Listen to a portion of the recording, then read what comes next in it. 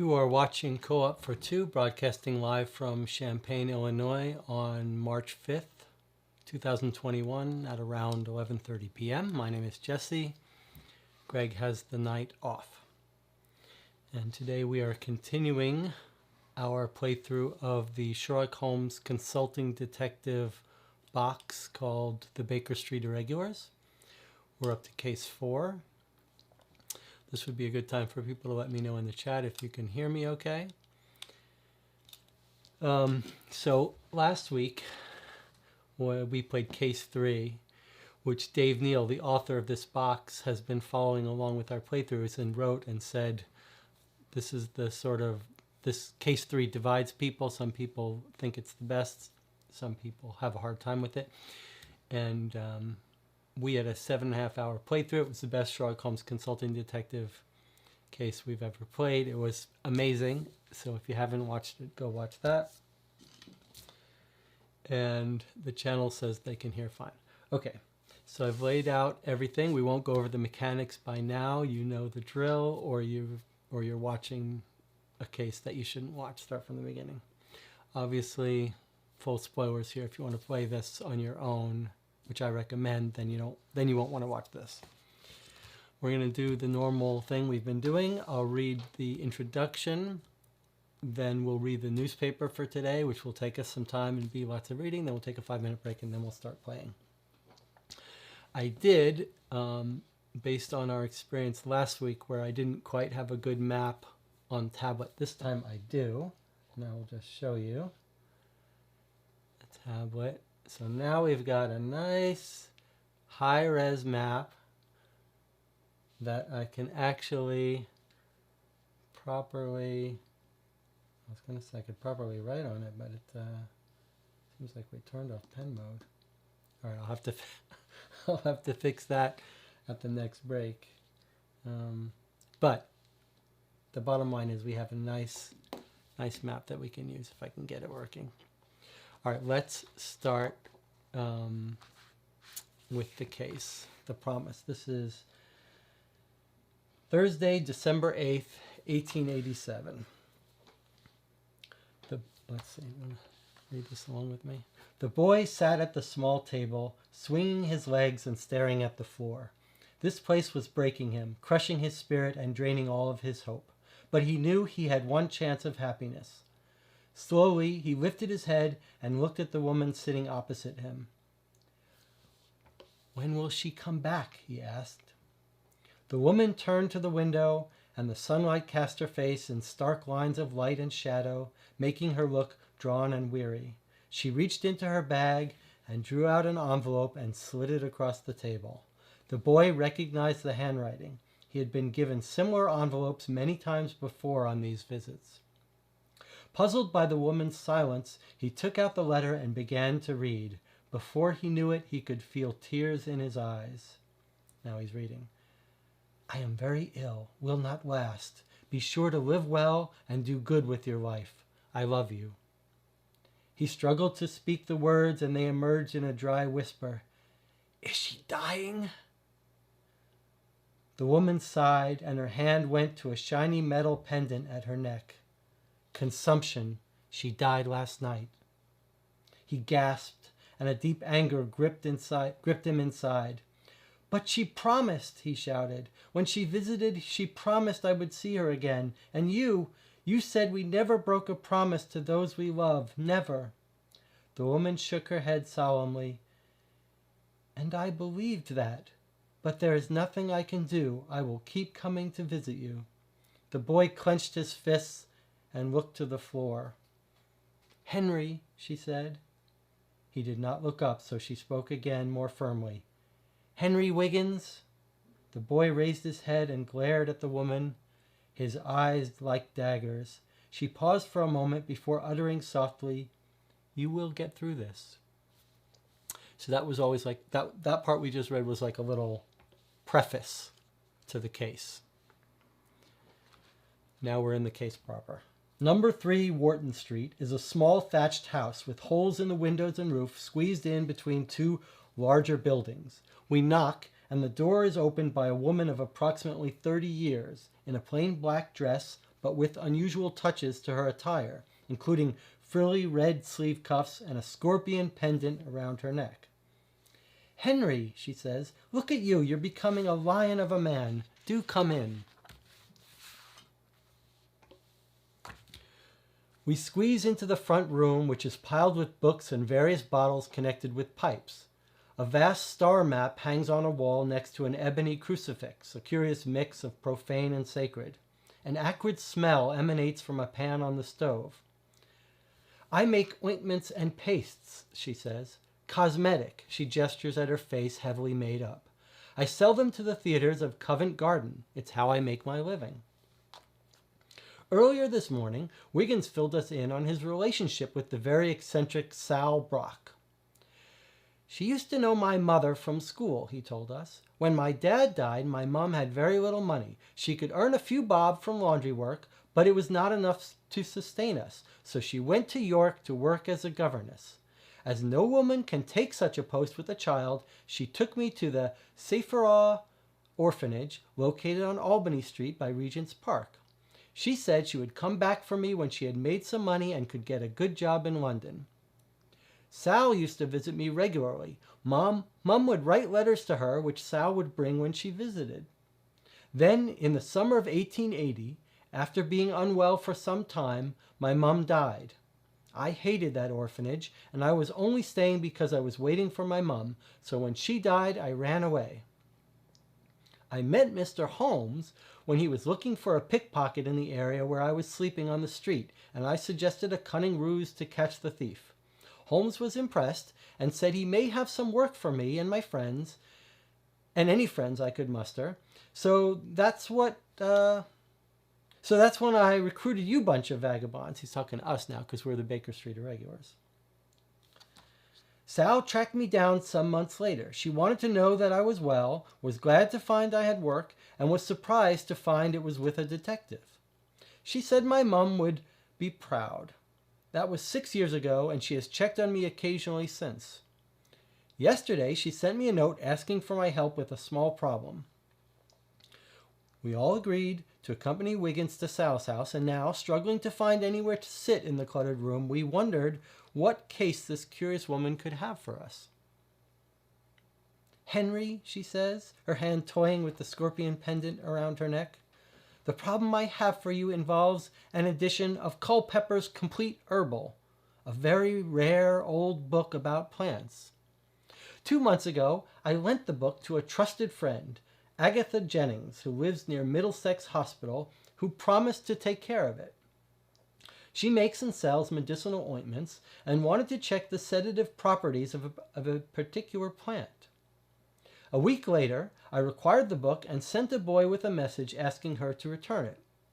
She was away visiting relatives, but her husband received the message, and the following day, the 14th of October, he brought the book to my house. I was absent, and being unaware of the book's value, he left it with my neighbor, Mrs. Buchanan. I believe she is a trustworthy soul, and she came here with the package that evening. It was of brown paper, tied with a blue string. Once he left, I opened it, and was astonished to find it was not my book. What book was it? Asks Simpson. It was Culpepper's Complete Herbal, replies Sal, but a modern edition, which can be found in any bookstore. She draws the book in question from a nearby stack. It looks similar, being bound in brown leather with the title in black on the spine, but it is not as valuable or rare as my older edition, which I had to go to all the used and rare booksellers to find. At first, I assumed that there had been some mistake. I went to Agatha and told her I'd received the wrong book, but she insisted it was the one I had loaned to her. She said my copy was the only version of Culpepper's Complete Herbal that had been in her house. I have not spoken to Agatha since. This happened 2 months ago, says Tinker. Why are you asking us to investigate it now? Sal shrugs. It has been bothering me, she says. It's not a matter I could take to the official police, so originally I thought I would just accept the loss. But recently I was thinking of you, Henry, and remembered your involvement with Sherlock Holmes. I trust he has taught you well in the art of observation and deduction. Certainly has, replies Wiggins. Good. Well, it occurred to me that you could look into the matter. You may discover nothing, but please let me know the outcome of your investigations, whatever they may be. We walk into the hallway and approach the door, but then notice Wiggins is not with us. Turning, we see he has stopped by a table near the stairs, on which, as we passed, we noticed some letters. Wiggs? Says Tinker. Wiggins looks towards us and his face is pale. He staggers past us to the door and opens it. Confused, we follow him outside. He is standing on the street staring into space. What's going on, Wiggins? Asks Simpson. Did you realize something about this case? Wiggins shakes his head. We have something more interesting to investigate, he says. What do you mean? One of the letters on that table caught my eye because it seemed familiar. The envelope was still sealed, and I will never forget Sal's name written in those large spidery letters, because I used to see it regularly when Sal visited me in the orphanage. You mean you saw it on the letters she brought with her? Says Tinker. But you said those were... Wiggins nods. That letter in there was postmarked 3 days ago. He looks back at Sal's house and his eyes narrow. And the handwriting was my mom's. We all stand in silence, unsure how to respond. Turning to follow Wiggins' gaze, we notice Sal is at her window, staring at us. Raising a hand, she waves and wanders out of sight. At that moment, we realize this case has suddenly become more mysterious and significant than any of us could have foreseen. Then there's an instruction here. It says, if you deduce who has Sal's book, take the last 2 letters of their name, convert them to numbers, using the player's aid, which would be here. Convert them to numbers, multiply them, then turn to that number in area southeast, which should begin with the words, the book. If the entry does not exist or does not begin with those words, the irregulars have accused the wrong person and you will lose 10 points. You may continue to accuse people, but will lose 10 points for every incorrect accusation. So again, affects our score, but doesn't make us end the case. So we can accuse whoever. We could accuse everyone. We just get a bad score. Okay, that was the case. So we had a little prelude where we got a picture of Wiggins' life as a kid left in the orphanage by his mom. This woman, Sal, is bringing letters from the mother, then brings one day and says she's dead. Then several years later, how many years later? I guess he's still a kid, but he's run away a few years later. She's contacted him. She's like, hey, I remember you hooked up with a detective. I got a case for you. I lent my book out. The person returned the wrong edition. See if you can find it. Like a small little thing to keep a kid occupied. A real child's case. We think we'll do it for fun, but as Wiggins is leaving her house, he sees a letter in the same handwriting for this woman, dated 3 days ago, in the handwriting of his mother. Why would this woman leave out such a letter? We don't know. It doesn't say it's from his mother. It just has the to address. He should have checked the return address, but maybe in London they don't do that. But it was sealed, postmarked 3 days ago and sealed. So that's weird. That's a little weird. Right, so there's 2 cases. There's the official case that we have to find who stole the book, and then there's this whole other thing about his mother, which we'll have to solve. All right, so that was the case proper. We'll get back to this and the clues in there. And now let's read today's newspaper, which is going to take us some time as always. It's interesting that this is like they're switching things up. Now we've got a case. We've got 2 cases in one. It sounds like the main case it's not a big deal. We don't even know how much it's worth. All right, we should pretend that book's worth a lot of money. Otherwise, there's not much motivation for us to recover it. It's like $1,000 book. We'll have to pretend. All right, here's the newspaper from December 8th, 1887. You'll remember the first 5 cases only used the newspaper from that day. So that's what we're reading. This is the newspaper from the day of the case. Everyone can hear fine, it looks like. Okay. I'm just going to read the comments here. All right. Nothing important. They're just talking about when the stream starts, which you can read. You can read the comments as well. All right, here we go with the newspaper. This is the hard part. That's at least that has like a story you can follow along. Reading the newspaper is like just millions of little insignificant facts. But you could download a copy of the newspaper to read it yourself. And we know Dave Neal, the author of these scenarios, these cases, likes to use the newspaper, which is good. All right, we've got a couple of births. On Friday, 2nd of December, at number 2 Grange Terrace, Brodie Ferry to the wife of William Boxtrot, fleet paymaster to the HMS Unicorn, a son named Roderick. And then on the 23rd November, at 36 Forest Hill Road, Camberwell, to the wife of Edward John Pratt, a son named William. And then on the 7th, at 30 Elm Park Road, to the wife of Walter Troutbasher, a daughter, Tressa. Okay, we've got 2 marriages. On the 1st of December at St. Peter's Kirk, Brighton, St. Peter's Church, Brighton, by the Reverend Dunfo Ferret, Alfred E. Annett, youngest son of Lieutenant Ronald Annett, to Joanna Sterling, daughter of Gregory Sterling of Holcombe, Norfolk. And then another marriage on the 4th December at St. Paul's, Knightsbridge, by the Reverend E.J. Howman, Waldemar Meyer, second son of Edwin Meyer, Oak Lodge, West Wickham, to Catherine Amelia Mary, 5th daughter of the late Henry Snow. We've yet to find any case that cared about births or marriages, or deaths for that matter. Here's deaths on the 4th. At home in Reading, Louisa Apperly, aged 92, eldest surviving daughter of the late Townsend Monken Hall, Esquire. On the 1st of December, at home at 74 Bloomsbury Way, Ruth Chatting, aged 28 years. On the 3rd, I guess maybe that means instantaneously. On the 3rd, I'm not sure what inst means. It's used a couple of times as abbreviation. Someone can look that up in the chat. They're giving dates, and they're saying on the 3rd, INST period. Edward Downing Barton at his residence, Dunedin, Chiswick, in his 55th year. Indian papers, please copy.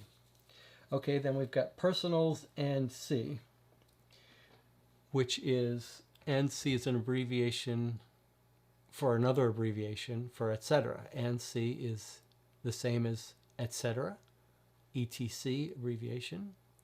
And ETC is an abbreviation in and of itself for etc., E-T-C-E-T-E-R-A.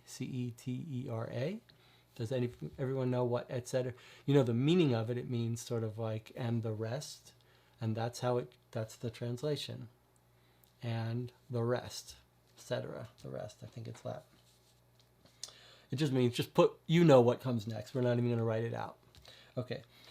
So here's a personal ad. Good coal for sale. $3D a bag from Mr. Tamwhistle at 92 Southeast. So if we want some coal this game, we can go there and buy some coal. Miss L. Tafson, you are forever in my mind and heart. Seek me at my home, H.C.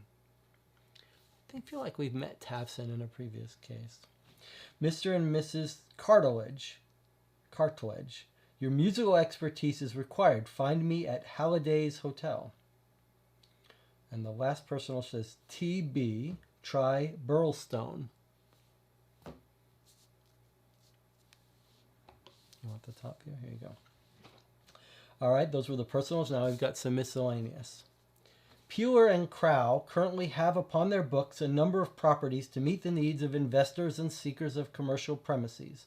For information and viewings, call 70 Vauxhall Bridge Road, Southwest. St. Ursula's School for Pauper Girls invites donations to sustain its practice of the edification of young girls from pauper families, the last establishment of its kind in the heart of London. Any amount gratefully received at 41 Blackfriars Road, Southeast. Mr. Gadley's potent elixir will prevent loss of memory and initiate fresh recall of events thought long forgotten. Available only from Mr. Gadley himself at 2 Hoxton Street, EC. Cast-off clothes wanted. Also jewelry, uniforms, artificial teeth, etc. Bought for cash. Mr. and Mrs. R. Parnell, 95 EC. Miss A. Nikolova will recite a new collection of poetic works. Omanjinja, tomorrow evening at Covent Gardens Theater. Emigration. The English colony in southern Kansas. Gentlemen settlers with small capital raising horses, cattle, hogs, fruit, etc. with success. Mild and healthy climate. Shooting, pack of hounds, pleasant society. Party of fresh settlers sail shortly. For particulars apply to Mr. H. Hampel, 42 Eccleston Street. Okay, so if you want to leave and go to the English colony in Kansas, you could call them up and sign up. Okay, we've got a couple situations here. Coachman, thorough. Lightweight, married, age 37, 5 years, good character. Wife well used to laundry or housework. Mr. Hall, 25 Cannon Street, EC. I think these are people seeking work. Hospital porter, available for immediate employ. 7 years character from work in hospitals and county asylums across London and beyond. Age 32, Mr. N. Green, Miss Jetley's boarding house, 7 Southeast. Okay, continuing the situations or work wanted. Nurse, 4 years good character from London hospitals. Works all shifts, unmarried, age 22. Miss R. Hardy, 91 WC. Maid, useful. Good needlewoman and plain dressmaker, age 25. Claire Brent, lodging above Pickering and Chatto Bookshop. Okay. Here's an item, it says robbery and deceit. John Dray, a hawker, and his wife were yesterday charged with stealing a quantity of wearing apparel, the property of Usher Solomon, a native of Poland.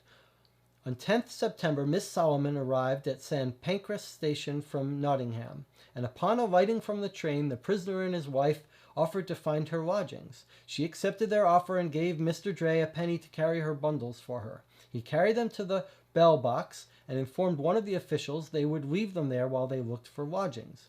The prisoner and his wife then took Miss Solomon some distance, claiming they knew where a good lodging could be found, but once she had lost all sense of where she might be, they ran, leaving her stranded. Mr. and Mrs. Dray then returned to St. Pancras Station and took the bundles, claiming they were taking them to Mrs. Solomon's lodgings. Miss Solomon eventually solicited aid from a police constable who directed her back to the station where she found her bundles gone. The police constable immediately began a search for Mr. and Mrs. Dray, who were discovered the following morning and placed under arrest. Okay. Then we've got a timetable for Euston Station. And our last case, remember, we had like 6 timetables, half the newspaper. This one, we have 1. Relevant or not, we don't know. So we'll skip it. It just goes from 5 a.m. till 8 p.m. It looks like they're going to Manchester, Reading, Birmingham. Okay. Here's another item. Horse show at Olympia. Would it help to have my glasses on for this?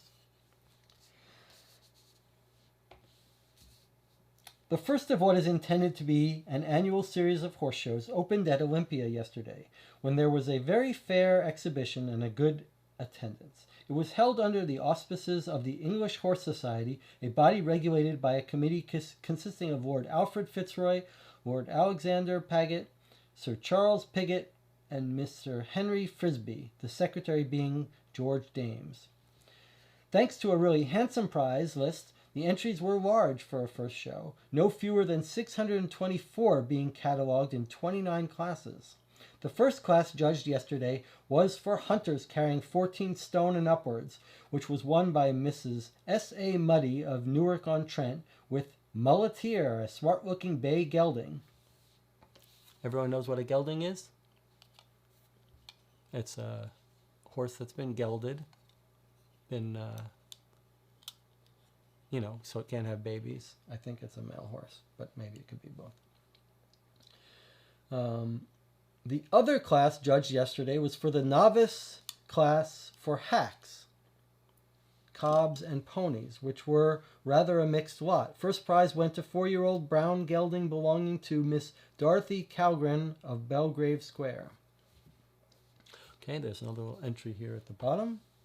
A union of writers composing pamphlets and monographs which detail personal accounts of travel around the globe has been formed in Queen's Park. Current members include Mrs. I. Broxby, Miss S. Goss, Miss J. Wallace, Miss C. Bouvier, and Mr. M. P. Smith. For more particulars, apply to Miss S. Wilson at 2 Avelstone Avenue, Queen's Park. Not even an area on our map, but it's a group that's writing travel guides. All right, last column of 3. Contracts and C, etc. Army contracts. Tenders will be received. Someone could look up what the origin of tenders means. I think that means they're giving a proposal. You're like when you tender something, I think you're tendering, but maybe like now tender has a more generic use, right? You tender, you give in something, but I think this may be more specific, but they're asking people to tender proposals or bids, maybe bids. Army contracts. Tenders will be received by 12 o'clock noon on Friday, 16th December, 1887, next week, for the supply of 195,000 yards of cloth, 10,000 yards of tartan, 80,000 yards of tweed, and 60,000 yards of serge. What is serge? Like, I know you have a serger. Zach, you've used the serger, but what is serge? Is it like the frill? Is it some special material that you would use to do serging at the bottom of a dress or something? There's a lot of yards of it here. Patterns and specifications can be seen in forms of tender obtained at the Chamber of Commerce, Leeds, and at the Army Clothing Department, Grosvenor Road, Pimlico. I guess I need my glasses. Pimlico. Evan Colville Neppen, Director of Army Contracts, War Office, Paul Mall, SW. Northeastern is another entry. Northeastern Railway to contractors. The directors are prepared to receive tenders for the construction of the Dunstan Extension Railways. Railway number 1 commences by Princeton with the Northeastern Railway main line at the Low Fell Station and terminates immediately on the south side of the Redhoe branch, being a distance of 2 miles 15 chains. Here's another thing to learn. Here's a distance. Miles and chains. 2 miles and 15 chains. So first of all, it's a little odd that's not kilometers, right? But what's a chain? What's the measure of distance of a chain? We don't use that anymore. Does anyone know? Railway number 1A commences by a junction with railway number 1 at about 1 mile 66 chains and terminates by a junction with the Redhoe branch being a distance of about 34 chains. What is a chain? I hope someone writes in the comments. I'm curious. Plans, sections, and specifications may be seen on or after December 10th at the Engineer's Office, Central Station, Newcastle upon Tyne. Sealed tenders marked Tender for Dunstan Extension Railways and addressed to the Secretary must be delivered at his office in York not later than noon on Friday, January 6th, 1888. Ample security will be required from the contractor whose tender is accepted. Yeah, it's like a bid. C.N. Wilkerson, Secretary, York Office. That's the person who wrote it. Okay, here's a letter to the paper.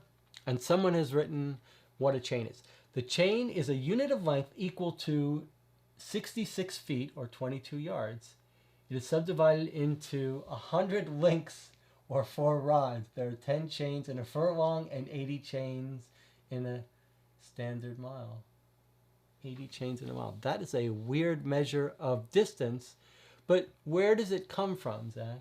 Where does it come from? Like, what? It must be measuring like a... Was there a standard chain somewhere that they keep in the museum?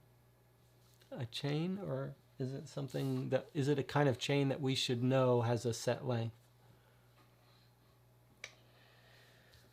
Letter to the editor of the Times. Sir, I am delighted and pleasantly surprised at the use of one of our city's finest theatrical venues for the purveyance of poetic works by various new and previously unheard poets over the last several months. While poetry is one of the highest forms of artistic expression, as the ancient Greeks duly recognized, I fear its presentation in the form of public performance is currently woefully lacking across London. Yours truly, D. Sonnabend. Okay, not much left. We've got foreign news. We have received the following through the Reuters agency. French president's resignation from office, Paris, December 2nd.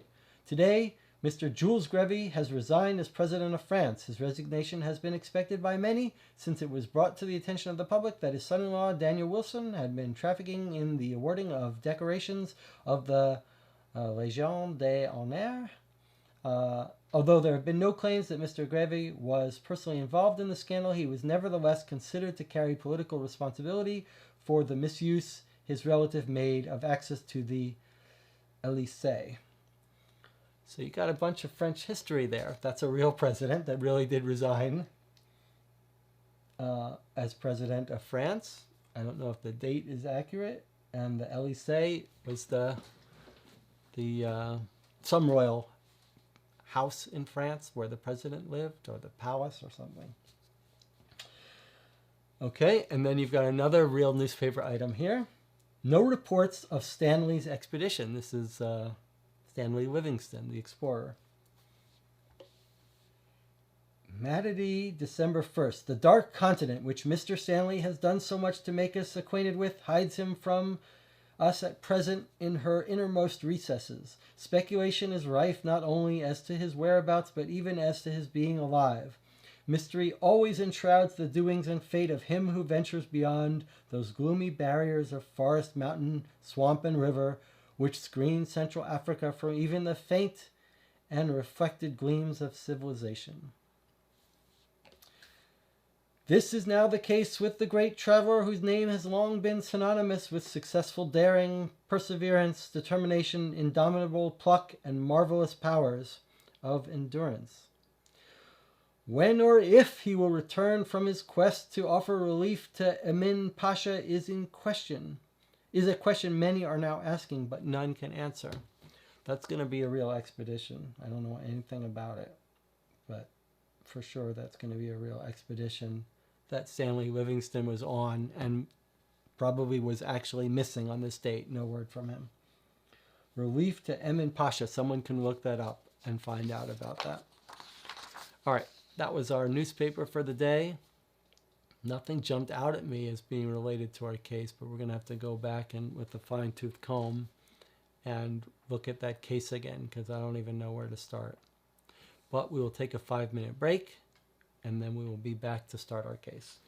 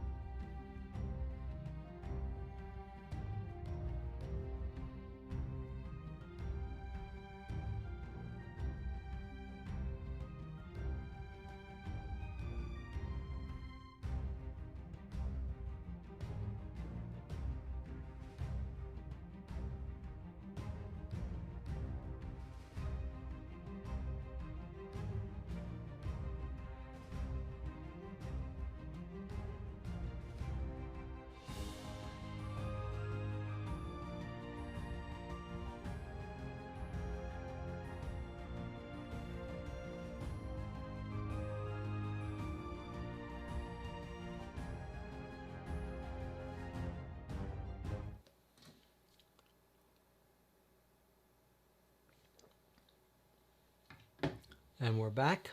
And I see in the comments, Zachary Brown has tracked down the origin of the use of the word chain for distance of measurement. It was an agricultural, it was a surveyor's chain they used to measure distance of land, and they adopted as they standardized it, 66 links in the chain.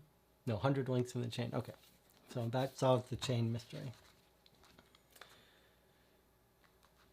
Now to our case. So we've got two cases simultaneously. We're asked, let's just make some notes here. We're asked to find who, the only one we're actually explicitly asked to find is who stole Sal's book.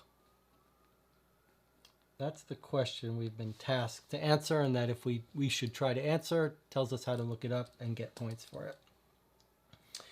And then we've got this whole thing with Wiggins. Shall we focus on the book for a second here? So the book is called Culpepper's Complete Herbal. Okay? So that's a question. It's an herbal remedies book or book on plants, medicinal herbs. Okay. Now, she had the original. We know she tracked it down. We know she can recognize that this isn't the one she had. She had the old one. She lends it out to a woman. She sends a boy to get it back when she needs it back. They give her a new copy. It looks similar though, right? She says it looks similar, being bound in brown leather with the title in black on the spine, but is not as valuable or rare. So she gets back the modern edition from the husband, who leaves it with a neighbor who our person thinks is trustworthy. So the neighbor could have stolen it, right? And replaced it, but she thinks the neighbor is trustworthy. We are told the neighbor's name, right? She says, the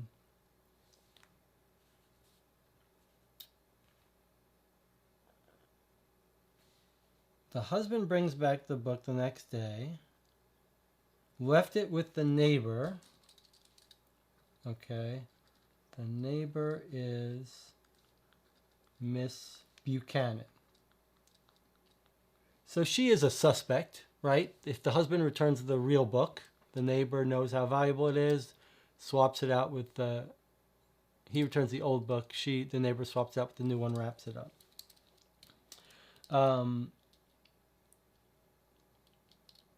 It's packaged in brown paper tied with a blue string.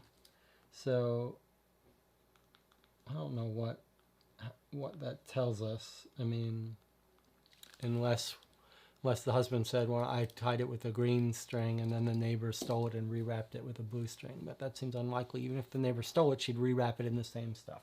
Okay. But going back, so the woman who borrowed it was Agatha. What was Agatha's full name? Agatha Jennings. That's the friend who borrowed it. Do we know anything about her relationship to a trusted friend, Agatha Jennings, who lives near Middlesex Hospital?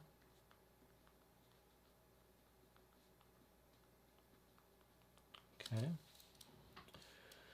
All right.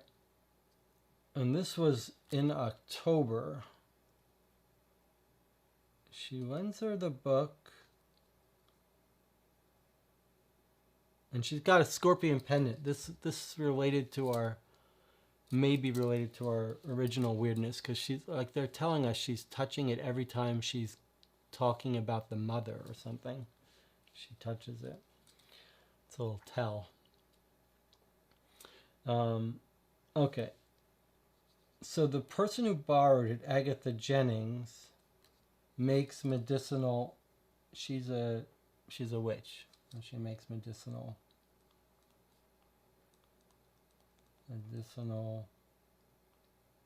ointments and stuff. Okay. So 14th October, the book comes back. So 14th October, the fake book comes back. Is returned. Though she doesn't open it till the next day because she's away or at night. He brought the book to my house. I was absent. Left it with neighbor. She came with the package that evening. Okay, so the husband returns the fake book or maybe the real book on the 14th of October. She comes home. The neighbor gives it to her. Okay. Now, when did she lend out this book? 2 months ago. So she lends the book 2 months ago. Okay, so we're in November. She lends the book. We're in December. She lends the book in October, and then a few days later in October, or a week later. Okay, so that's the chain of events. 2 months later, 2 months ago, she lent the book. A week after that, she asks for it back. Okay. They look the same, except for what? And the person she lends it to insists it was the one I loaned to her. It was the only one in her house. I mean, that's believable. That's natural. If she didn't steal it, she's like, I don't know what you're saying happened, but you gave me it. That's the only copy I have. Okay. I'd like to see the part where she says where they look the same. I was astonished to find it was not my book. It was the same book, a modern edition. It looks similar, but is not as valuable. So she doesn't say how it looks different. Like maybe it's just written, the edition is written inside, so by all appearances you would not know at all. So you could make an honest mistake of giving back the wrong one. Okay. Oh, here's another clue. 2 months ago, I lent the book to a trusted friend who promised to take care of it. She makes and sells medicinal ointments. She wanted to check the sedative properties of a particular plant. That's a clue, right? Maybe a clue. So Agatha wanted to check the sedative properties of a plant. Now, it would be kind of interesting to know if there's a difference in the editions. Like one of them's like, oh, use this, it puts you to sleep, and then the modern edition says, oh, it'll also kill you. Of one plant. And I'll just make a note here for us to check out. Question mark, different edition changes.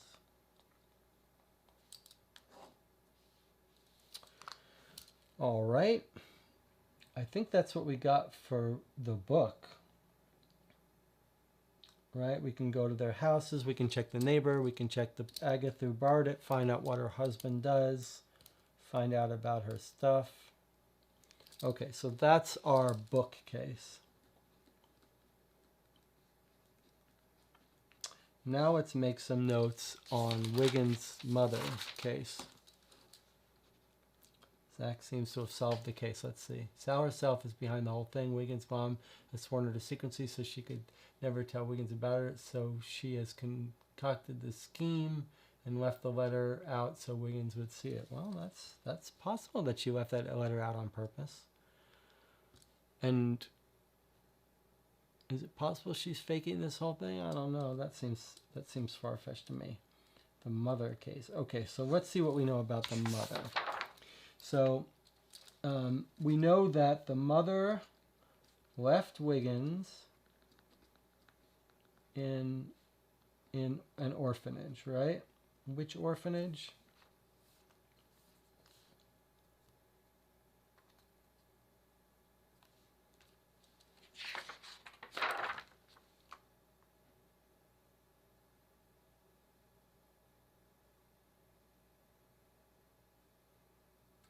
She used to know my mother from school. When my dad died, my mom had very little money. She went to York to be a governess. They put him at the SAIFE Sephora orphanage on Albany Street near Regent's Park. Okay, so that's where he was left until he ran away. Mother said she would come back. Sal brings these letters, and then he hears his mother died. He escaped. He became... Okay. Sal says the mother would be proud of him being a detective. And we know that this woman, whose name is Sal... What's her last name? She lives on 3 Wharton Street, by the way. Sal does.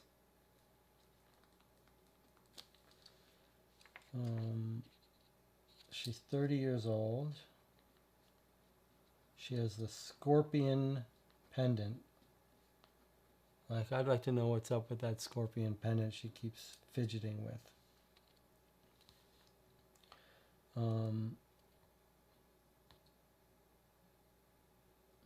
He gets a letter from her. I'm very ill, will not last. Be sure to live well and do good with your life. I love you. He struggled to speak the words. Like, if I had to guess, I would guess that this woman is writing these letters to herself to make the kid, to take care of the kid and make him feel good, because the mother is just gone. And it's not the mother writing these letters at all.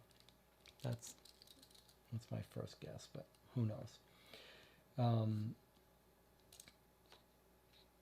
Because she seems like she cares for him. She's visiting him in the orphanage. This is obviously a good woman, right? She's like, I promised you would see your mom again. You never break a promise. There's nothing I can do. She says, I can't, I'll keep visiting you. So she cares about, this woman, Sal, cares about him. All right, so what is this woman's full name? She sells cosmetics. That means we could go to the theater and ask about her, maybe. She sells to the theaters of Covent Gardens. Theaters. Okay. Sal Brock is her name. And we're at her house. She knew the mother from school. What school? Do we know what school they went to? We don't know. All right. Dropped off the Albany. The mother dies, or so he's told. He hates the orphanage. She escapes. She tracked me down some months later. She wanted to know that I was well. Was glad to find I had work. Surprised to find it was with the detective. My mom would be proud.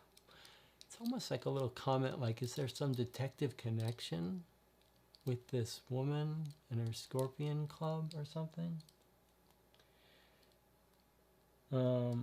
She's always toying with that scorpion pendant. All right. Miss Buchanan, she's who she wanted to. We already wrote that. Okay, so scorpion pendant is another of our clue. Sells to Covent Garden Theaters. That might be something to check out. Let me know. You may discover nothing, but let me know the outcome of your things. Okay, let's read the part about where he discovers this letter. We noticed Wiggins has stopped by a table near the stairs. As we passed, we noticed some letters. So it's like really obvious these letters are here. One of the letters on that table caught my eye because it seemed familiar. The envelope was still sealed, and I will never forget Sal's name written in those large spidery letters because I used to see it regularly when Sal visited me in the orphanage. You saw in the letter she brought with her, but you said those were... That letter in there was postmarked 3 days ago. He looks back at Sal's house. So they see the letter from postmarked. This case is December 8th. December 8th, yeah. So postmarked December 5th is the letter.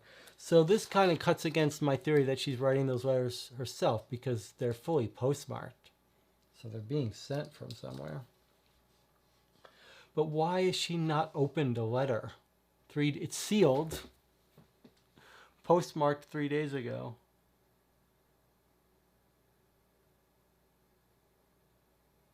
Does it take 3 days to deliver a letter? I mean, maybe it was postmarked 3 days ago, but it arrived today. But still, why would she leave it there? Why wouldn't she open it? That's weird. That's weird. It's almost like a test. Okay. Well, this is a little unusual one in terms of where to start. I mean, we do have some leads. I guess we should try to lock down those leads on the thing. I guess we need our little markers.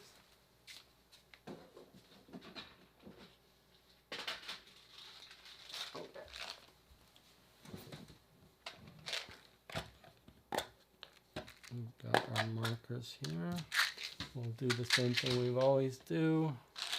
Red will be clues to look at. Green will be after we go there. And then we'll use the gold and silver for other stuff. All right, so we've got our two cases here.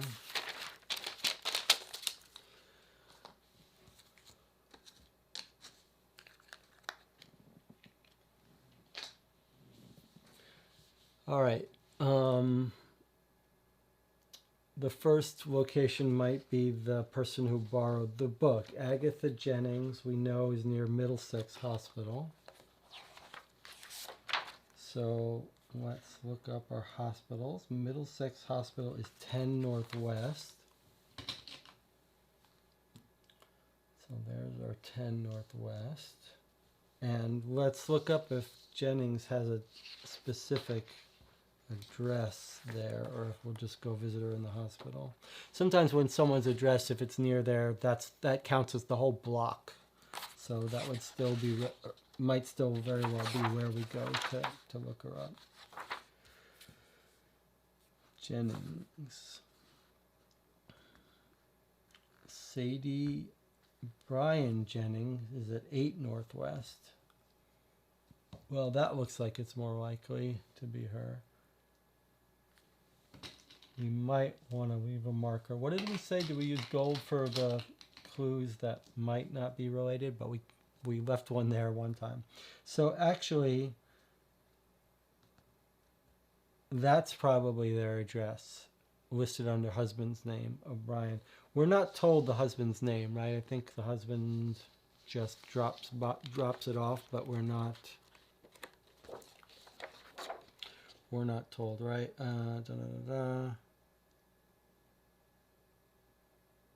She sends a boy with a message. She's away visiting her relatives. Her husband gets a message. He bought the book. Yeah. Okay. Neighbor Miss Buchanan. All right. And we're told, so that's where, this is, the hospital has no relation to it. She just says it's near the hospital. Probably. Okay, now, it would be nice to talk to Mrs. Buchanan. Miss Buchanan. Mrs. Buchanan.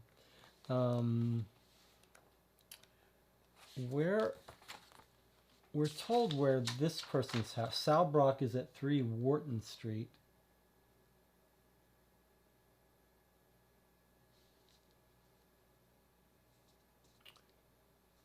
Which is this? Is 3 Wharton Street. I guess we could use the tablet, in fact, to look. So there's Middlesex Hospital in the center there. This is much better, right? Okay, so there's Middlesex. So there's 8. That's where the husband lives, or where the person she lent it to is. And then she says that this person's house that we're at is at 3 Wharton Street, but it doesn't tell us any more, right? Number 3 Wharton Street. So I see Warren Street next door, but I don't know how we would find where Wharton Street is. But I'm going to look up Buchanan.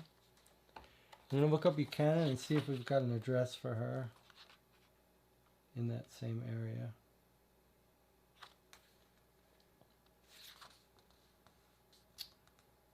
Buchanan J, 3WC. Okay, so that's going to be it. So she's going to live on 3WC. This is going to be where the house that we're at now is and where the neighbor also lives.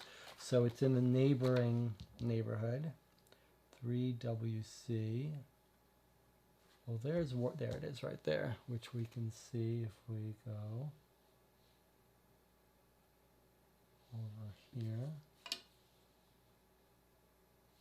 Okay, can you guys see that? There you go. That's where we are now and where the neighbor lives. All right, so we got 2 clues right now. These 2 here. Where we are, where on the upper right in Wharton Street where we are, we should probably just go talk to the neighbor while we're there. And then down in the lower left is the person she lent the book to. And there are other things we might do. We might check the theater where this person sells her makeup. We probably want to check out the rare booksellers to see if someone can give us some information on that. Do we have any informants that deal with books? We do have the librarian, which makes sense that they would know something, tell us something about these books. So maybe we hit that early.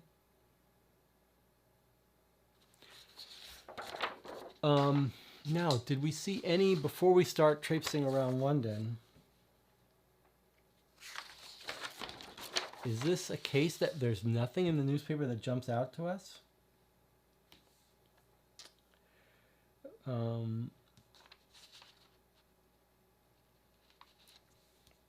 Investor Properties, Pauper Girls, invites donations. Oh, I do want to check out the orphanage. Let's make a note to go to the... Whoops, I just knocked this off. Okay. We're going to want to visit this orphanage.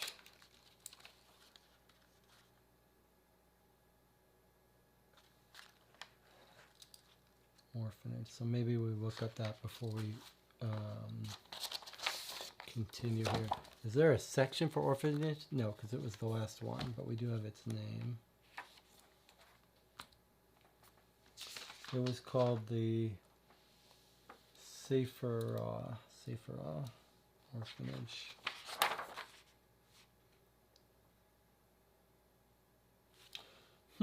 There's no orphanage under that, but there is a David Saferah. Do you think he might remember, like he might have been involved in it and have some memory of it? 4 South W. Let's just put a note on that one. That's an interesting...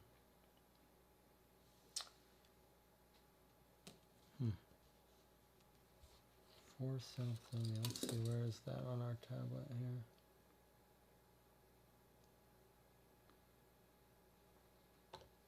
So it's right here.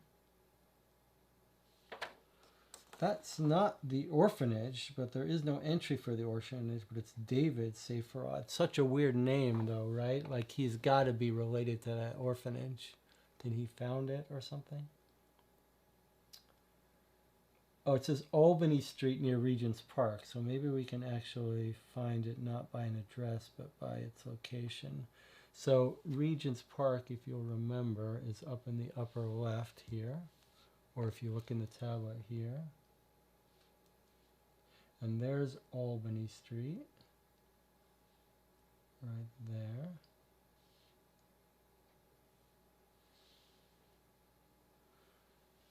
So let's see, what's number 2? Like that might be where the orphanage is, so maybe we make a little mark there.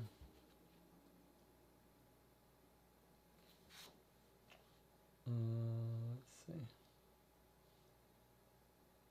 Try to do it a little better. All right. So we've got those marked on our board and our tablet. Let me know if you find that tablet useful, or if you'd rather do if the top-down view is more useful. And maybe like a jeweler might know something about that scorpion pendant. Let's look at the newspaper again to see if there's anything we're missing.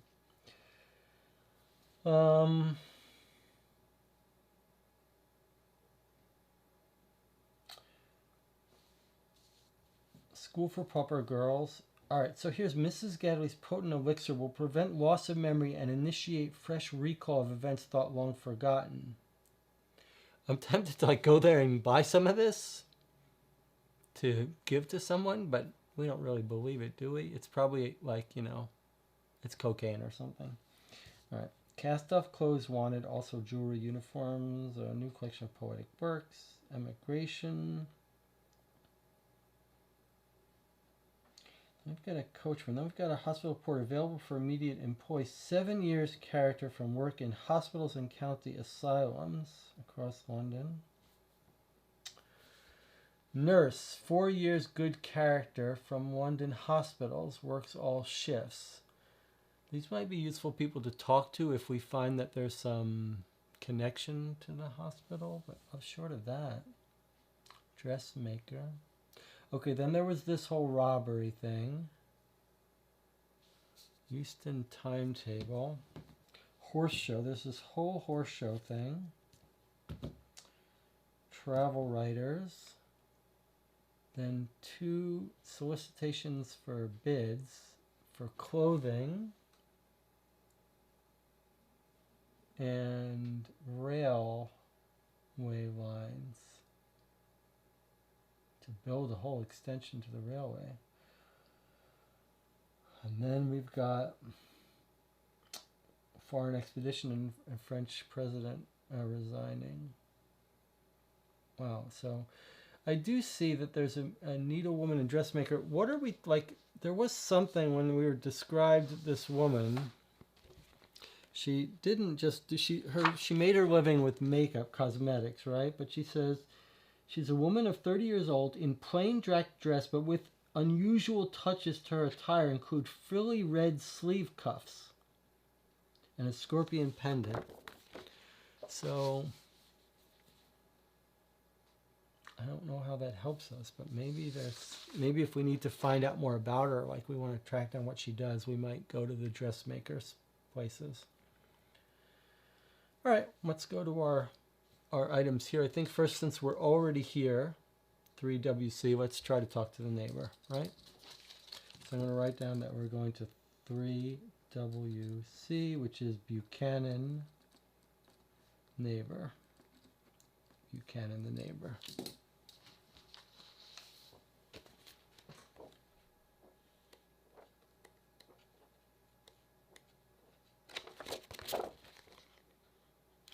WC, okay. Or maybe we're going to break back into the house. Do you wish to visit Sal Brock or Miss Buchanan? Read the relevant entry below. Each counts as a separate lead. Let's put a little marker saying that we're here.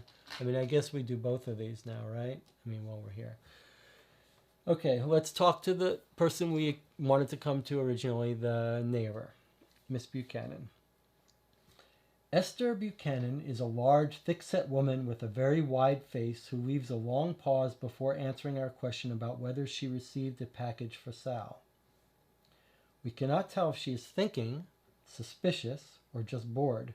Eventually she says, "Yeah, I took a package. From a man who asked you to give it to Sal?" She nods. "And what did the package look like?" "Brown paper, tied with a string. If you're accusing me of tampering with it, you can leave right now." "No, ma'am, nothing of the kind. How long did you have it?" She stares into space for at least a minute and then says, "He came in the morning, gave it to Sal in the evening." "And where did you keep it during that time?" She nods at a shelf by the window that looks out onto Percy's Circus.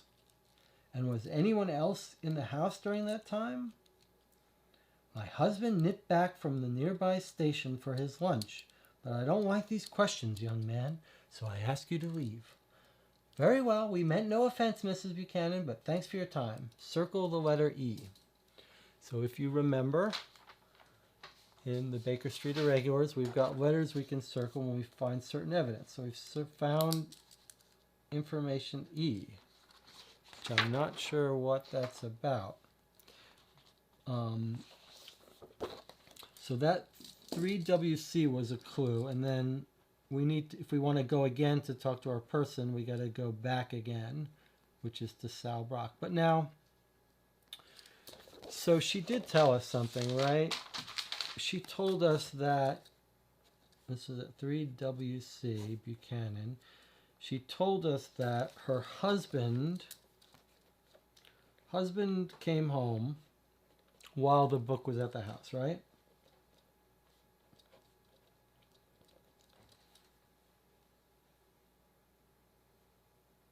And she said that the package visible from window, I feel like this is a red herring. No one got into there and replaced the book, right?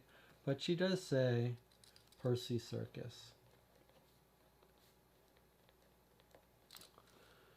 So presumably, if we look at the tablet,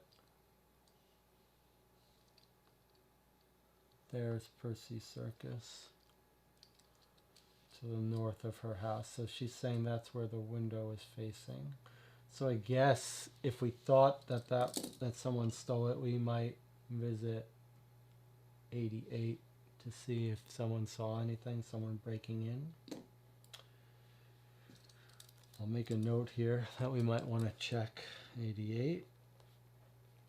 Unlikely, but if we wanted to chase down all the leads, I'll just put a little marker there as a little thing.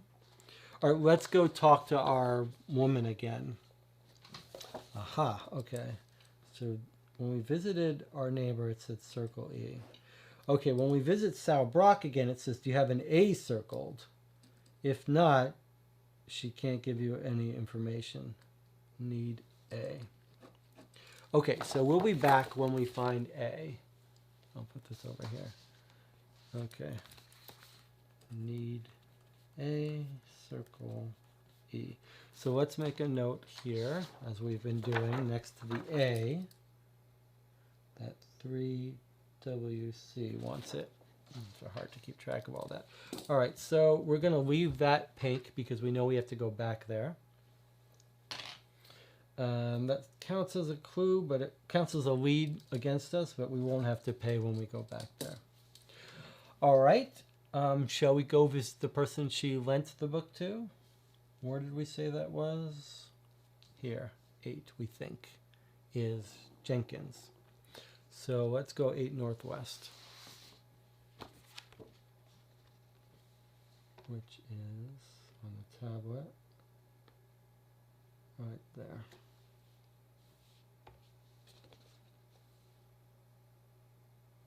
So a nice leisurely trip in London to 8 Northwest.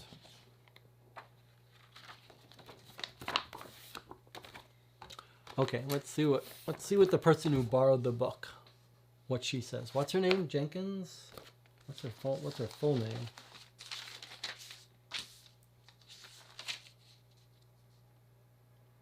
Agatha. Agatha Jenkins, the one who creates the medicinal herbs. Okay. I have told Sal that we returned her book. I do not know what else she wants. Agatha Jenkins is standing in her doorway and has not yet let us inside. We believe you, Mrs. Jennings, says Tinker, but we think something strange happened with the book, and we just want your help to find out what. She sighs. Come in. Agatha Jenkins is a tall, elegant woman in her 30s who carries herself with pride. She shows us into the back room of her house, which looks out onto a small garden. A pot of liquid is steaming on the fireplace, exuding a sweet licorice smell. The size and location of the house suggests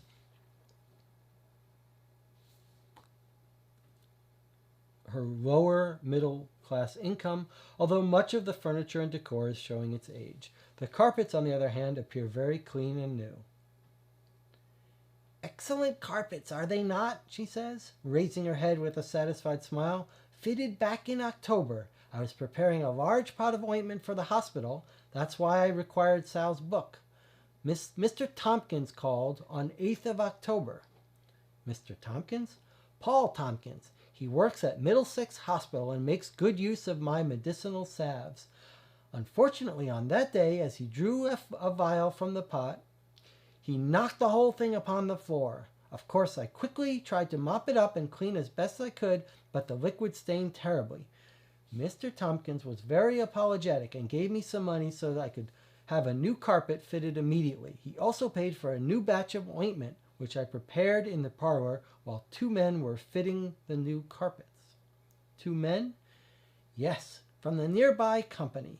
Efficient and discreet people. The book was on there. She gestures to a bookshelf lined with about 10 books. I kept it there the whole time. And when the boy came with the message you were away visiting relatives in Kent, asked Simpson. Yes. I left on the 12th October and returned on the 17th. My husband received the message on the 13th, found the book on the shelf, and took it to Sal on the 14th. At that point, we hear the front door open and close. Speak of the devil, says Agatha. I believe that is him now. She raises her voice and shouts, We're in here, darling. Mr. Jenkins is a thin man with a bushy, mousy brown hair and a large mustache. These lads are trying to understand what happened to Sal's book, says Agatha as he enters the room. Well, I do not have it, he says. I assure you, I received the message from the boy, located the book, wrapped it, and then delivered it the following day. Can you describe the book and how you wrapped it? Asked Tinker. If I must. It had a title in black upon the spine and was bound in brown leather, not cloth. I distinctly remember the strong leather smell as I wrapped it up. I used brown paper and blue string. Well, thanks for your help, says Simpson. Anything else to ask, Wiggs?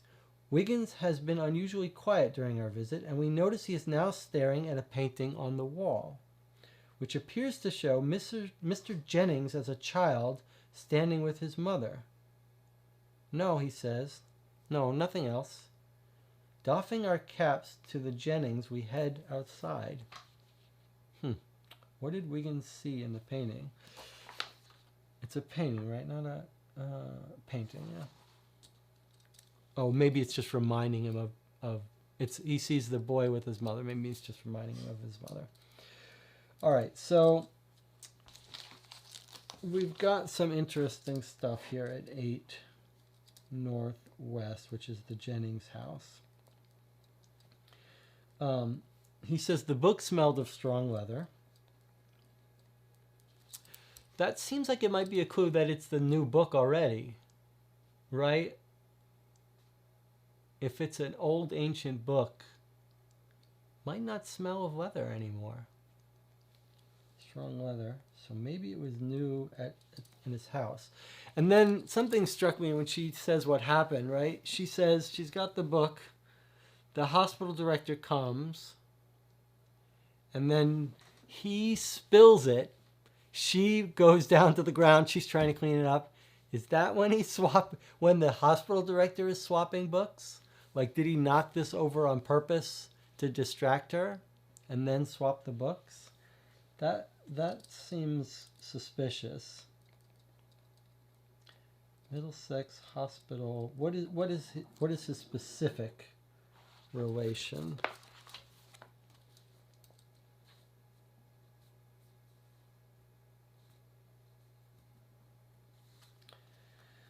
Paul Tompkins, and he works at Middlesex Hospital. Paul Tompkins And he uses her herbs, her medicinal stuff. So Paul Tompkins at Middlesex. So we're going to put this thing back on Middlesex Hospital to try to visit Paul Tompkins. We could also try to find him at his house. And that was on October 8th.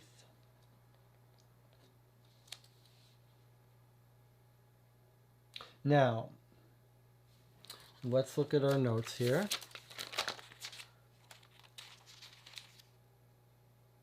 We know 2 months ago she borrowed it. And then a week later, she sends the boy to get it, right? A week later is 14th of October. So she probably got the book on the 7th of October, and this guy comes on the 8th. How would he would know? So if we say it was lent on the 7th, okay. So she had the book when this guy comes who buys her new rugs. On the other hand, he didn't have to swap it. He could have noticed the book, knocked over the stuff to ruin the rug, and then say, "Oh, I'll have the rug replaced." And then he sends in his workers to replace the rug and steal the book. And we have someone new in the channel, my good friend John Senesaal. Okay, that's fun. Okay, so, and this is at 8 Northwest. Okay, so I like this better. This guy notices the book. He's like, I got to steal this book. It's worth a fortune. He purposefully spills the stuff, right? As he drew a feel from the P-H-I-A-L. P-H-I-A-L. Can someone look that up and tell us what that means? It sounds like maybe he was drawing a vial, I thought, but maybe it means something else. P-H-I-A-L. Someone's going to talk in the comments and look that up. So he knocks off the pot. He knocks the whole thing onto the floor. So he's done that on purpose to distract her or to ruin the rugs, so he has to get her new carpets. That must be an expensive book, though. Okay. He insisted she could get a new carpet immediately. Okay. So then the carpet replacement company comes.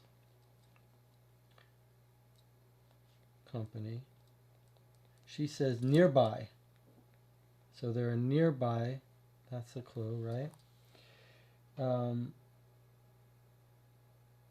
She said the book was on a bookshelf with only about 10 books. So maybe, not crazy that he would notice it.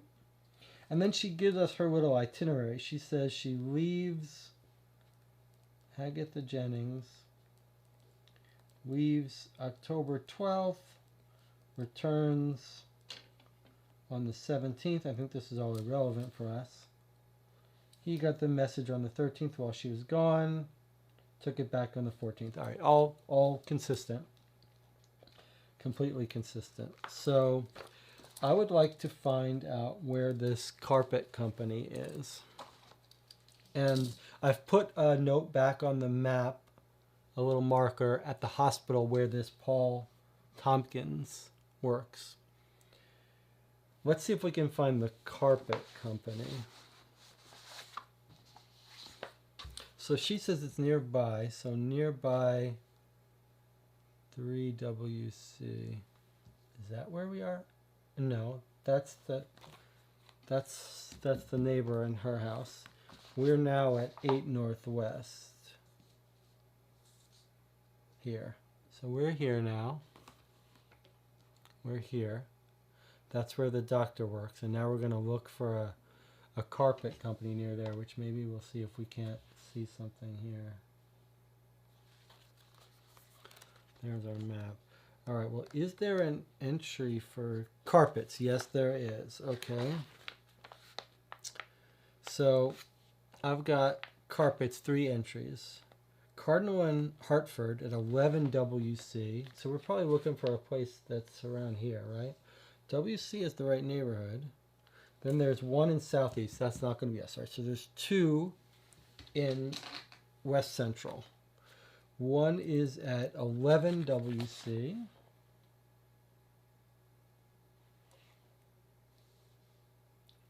see if you can see it easier there. Okay, I see 11WC. See it on the map there. It was down near the bottom. There's 11WC. Oh, sorry, I wasn't showing you the tablet. There's the tablet. So there's 11WC. Here's one of our potential carpet sellers. And the other one is 61WC.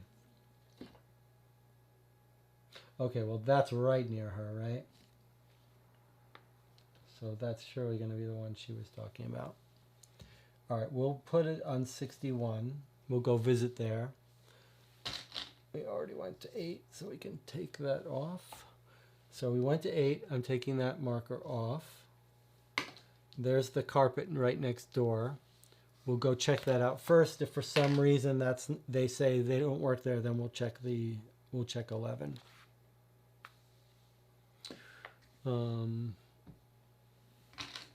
Keep track of our turns over here. Was there anything else? The hospital guy and the carpet guy. Okay, those were the two.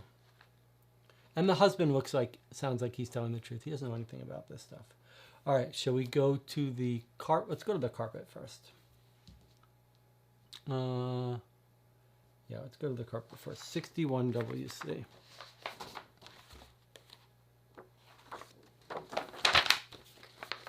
Okay. We fitted carpets at 8 Charlotte Street back in October, says Mr. Ralph Schoolbread, flicking through a ledger. He stops on a page and runs his finger down it. Ah, yes. Mrs. Jennings came to us on the afternoon of the 8th to select the carpet. We fitted on the 11th and 12th. The job was done by myself and my assistant, John Chatto.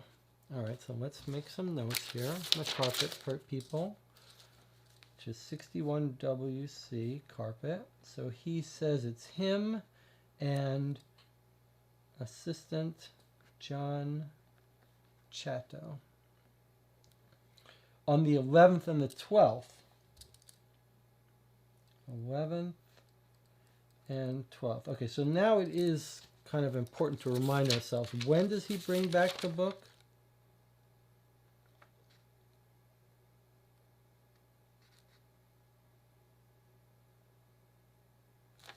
The guy visits on the 8th.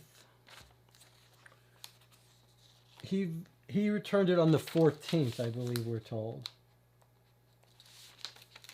Although we should have written that down.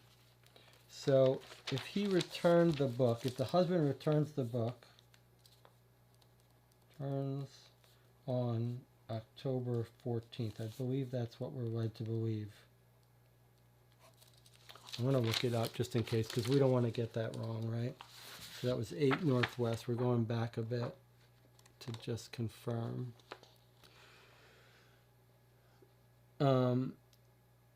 The husband got the message on the 13th and returned it on the 14th, which is what we said. Okay. So now we're told that the carpet people were there on the 11th and the 12th, which is between the time she had the book and the book was returned. So they were there when the book was sitting on her bookshelf. Okay, well, as we said, Mr. Schoolbread, says Simpson, we work for the detective Sherlock Holmes. Something unusual happened in the house around that time, and we wondered if you or Mr. Chatto could help us by answering some questions. Aye, he replies. John! A dark-haired man of approximately 20 years ambles in from a back room and smiles awkwardly at us. These folks have some questions for us about the job on Charlotte Street. John Chatto looks surprised. That were over a month ago, he says. Almost 2 months ago, says Tinker, but anything you can remember would help us. John nods.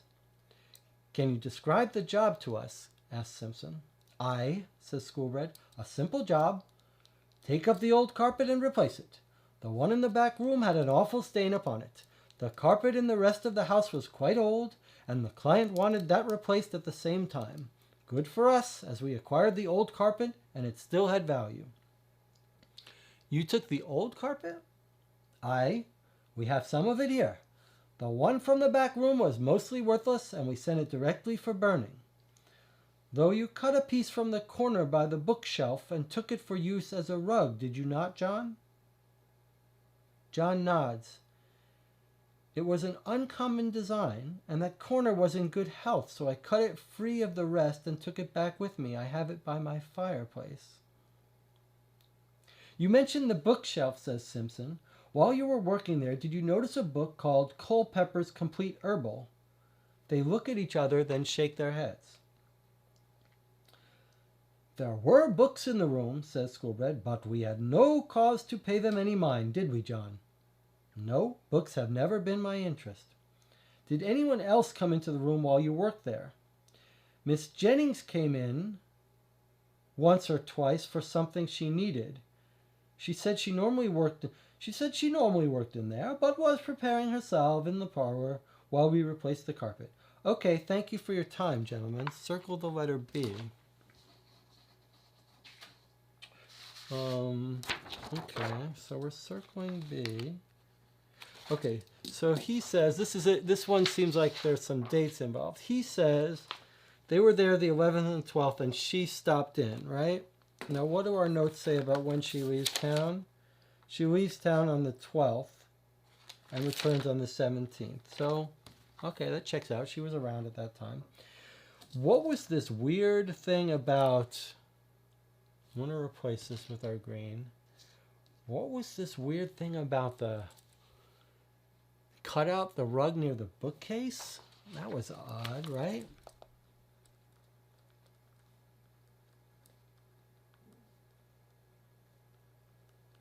And where did she go? Did she tell us where she went? Like, did she go somewhere to sell the book, the good book?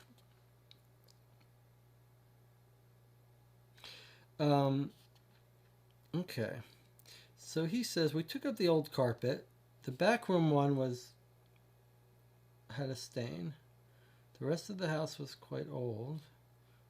Client wanted that replaced at the same time.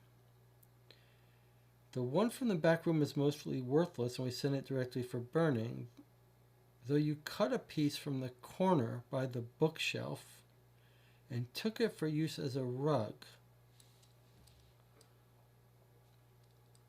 So John Chatto has that. Is it Chatto? Yeah, it's Chatto. John Chatto has this rug. He says it was an uncommon design.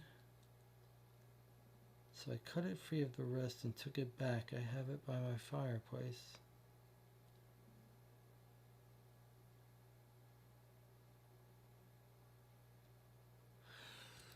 Do you think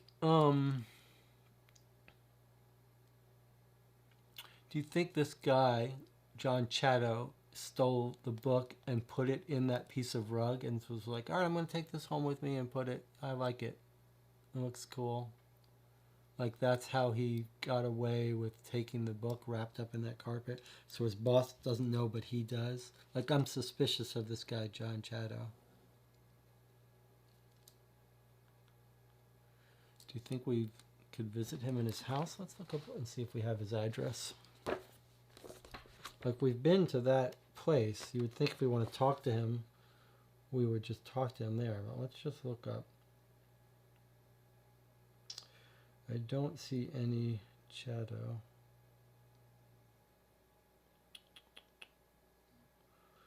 Okay.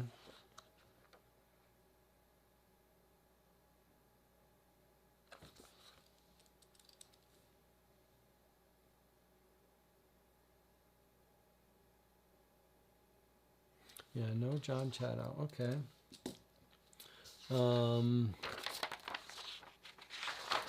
Looking in the newspaper again.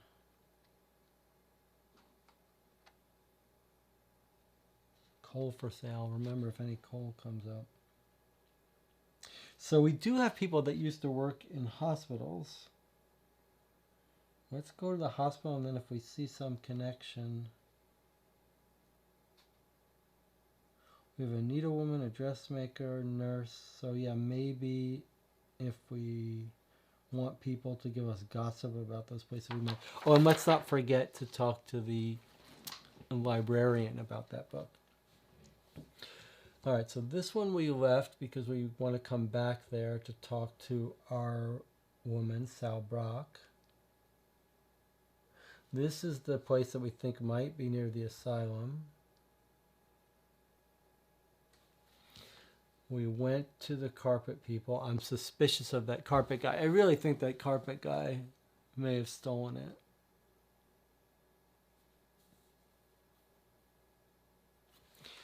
Let's go visit Paul Tompkins because he has to be in on it too, regardless. He had to be the one who purposely spilled that pot. I mean, I think that's what we're going for here. 10 Middlesex Hospital, so 10 Northwest. Let's look it up and see what he has to say for himself. All right, so what do? We put a green on top of this to show that that's where we are. We find Paul Tompkins in a small office on the ground floor of the hospital, but he does not seem keen to speak to us. I wonder why. He exerts a general sense of exhaustion, and his eyes have dark rings that appear bloodshot. I'm sorry, fellas, but I have many orders to get organized today. Yes, I do buy Agatha Jennings medicinal ointments, and I did call on her one day in October to take a sample. I had not slept well the previous few days, and in my sleep-deprived state, I knocked the pot upon the floor. I would not want to lose Agatha as a supplier, so I gave her money towards a new carpet. It really should not be an issue. Good day to you. He walks off down a corridor with a sheaf of papers and pencil in hand.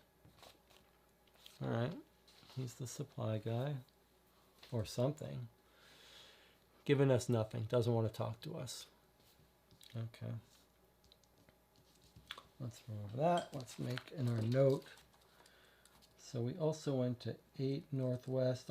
I'm using this pad of paper to keep track of all the leads we follow. So then we went to 10 Northwest. Then we went to 61 WC. Then we went to 10 Northwest. And we might make a note here of who we... Tompkins. What? Something told me to circle... I think I forgot to circle something. 61 WC. Circle the letter B. Oh, we did do that. Okay. So the carpet people said circle B. I mean, in this game, if you forget to circle something, you are screwed. Okay, but we did circle the B, right? Why do I think... why do I have this memory of an R? Was it just the B? There was an R, right? There was no R. I just don't want to forget. So 8 Northwest was...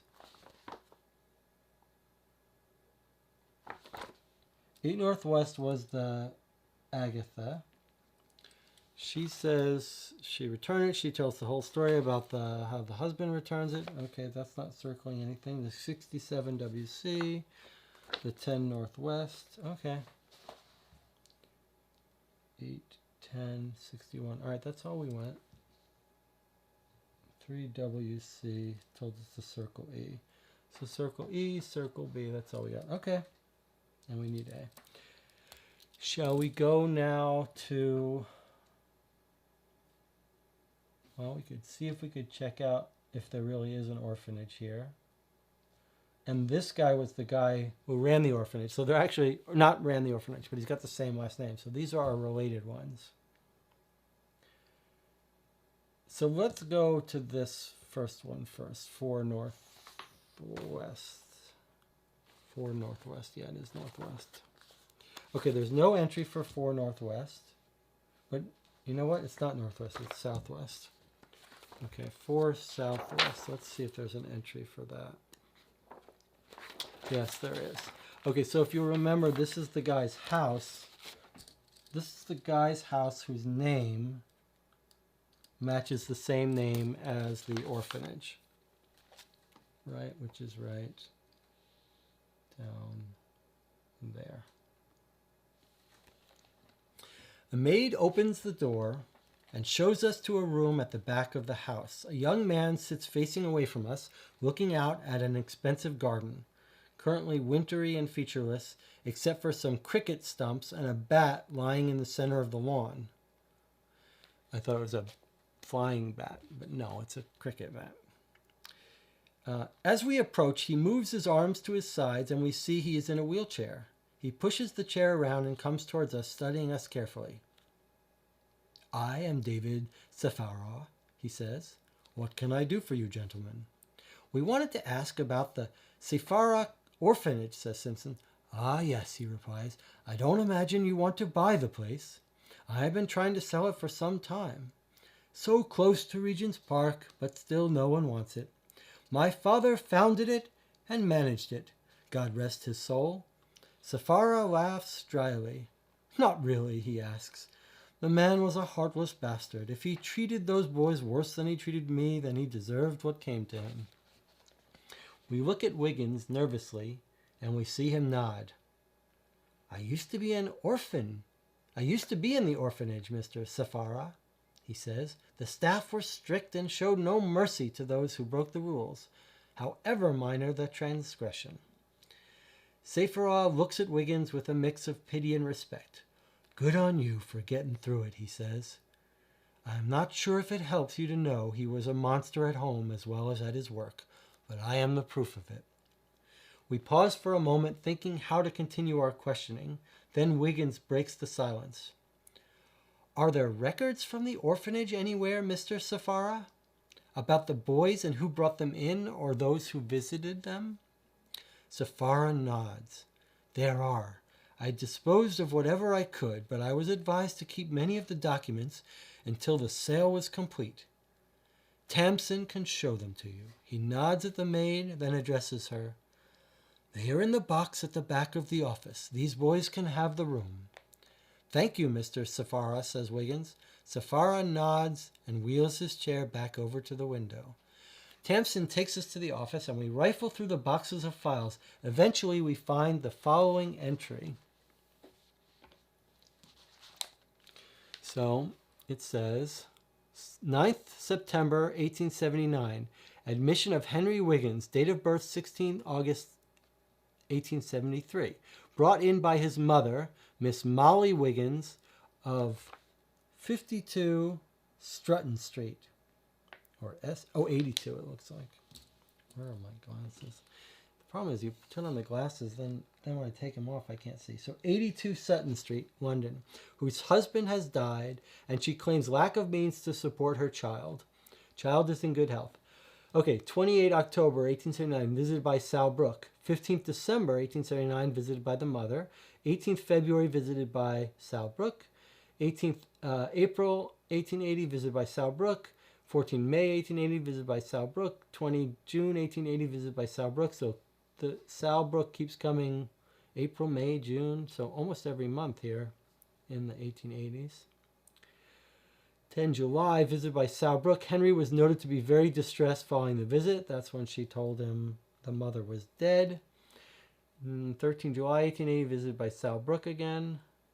15 July 1880, Henry Wiggins was discovered absent this morning at 6:15. Presumed to have absconded. Sorry, not used to this camera. Okay, so let's write down the clues we've got from here. This was at 4SW with Safara. So no point in us going to trying to find the actual place, I think. I'm just going to mark that with a gold. I think we're not going to be able to get in there, and it doesn't matter. It's been abandoned, so the records are gone. But we do have some dates here that could be relevant for us. So the last visit by the mother. Okay, so this is at 4SW.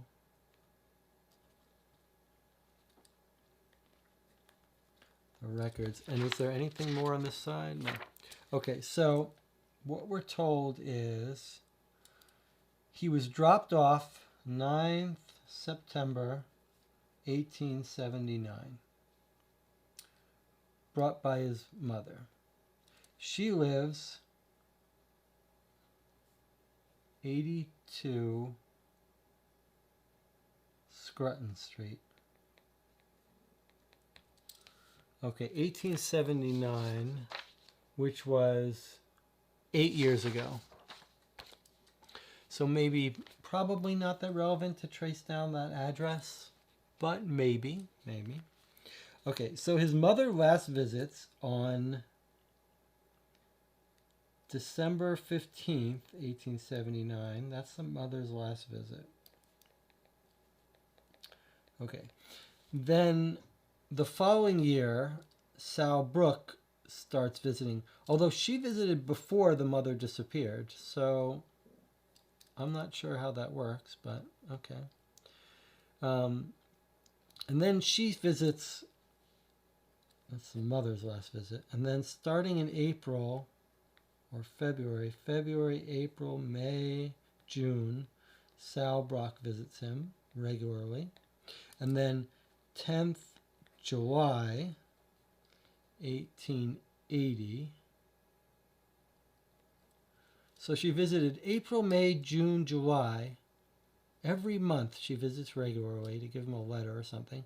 And then he's distressed. Surely that's when she said that the mother's dead. Then she visits him again on 13th July. Is it possible the first visit is the letter that says she's sick? And then the 13th is when she's dead? I don't know. 13th is the last visit by Sal Brock. And then 15 July, Wiggins absconds.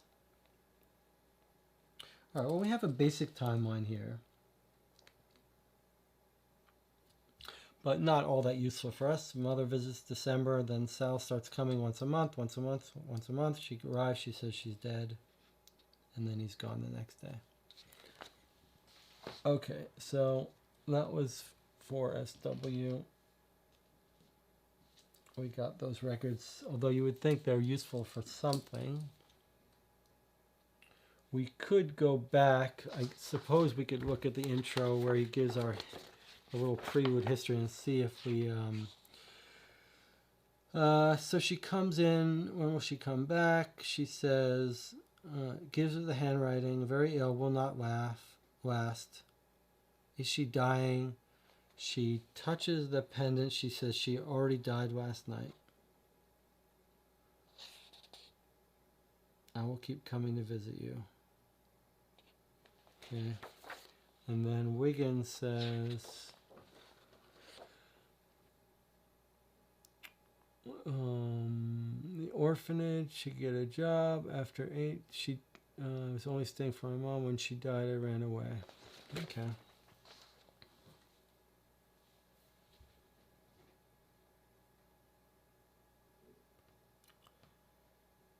So, what's interesting though is that was 4 Southwest. That was visiting the guy. What's interesting is that we don't have any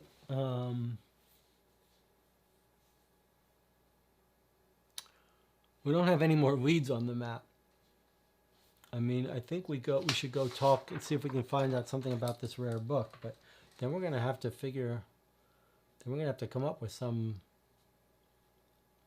plan here. All right, let's go to the librarian and see what he says. 5 Southwest. So I'm going to put a little note here. 5 Southwest. Librarian. Put a little marker to keep track of our turns, more or less.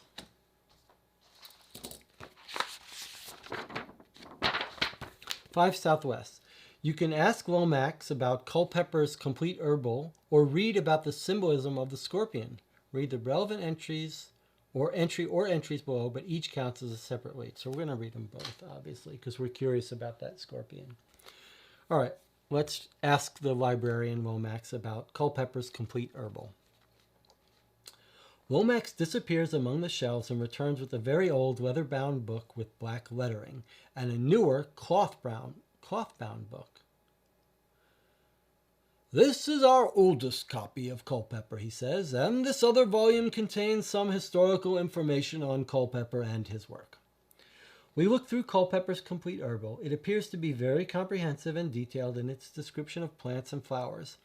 From the other book Lomax provided, we learned that Nicholas Culpeper was a herbalist and astrologer who lived from 1616 to 1654. So, book is over 200 years old, the original.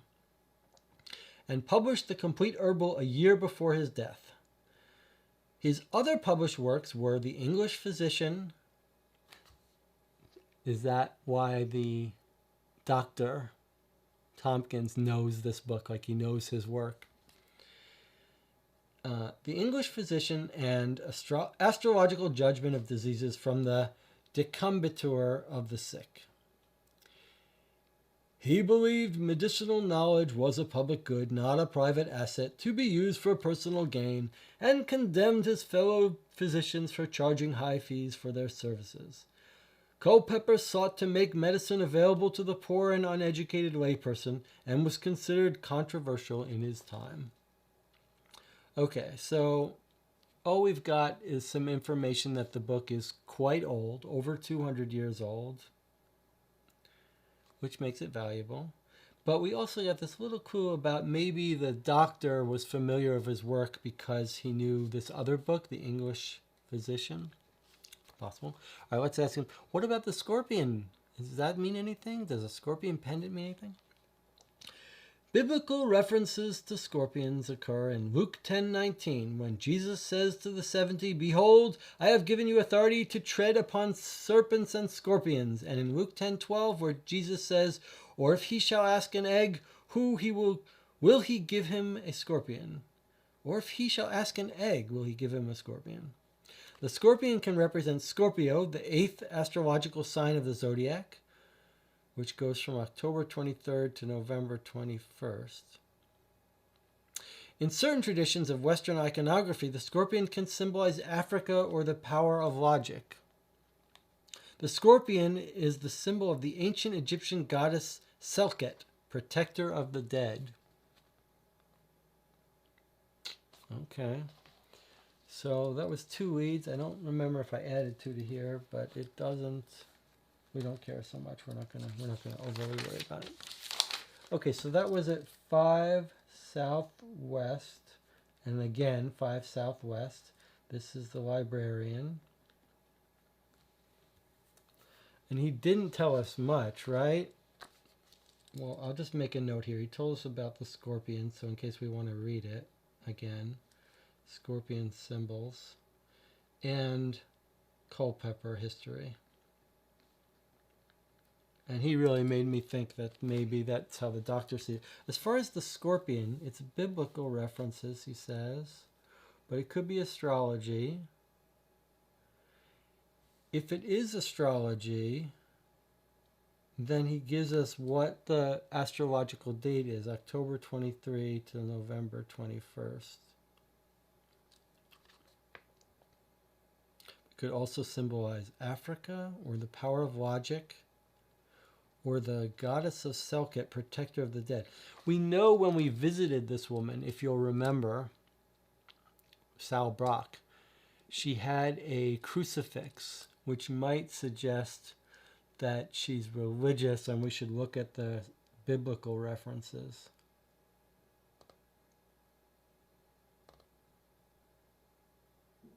But it was also, was it like an African crucifix? I'm not sure. That's a little weird. Okay.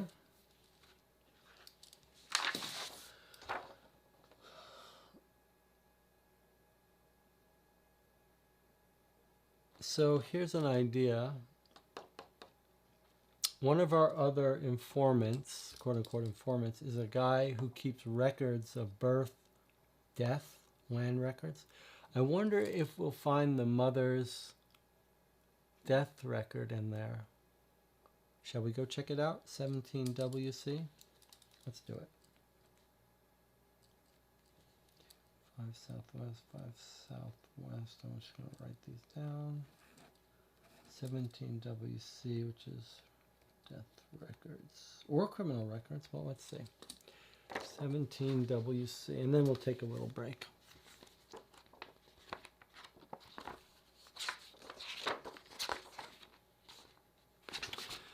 17 WC. Benjamin Wiggins, born to Harold Wiggins and Adele Wiggins. Oh, we're looking up Wiggins history here. On 3rd January 1954. Married Molly Sable.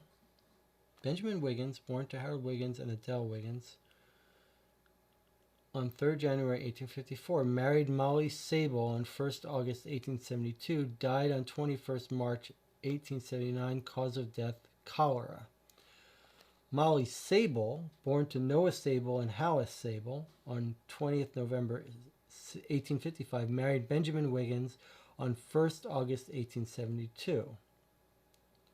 That's the mother, Molly Wiggins. So this tells us when she got married. Henry Wiggins, born to Benjamin Wiggins and Molly Wiggins on 16th August 1873. Sally Brooke, born to Leland Brooke and Sarah Brooke, now Busey, on 17 March 1855. Who's Sally Brooke? I don't know who those are. I don't know where they're on this page. We ask a clerk if the absence of a death record means the individual is still alive. Not necessarily, he replies. If they moved away from London, our records may not have been updated. Did you attend your ma's funeral, Wiggs? Asks Stinker. No, replies Wiggins. Sal said traveling to York and back was too expensive for either of us. And you have never visited her grave? Wiggins shakes his head. Sal never told me where she was buried, he says, and then closes his eyes and whispers, and I never asked. Do you have a circled T? We don't. So let's write down 17 WC death records. We don't know why we've got this additional death record of someone else, but we know the mother doesn't have a death record, but presumably she might have died outside of London, so that's not so strange.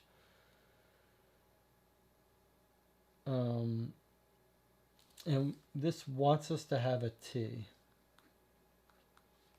which we need to come back for.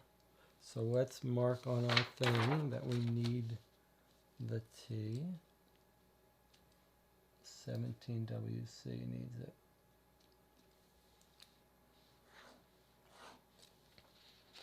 All right, so 2 places we have to come back for. Now, what I'm curious about is I just want to confirm that these dates of Wiggins' birth. So Wiggins was born on 16th August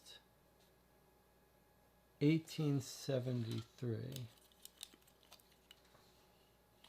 16 August 1873, and our guy, when I look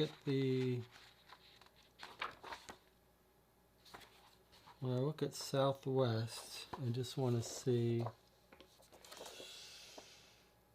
when he was, it says, Henry Wiggins, date of birth, 16th August 1873, and 16th August 1973. I just wanted to make sure that the birth records correspond to the same records that they gave the orphanage. Let's write down in our death records, our notes, this person that we don't know who this is. Sally Brooke, who's dead.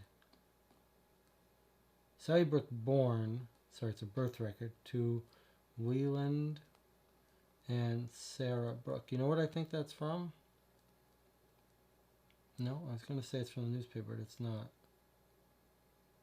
1855.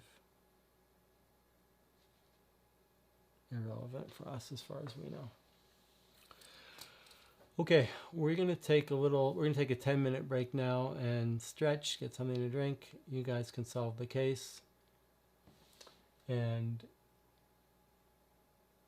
I see a comment here. I think you made a note of needing an A, but haven't gotten it yet. That's right. We haven't gotten the A. Our note says we need an A, yes. All right, we'll take a 10-minute break and we'll be back.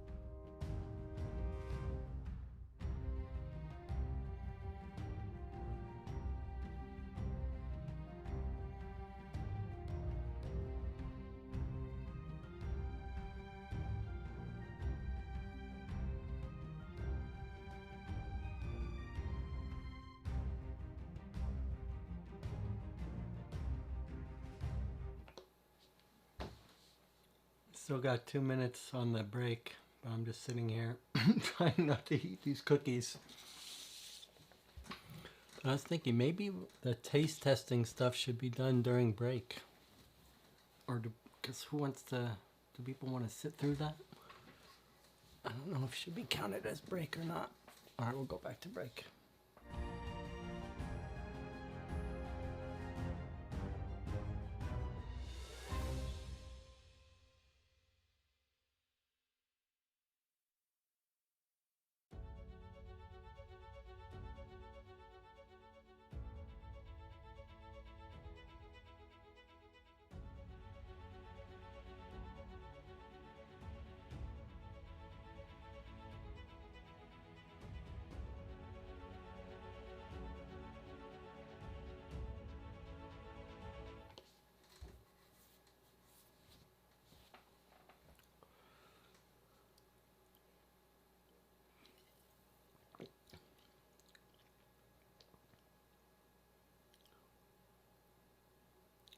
It would be nice to have the last like 30 seconds of the countdown be on the overlay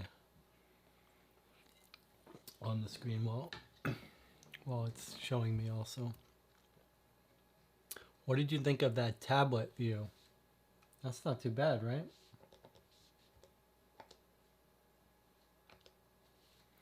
It would have been good for the last case so we could really look at it closely together. But that's pretty good. Okay, we're back. Our break is over. So we're gonna do our little taste testing intermission. We did an Oreo taste test before, and we talked about the marketing science of Oreo and their flavors. This is a mint one, which is one of their staple flavors that I think might be the best flavor. And this is some strawberry donut new one. So we're going to try this one first.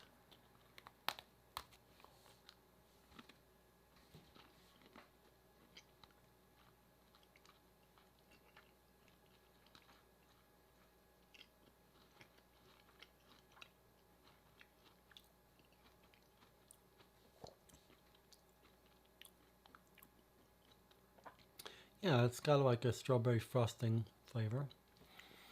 I'm surprised how much I like these little golden Oreos. They're like a nice little cookie.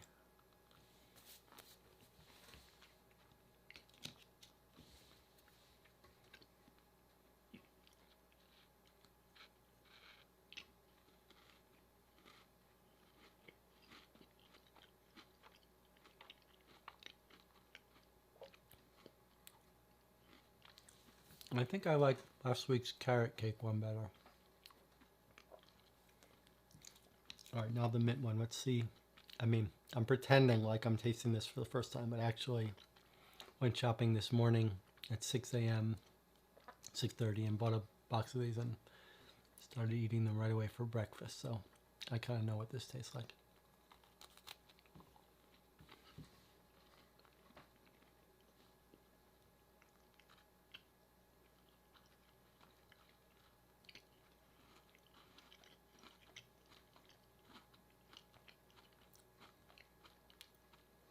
Yeah, the mint is the best Oreo. You could eat a whole box of these without stopping.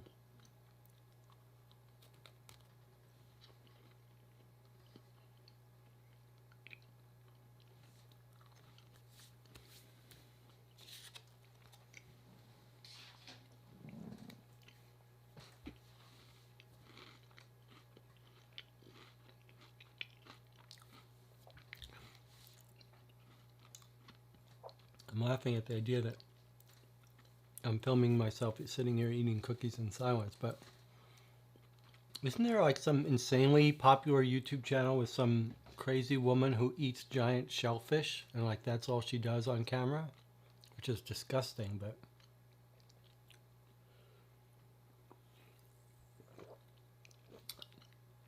here's your little homework. Go find, don't watch the videos, but see if what I'm saying is true. Isn't there some woman whose whole channel is eating shellfish? Like giant crustaceans and stuff?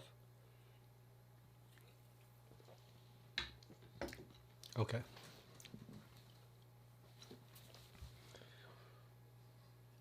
I was thinking we could go check out some booksellers now to get some information on the book. We went to the library. He gave us a little bit.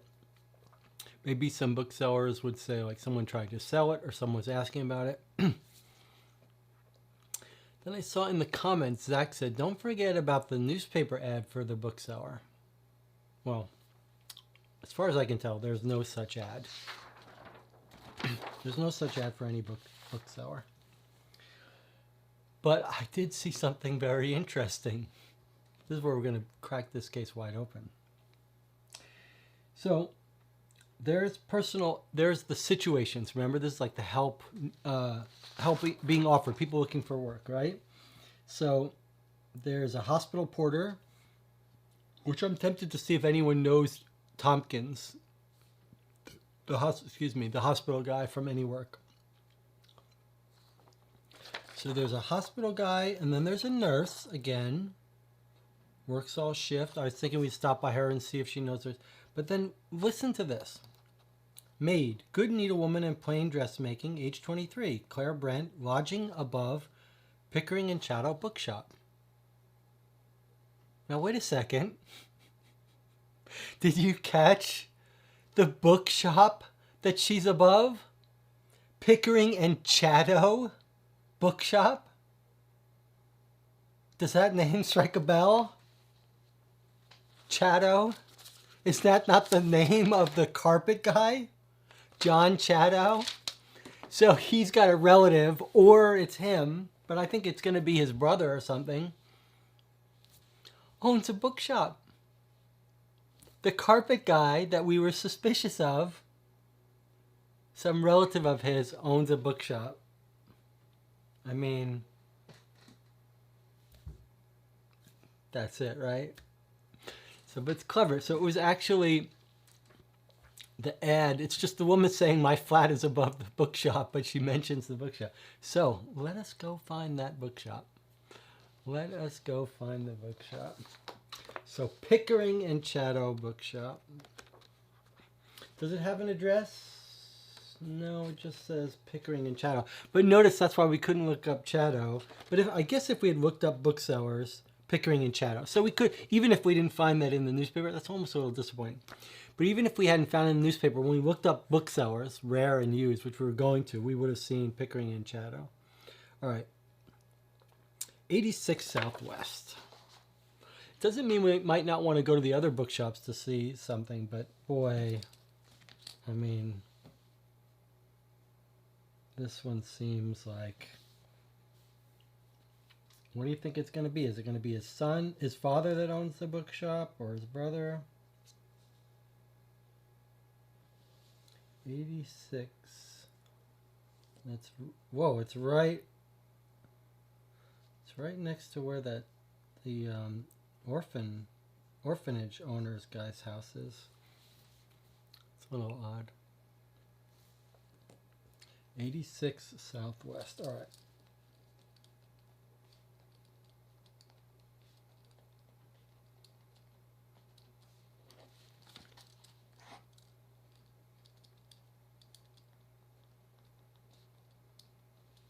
I feel like I'm duplicating my notes here. All right, here we go. I mean, this is definitely going to be something. Did I show you all the...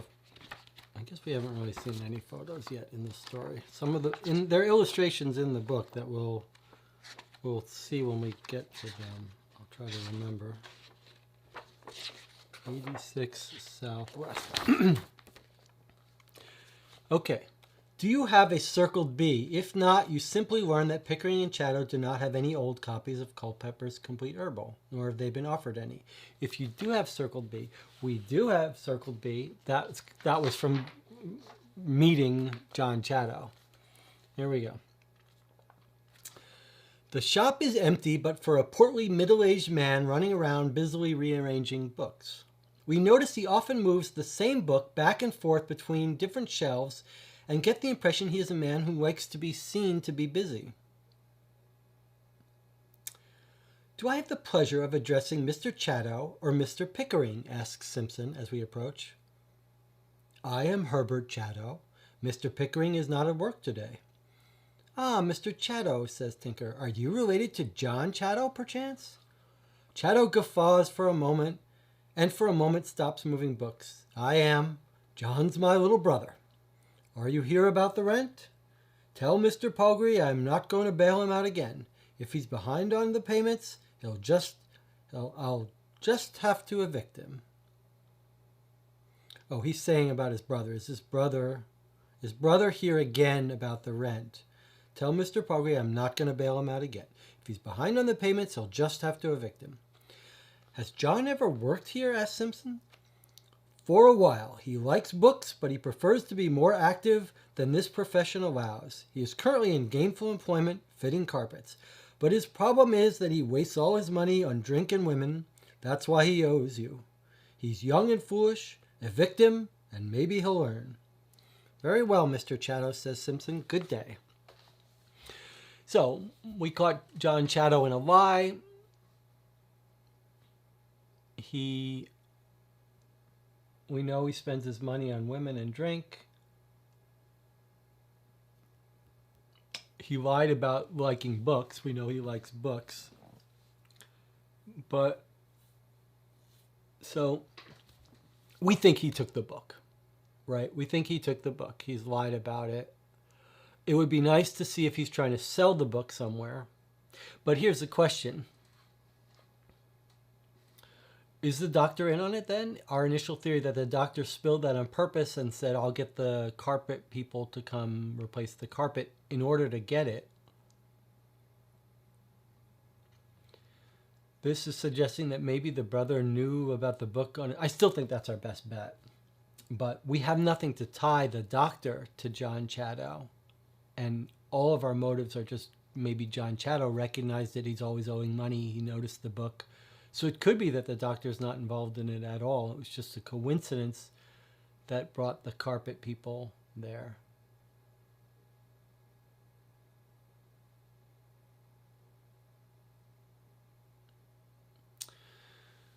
We'd like to make, if there is a connection between the doctor, or who I'm calling him doctor, but he works in the hospital. We don't know exactly his job, but we're going to have to find a connection between the doctor and John Chatto.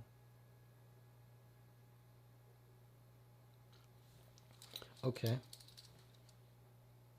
So that's needs B, which we had. So that's good. We used our B.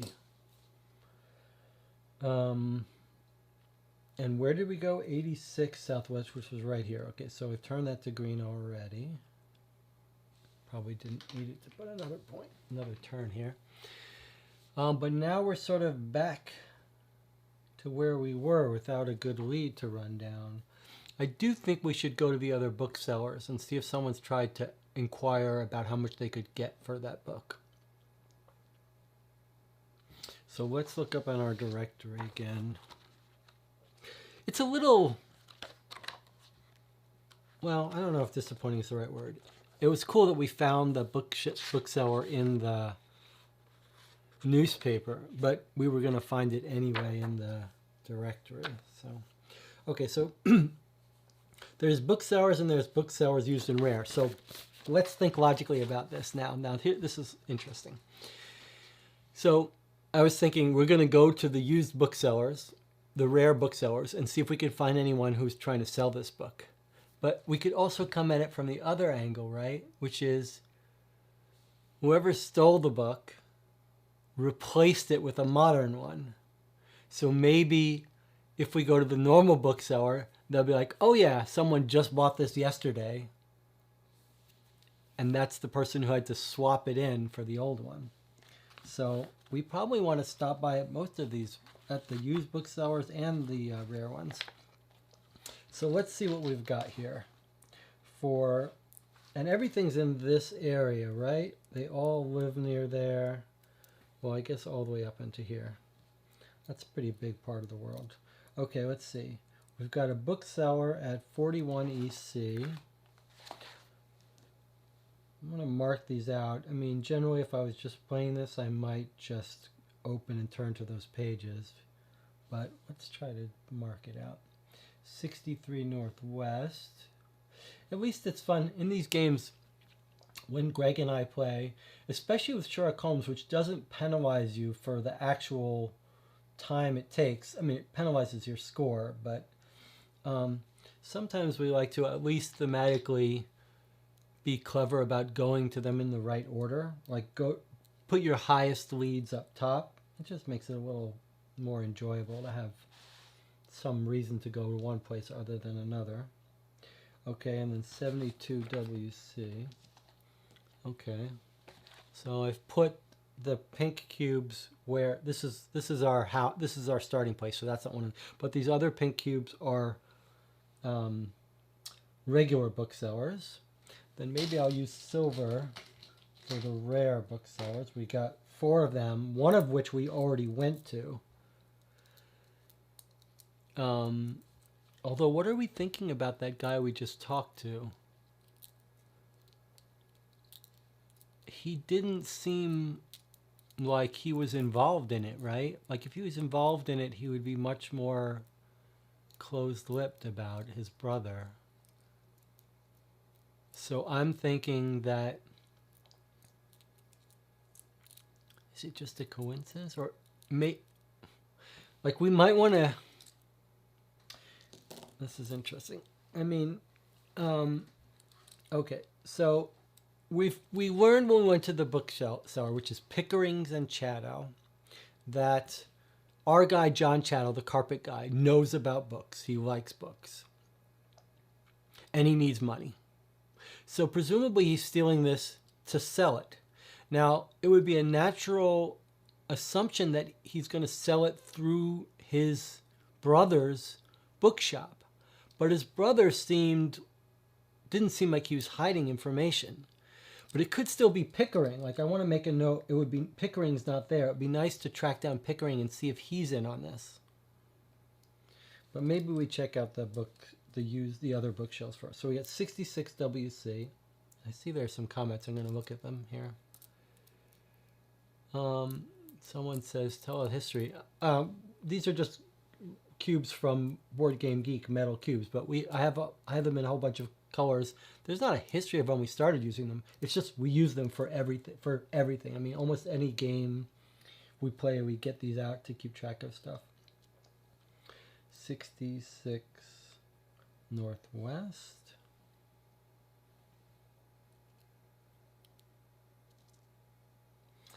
I guess this, whether you go to all these things or not depends a little bit on what kind of detective do you want to be.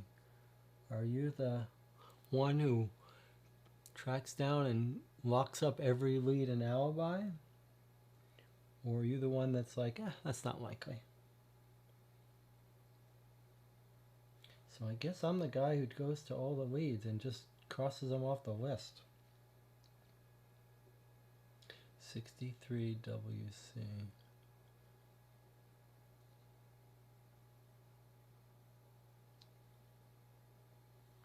There. Okay, so the silver ones,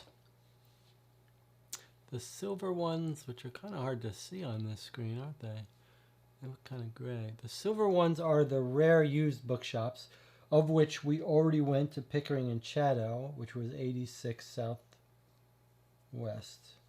which was right there. We already went there. So I kind of, as I said, I want to go to the old bookshops to see if someone was trying to sell it, inquiring about selling it, which might include tracking Pickering down to his home and see if he's involved in this scheme. And I want to go to the new bookshops to see if anyone has recently bought a new copy of this that they're trying to sell. Does everyone agree with me about the leather comment? Because if this is a 200-year-old book, it doesn't still smell strongly of leather, right? Deteriorating leather does not smell strongly of leather. So who told us about it smelling of leather? The husband, I think. So I think we're meant to understand that confirms that it was the fake new book while it was still in Agatha's house before the husband brought it up, so the neighbor didn't steal it. All right, where shall we start? I mean, it seems like the nearby stuff would be a good place to start. I also noticed that 12 Northwest is oh no, it's not the theater, but it's nearby. I mean, let's start in the center of our our stuff here. So 12 Northwest is the new bookshop. I kind of wanted to go to the old ones first, but let's go to the new bookseller, 12 Northwest. Let's see if anyone's bought a copy of this book recently. 12 Northwest. At J&E Bumpus Booksellers, we find several copies of Culpepper's Complete Herbal available for purchase. The staff tells us that they have stocked this new edition since June.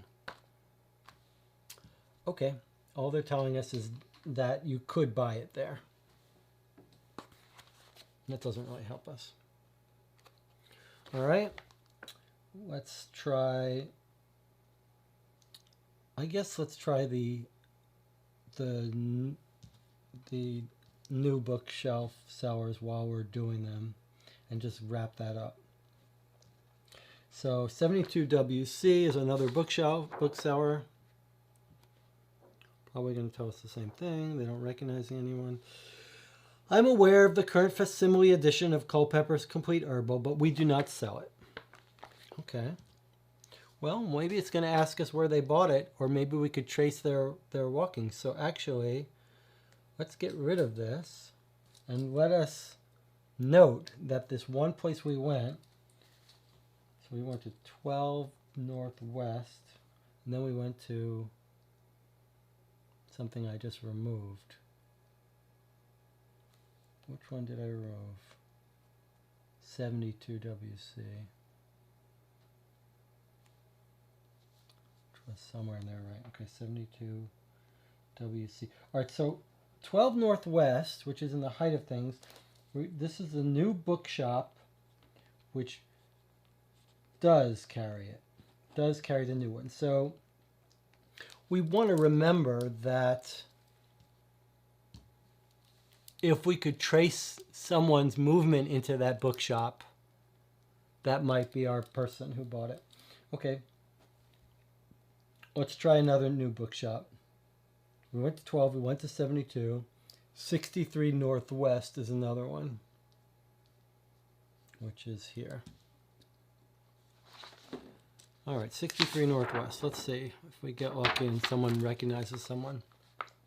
The staff at Hatchard's tell us they have stocked the current edition of Culpepper's Complete Herbal since the start of this month. Okay. The start of this month, it's December. So they didn't carry it at the time. Okay. That's interesting. I think we're locking it down to one bookseller that had it. Okay, let's replace this with a... I'm going to take it off the board because we don't think it's relevant. Okay. So 41EC is our last new bookshop. So far, only one has carried it in the window, time frame window that we are concerned with, which is somewhere in October. Okay, 41EC.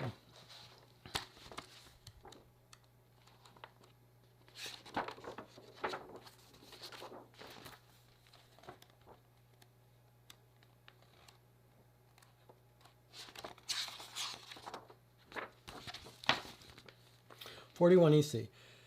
Mr. Gilbert tells us they have stocked the new edition of Culpepper's Complete Herbal since its first print run.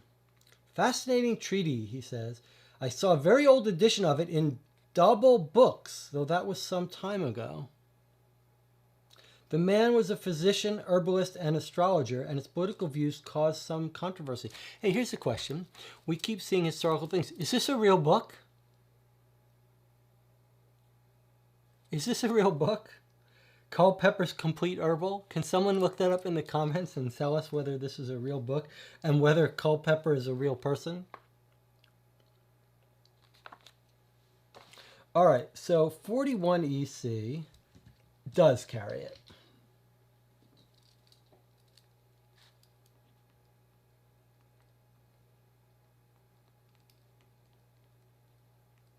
But that's pretty far away from all of our mess. It does seem like 12 is going to be our more likely place that it was purchased at. So, and where did he say he saw it carried? 41 EC. Dobie. I think he said Dobie's bookshop. Dobell. Dobell bookshop had it. Okay, well, Dobell is one of our used and rares.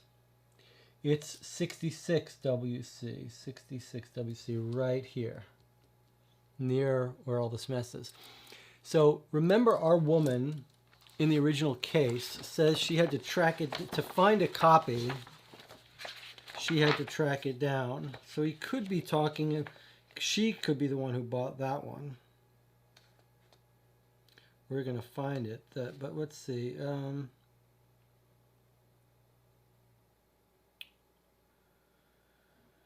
She just says, it's not available. It's my other edition, which I had to go to all the used and rare booksellers to find. So she doesn't say when she bought hers. All right, but let's go to Dobell and let's see. Dobell is at 68. WC. All right, we're going to 68 or 66? Dobell 66, sorry. 66 WC. All right, let's see what Dobell booksellers have to tell us about this book. Yes, says a young, attractive lady who introduces herself as Lily Dobell. We did used to have an old copy of Culpeper, bound in black leather. It was from the early 1700s, I believe, but we sold it in the spring. We have not seen or been offered any such volumes since. Okay, so in the spring, this could be the copy that our protagonist, Sal Brock, bought. So that was our 66. So we're going to replace that with a green. We went there. It wasn't very useful to us. But now we've gone to 2 of the 4 rare book dealers. Let's see. So in the comments, Zach says, Culpeper's Complete Herbal, over 400 herbs and their use, first published 350 years ago during the reign of Elizabeth I. Culpeper's Herbal remains one of the most complete listings of herbs and their uses in existence. Kindle version, $99. Come on. I mean, how do you not love this game? That we have learned 5 or 6 fascinating things during reading this. A resignation of President of France, Ernest Stanley Livingston. And now we're tracking this book. It didn't even occur to me it's a real book. It turns out it is. How cool is that? Come on. And David Neal. Okay, David Neal is the author of these cases. I mean, come on, that's pretty cool, right? You could actually get that book now and have it on your shelf and check it out and remember that it's related to this case. All right, let's look at the rest of these the two remaining used booksellers. So 63 WC is right in our heart of town, so let's try to check that out. The staff at Stevens Books tells us they have not been offered any old copies of Culpeper's Complete Herbal, but recommend trying Dobell's books or Pickering and Chatto. So it's again pushing us to Pickering and Chatto. All right, well, that's nothing of import to us. I'm just going to put it over here and leave it blank. And we've got one more, which is 66 Northwest. 66 Northwest. Mr. Xavier Quaritch tells us that he does not have any old copies of Culpeper's Complete Herbal, nor has he been offered any. Though I would very much like one were you to have one for sale, he adds. As you can see, I specialize in medical and botanical texts. Well, that's a little odd. So he would be a natural place for someone to bring it.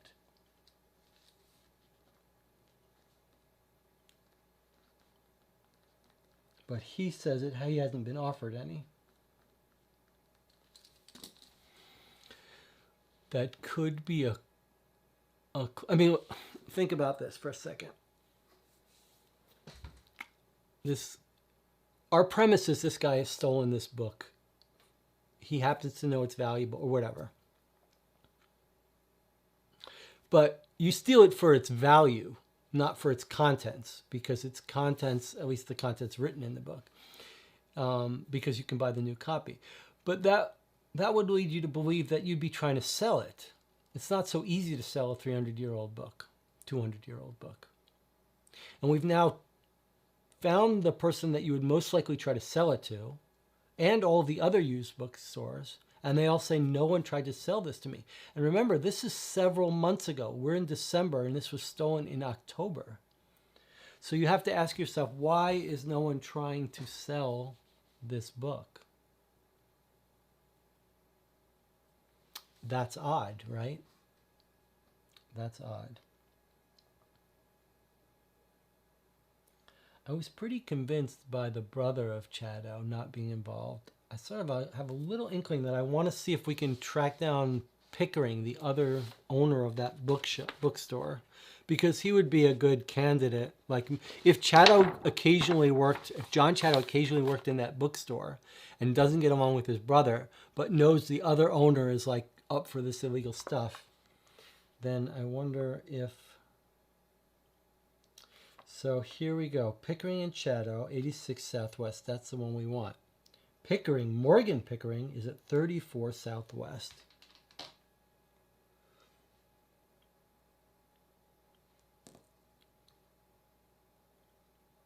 So there's the bookshop, Chadow and Pickering and Chadow. There's where Morgan Pickering lived. Like, is that what happened? And is he selling it out of town? 34 Southwest. I really feel like this is a reasonable... If someone was stealing it to sell it, then this is a reasonable place. Nope. Southwest 34. No entry. That surprises me. Pickering, Morgan Pickering, 34 Southwest. Okay. I'm just going to make a note. 34 Southwest Pickering. No entry. No one was at home. Okay, I'm just writing that down in case I want to look it up for the third time to make sure I didn't overlook something. Well, that's tricky. What was this gold we put at 88? I know this was the orphanage.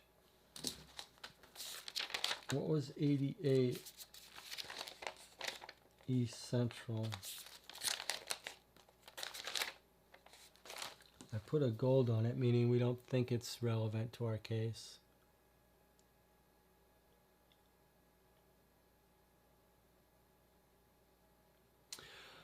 Okay, we've gone to all the bookshops. No one has seen it. We do know that there are 2 bookshops which sell the new version. One's here near the house and near where the carpet people work. Shall we go reread the the guy that's our prime candidate? Oh wait, that was I'm remembering something. We went to the bookshop, Chadow bookshop, right? 86 Southwest. Okay. I'm remembering that he was like, you're this guy who John Chadow owes money to. Maybe we go talk to the landlord. But let's see and see if we get some insight into. Okay, so he says, we're talking to Herbert Chadow. Mr. Pickering is not at work today. Are you related to John? I am. John's my little brother. Are you here about the rent? Tell Mr. Paul Gray I'm not going to bail him out again.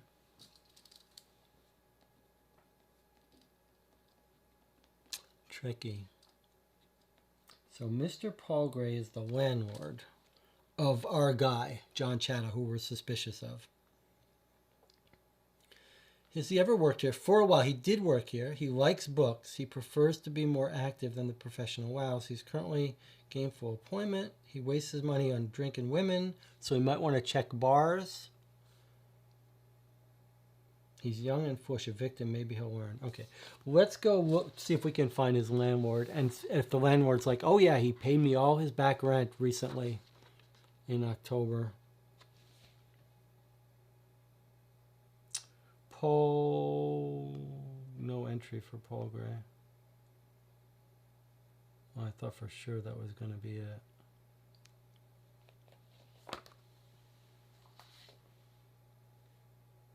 Mr. Palgray. Mr. Palgray. Wow, I thought for sure that was going to be it. Okay. Any other clue about where his landlord would be? Are you here about the rent? Not going to bail him out again if he's behind in payments. Wow, okay. I really thought that was going to be something. Let's read the carpet people again. 67 WC. Let's see if we can find some extra clue about.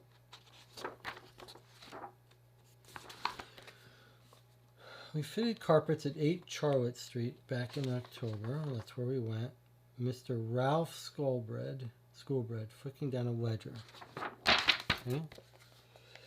On the 11th and the 12th, done by myself and my assistant John Chatto. Calls John from the back, smiles awkwardly, looks a little surprised. Over a month ago, 2 months ago. Simple job, take up the old carpet, replace it. The one in the back room had awful stain. Okay. You cut a piece from the corner by the bookshelf and took it for use as a rug, did you not? Yeah. So like they were at the place, they're like, we have to take this all home. And John goes, hey, I like this rug a lot. I'm going to take this little piece home with me. He flips the book in it, folds it up and like says, okay, this is I'm taking this home. So that's how he got the book out without being seen.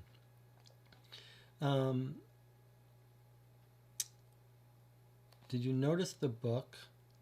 They say they don't know. We had no cause to pay them any mind. Books have never been my interest. Total bullshit. Did anyone come into the room while you worked? She came in. Thank you for your circle letter B. Okay, so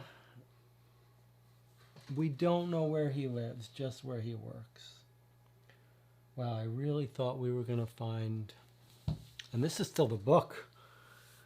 Not the mother case. This could be another late nighter. I guess they're all late nighters. It's only a question of it's going to be 6 hours or 8 hours.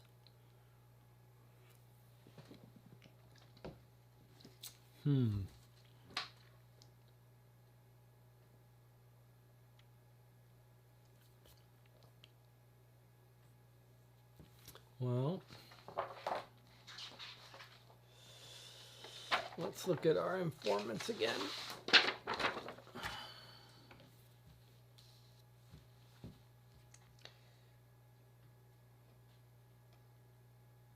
I mean, we could check out this criminal underworld pub and see if he's heard of anyone trying to sell any book. We haven't really found anything that needs analysis.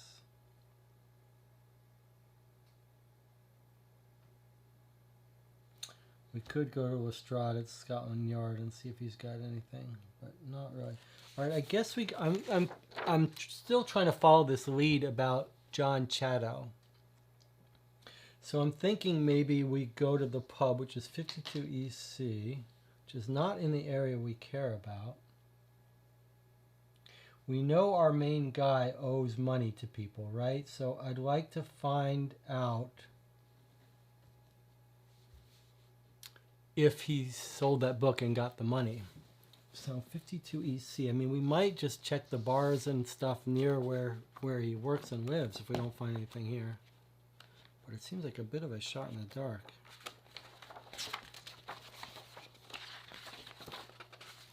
52 EC. We enter the Raven and Rat to find Porky and a group of his customers gathered around a man in a dinner jacket who is trying to balance a pint of beer on his head. They cheer him on as he moves the glass one way, then another, trying to find the right point at which to let go. Porky, says Tinker, tugging at Porky's elbow. What? Oh, hello, fellas. Have you come to watch Philip? Watch this now. I bet it falls. No, Porky. We just wondered if you had heard anything about a missing book or someone trying to sell a very old book. A book? I'm not sure many people in here would know what one of them is. Sorry, fellas, can't help you with this one. And do you know someone named Sal Brock? No, sorry, lad. Name means nothing to me. Okay, thanks, Porky. As we emerge onto the street, we hear an enormous cheer, followed moments later by the sound of smashing glass and a collective groan. All right, well, that was as we expected. Nothing, but no one's tried to, he hasn't heard of anyone trying to sell an old book. I'm thinking it's the doctor. I'm thinking the doctor sees the book, wants it, sends the guy in to get it. How would he know to send him in? Unless they both know each other from rare book stuff.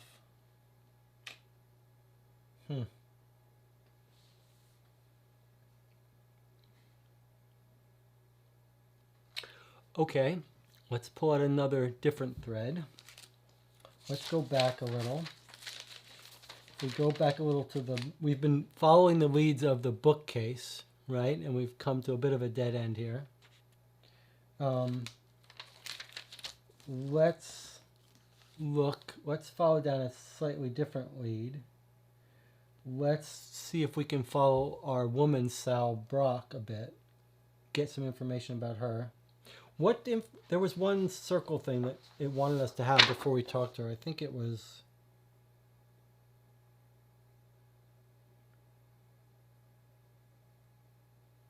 Oh, so it was 3WC. Okay, so she wanted A.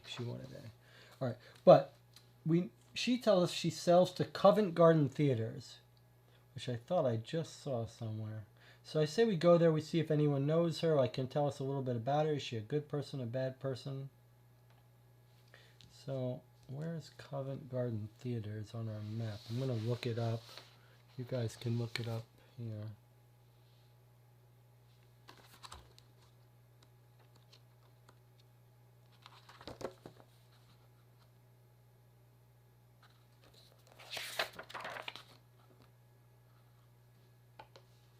Covent Garden Theater is 30WC. 30WC.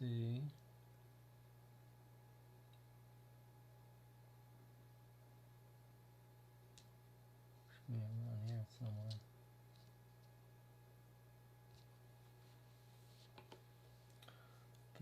WC. Where's 31, 32? Where's 30? It's going to be red. The reds are the locations. Covent Garden Theater. There it is. Okay. All right. Let's stop in. Let's see what people know about Sal Brock. Like, is she trustworthy? Is she a nice person? We're trying to find what happened to our mother. 30WC. Okay. 30WC has a big entry. There is someone I know here who may... Henry! Shouts a girl with curly black hair who comes whirling towards us in a light summery dress that must do nothing to keep off the winter cold. She seems to be around 14 years of age. Myrtle! Says Wiggins. Lads, this is Myrtle Jones, actress. She giggles. Ha ha ha ha. Well, not really an actress, Henry. Not really.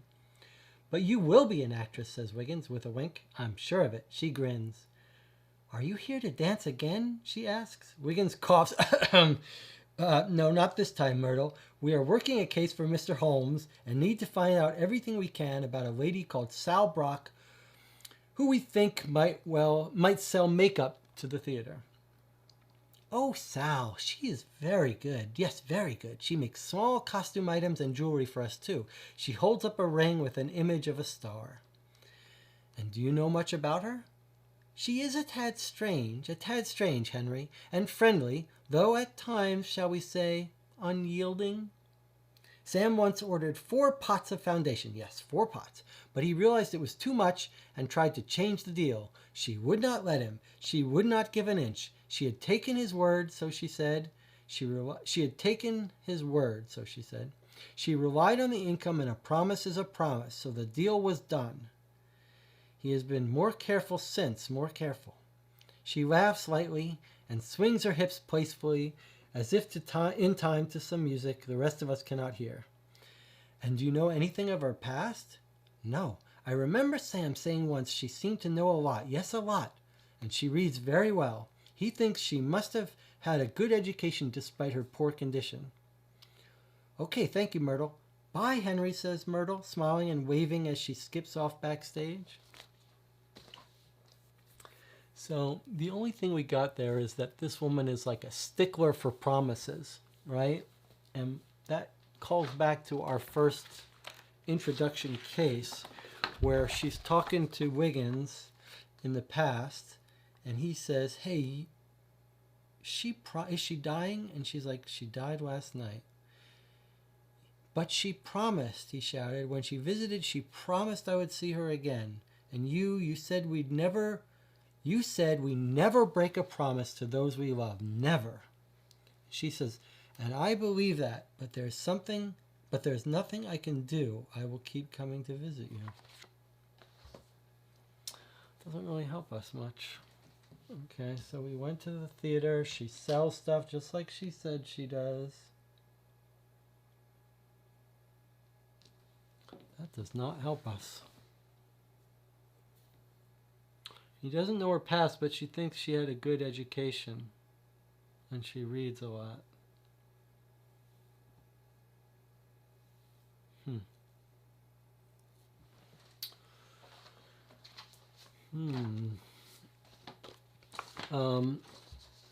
There's an item in the newspaper. Maybe someone can help me and look up.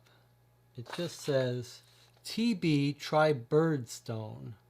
Can someone look up what birdstone is? All one word, B-I-R-D-S-T-O-N-E. Birdstone. Well, you say she's his mother. I thought about that, but she came in, the mother brought him in and visited him like a month later. So, I mean, she's not who he knows as his mother. What was I looking up?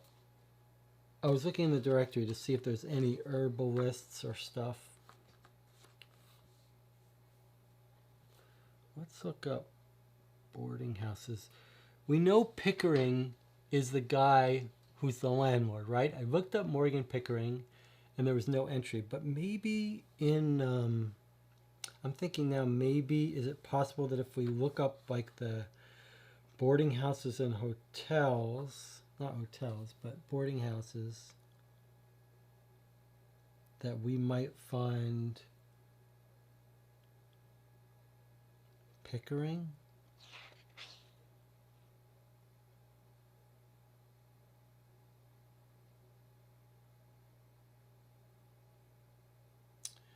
Here's hotels, there's no Pickering. Here's inns, no Pickering. Jewelers, there's a lot of jewelers. There's a lot of libraries. Pawnbrokers. You can't take a used book to a pawnbroker, right? No, that's not what you, that doesn't make sense. Post offices. I wonder if the woman's letter was posted. What are they going to know at the post office? They're not going to recognize anyone. Public houses, shoemakers.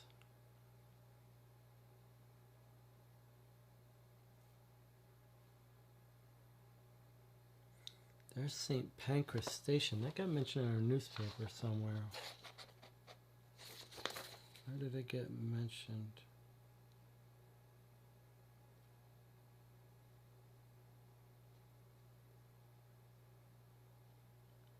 Oh, that was where the robbery occurred. The robbery in the newspaper occurred at St. Pancras Station, but I don't see how that helps us. Taylor, theater, tea room. Tricky.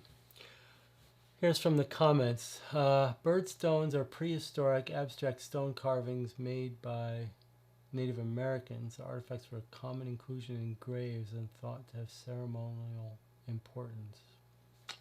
Doesn't really help, but I was hoping it might be some medicinal herbs that someone was...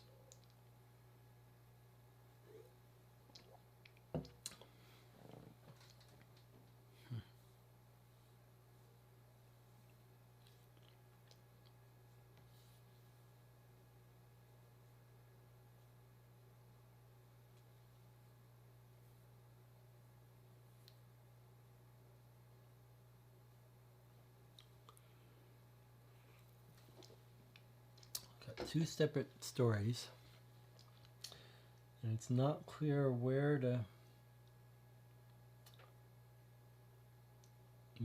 follow through.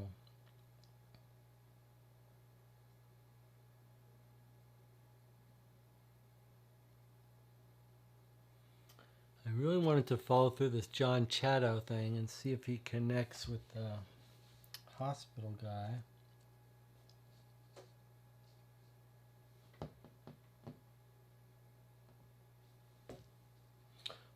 Let's reread our hospital one, 10 Northwest.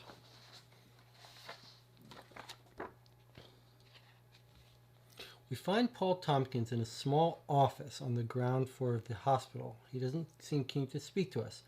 He exerts a general sense of exhaustion. His eyes have dark rings and appear bloodshot. I'm sorry, fellas, I have many orders to get organized today. Yes, I do buy Agatha Jennings medicinal ointments, and I did call on her one day in October to take a sample. I had not slept well the previous few days, and in my sleep-deprived state, I knocked the pot upon the floor. I would not want to lose Agatha as a supplier, so I gave her money afterwards towards a new carpet. It shouldn't be an issue. Good day to you. He walks off down a corridor with a sheaf of papers and pencils in hand. So nothing important there, and nothing to tie him to the theft. Like if we went to our boss and said, not our boss, but if we went and said, hey, I think the doctor spotted the book, he purposely spilled it, and then suggested he'd replace the carpets. When the carpet people went in, they stole it. And then we gave all the evidence of the carpet guy. The person might say, well, I believe you're right about who stole it, but how do you link them to that doctor, that hospital guy? And I don't think we have a convincing case there. However, we could accuse... So, this is an interesting game element. It says, if you deduce who has Sal's book, take the first two letters, so we look it up. So, that's a tricky question, right? It doesn't say if you deduce who stole her book. It says if you deduce who has her book. So, I mean, I think we know who took it out of the house. But it doesn't really make sense that he still has it.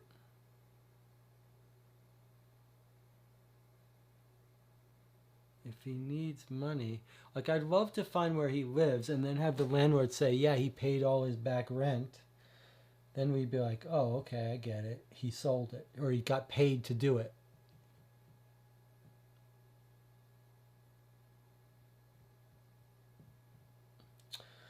Landlord, huh? Let's look at these, even though we couldn't find it. So we looked up Pickering, which was what the brother said.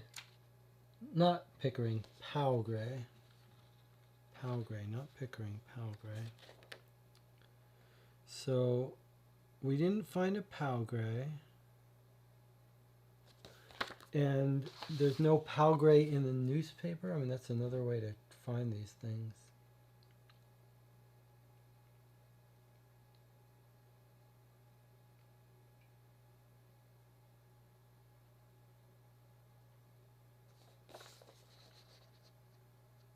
We might check out these.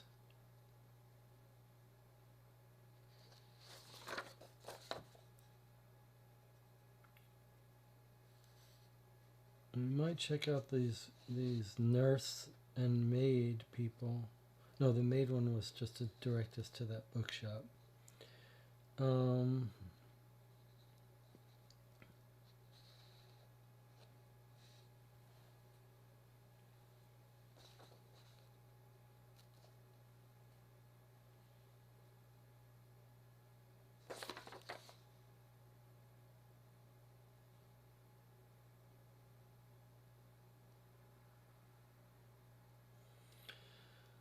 I'm looking at the horse show to see if anyone's name gets mentioned. Union of Writers for pamphlets and monographs.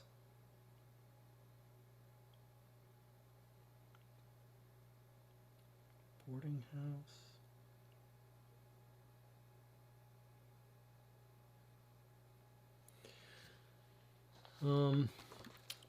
Let's see, if we look up the boarding houses again, we don't have anything for Paul Gray.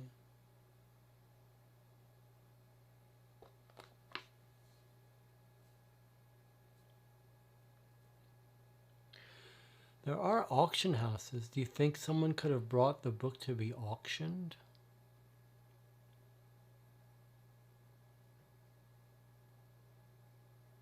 That's possible, right? Let's put out cubes for the auction houses. I mean, it seems a long shot. 21 Northwest, Sotheby's. No, 21 Northwest is Armitage. So a lot of auction houses to stop by for, just based on a long shot. But if they're not in the book, they don't even count against us. Let's see if there are any nearby. 21 Northwest. There's 21 Northwest. These are all probably real. Armitage's Gallery, Bonham's is at 12 Northwest.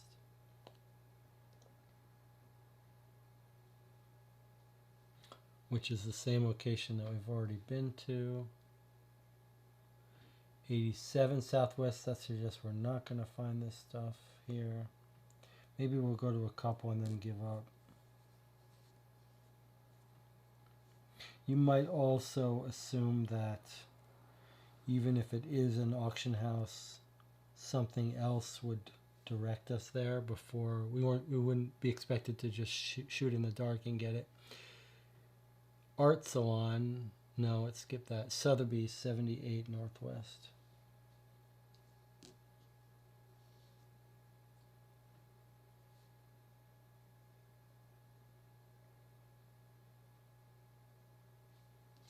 That's 77. Where's 78? Of course, the exact location of these things is not important, but 78. Okay. So they are kind of right in the area where all this is going on. So maybe we will stop by at least one or two.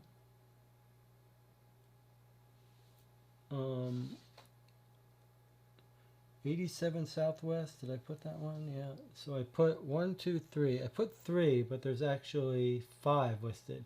I skipped the Art Salon, 75 WC, because it just seems like this isn't an art salon kind of auction, but I'll put it out anyway.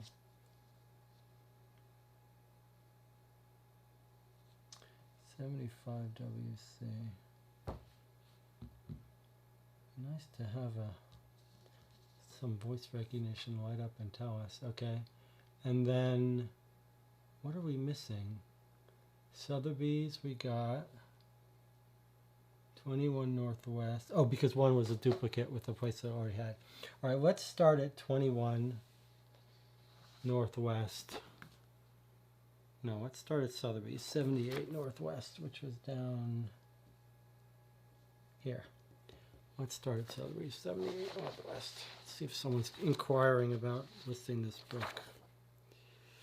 No, it's not there. There's no 78 Northwest. Okay, that's probably going to mean that all of these are useless, right? I mean, I guess we'll do this 121 Northwest. If it's not here, then we're just going to skip this. Yeah, okay. So it's not at an auction house. Let's see, any other suggestions?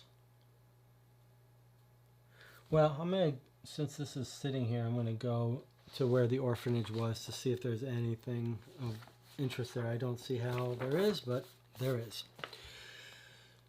This is the building, says Wiggins, or what's left of it. Faint lettering that once may have said Sephara Orphanage is visible above a crumbling stone archway. The windows are all boarded up. A Pewter and Crow for sale sign that looks like it has been here for at least 6 months is propped outside.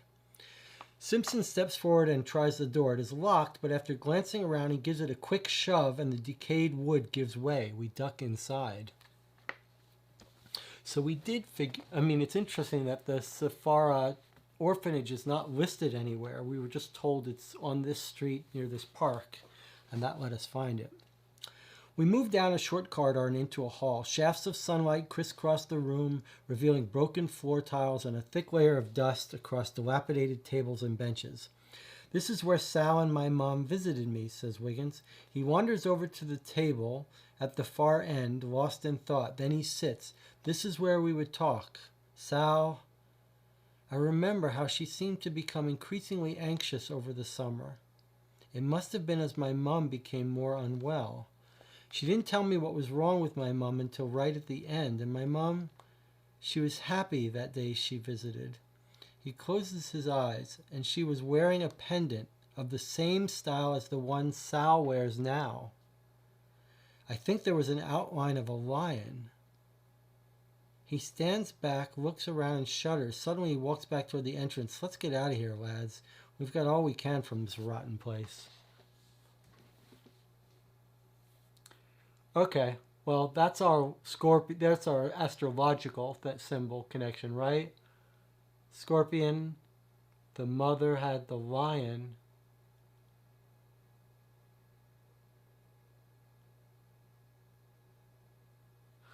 That's interesting. Because I'll tell you why it's interesting. So this was 2 northwest. This was Sephara Orphanage. Okay, he says his mother had lion pendant. Right? And we know Sal Brock had scorpion.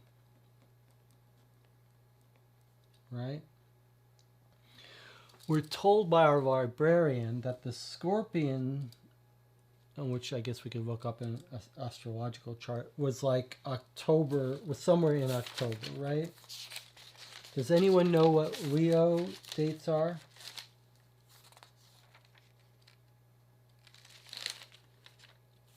I wonder if we can't, when we looked at the birth and death records, they did have the mother's birth date. I wonder if we can look them up and see if the mother's birth date corresponds to Scorpio or Leo. But what was, I know I'm talking as if the chat around, if the chat people are still with me, but Zachary Brown looks like he's still with me. The mother had a lion he thinks it was a lion. And he also said something else, right? He said, he says, Brock became anxious over the summer. That was when she started visiting more and more. Remember, she was there like April, May, June, July. I want to see what our librarian said about that Scorpio thing again. It was 5SW.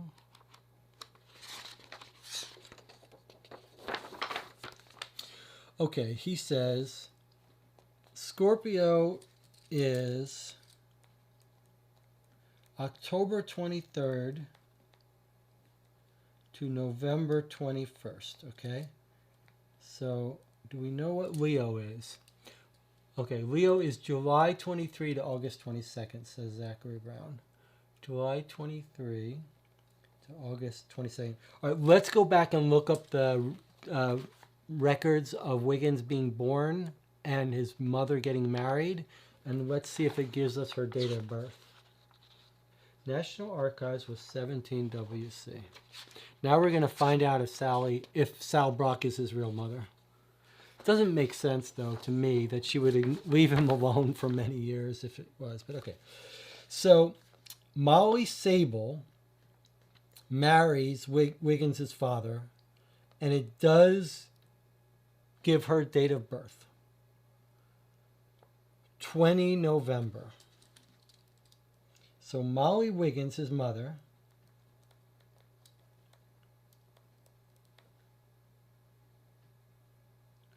November makes her a Scorpio. Yeah, makes her the Scorpio. So it is Sal Brock is going to be his mother.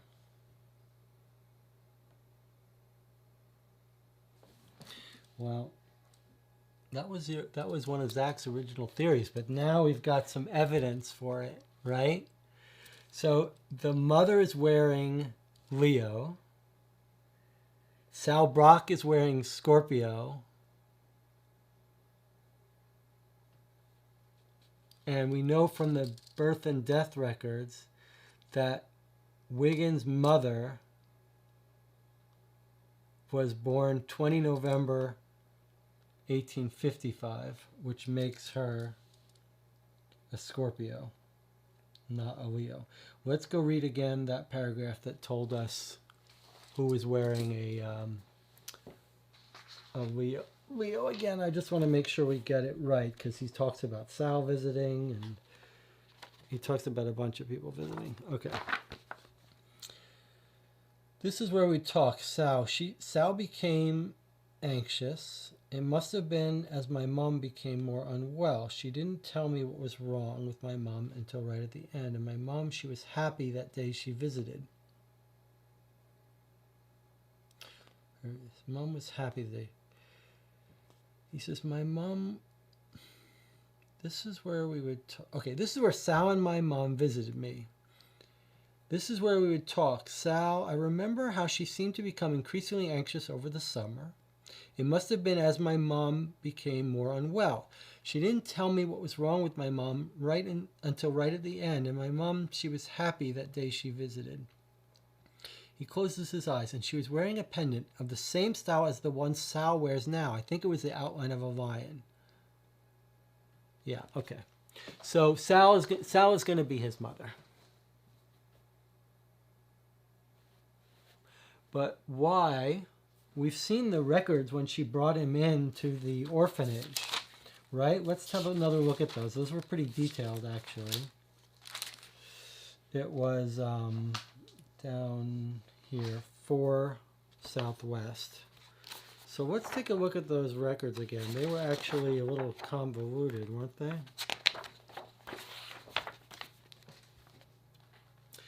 So it says, when is Leo? August 22nd. So let me just point out something. Henry Wiggins' birth. Maybe we jump to a conclusion here about Sal being the mother. It says, the admission of Henry Wiggins, whose date of birth is 16 August 1873. So Henry Wiggins is a Leo.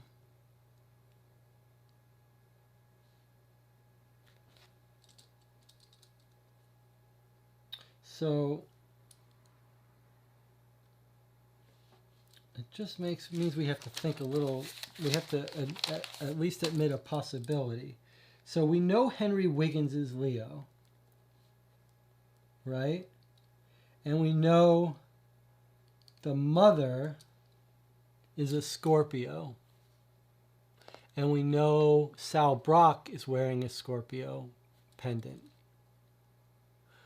But at least we have to entertain the possibility that Wiggins' mother was wearing a pendant, was wearing a Leo pendant, not because she was claiming to be a Leo, but because she's wearing the pendant for her son. It's unlikely, but it's possible. That would make, like, if both Sal and Molly Wiggins were wearing pendants for their children, then we can't conclude that Sal is the mother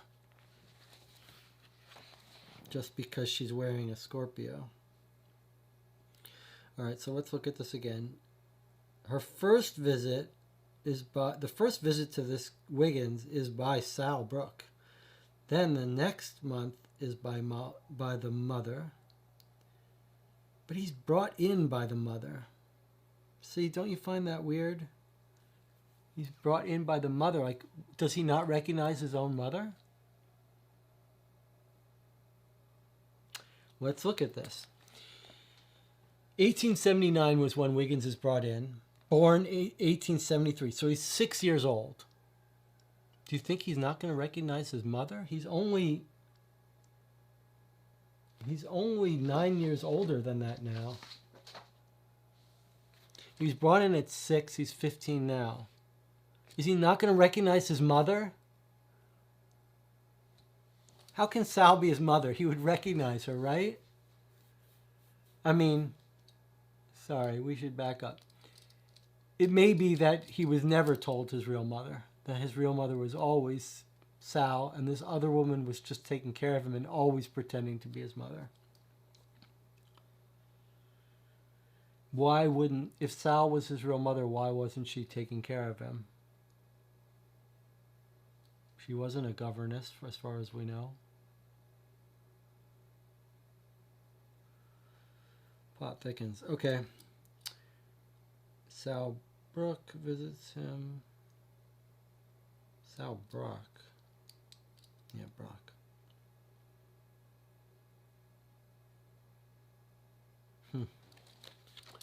Well,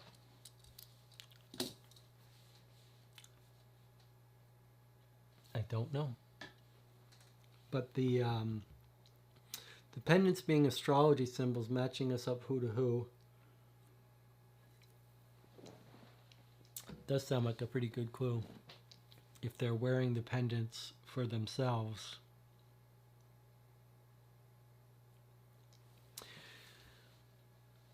We're told Brock probably had some education. Sal Brock is 30 years old, right? And he was brought into the orphanage in 1879, 8 years ago. She would have been 22. So she's not exactly a teenage mother. No reason to give up your kid if you're having a kid at 22. Not in those days. Maybe if you had a kid at 15, you'd give it up to the orphanage. What's the relationship between Sal Brock and the mother? We don't know. Sal Brock. What was the birth and death records? Remember there was someone else in there that we didn't know why they were there? 17WC. I mean, I still think it's a good chance that Sal Brock is the mother. But,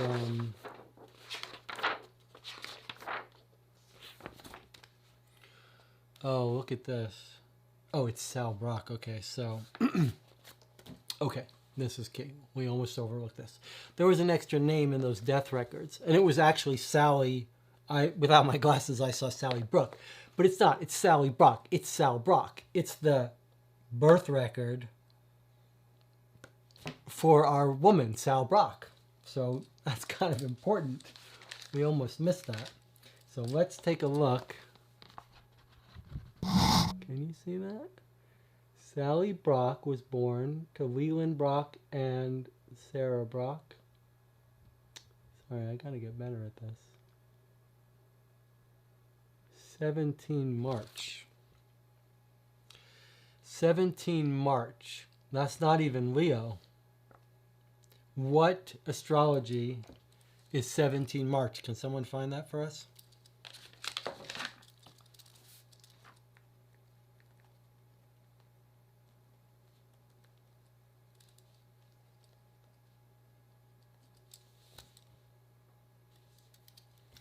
So we'd like to know what astrology is 17 March.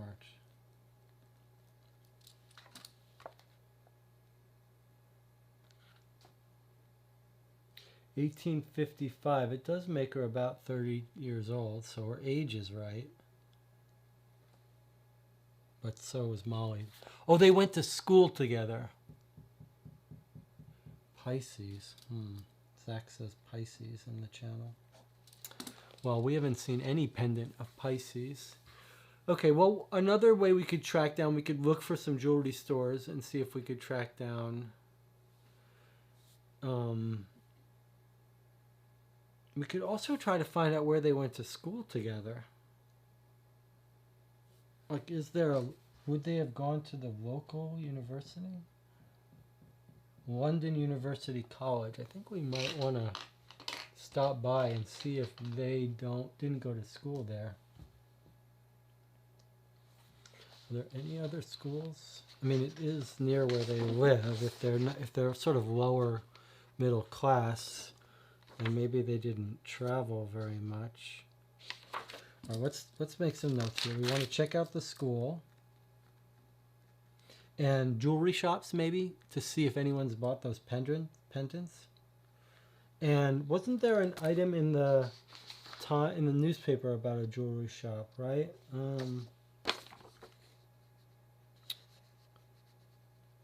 Number of properties for investors. School for pauper girls. School for pauper girls. I'm going to put a marker on that in case these two went to school there for some reason, if that's where they met. 41 Southeast. Seems unlikely, but if we are trying to track down where they met, that does seem like a reasonable lead to follow, right? Like, why is this woman caring for him? How do they know each other? 41 Southeast, okay. And I want to find the jewelry stuff here. Cast off clothes wanted, also jewelry, uniforms.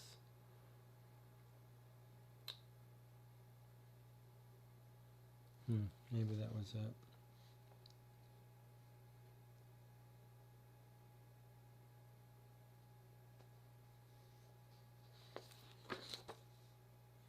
Thought there might have been some other jewelry entry, but maybe that was it.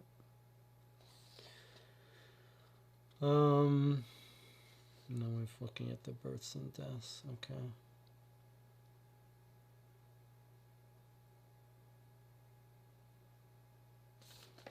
All right. What else we were going to write down besides...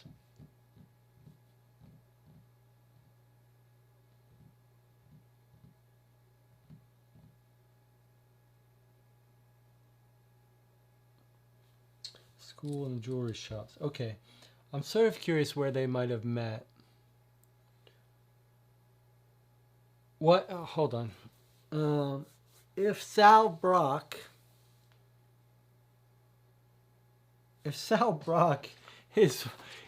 a Pisces, why is she wearing a Scorpio pendant?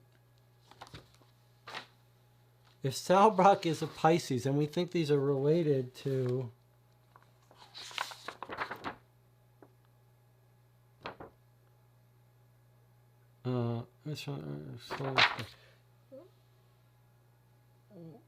what was I looking up? Boy, I'm losing it in these late nights. I think it might be, this is too hot. Okay, we went, he says he is a lion. We looked up her birth records, that was it. 17 WC, which the National Archives. Okay.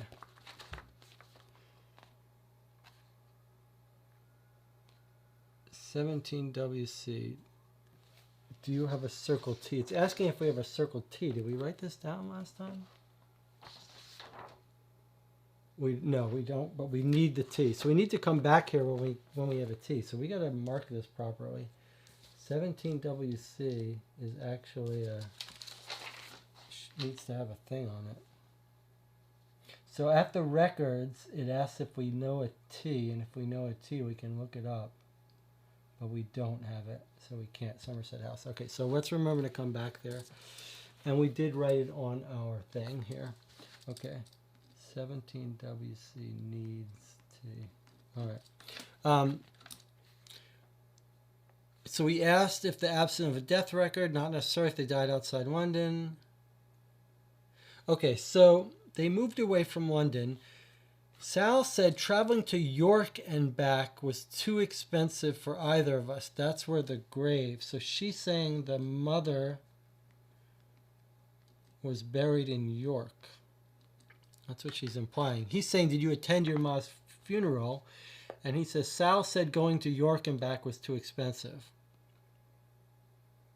Did you ever come back? What about visiting her after? Sal never told me where she was buried, and I never asked. All right. So Sally is born on 17 March.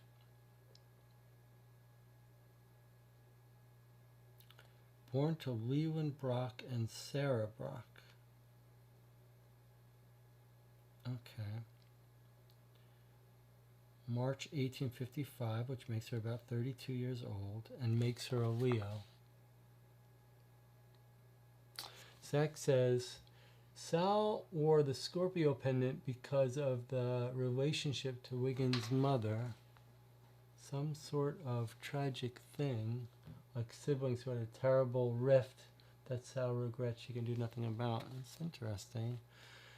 Now, Sal is a Leo, and she's wearing a Scorpio, means maybe it's not Sal, and our Scorpio is the mother, right? The mother has the birth date of Scorpio.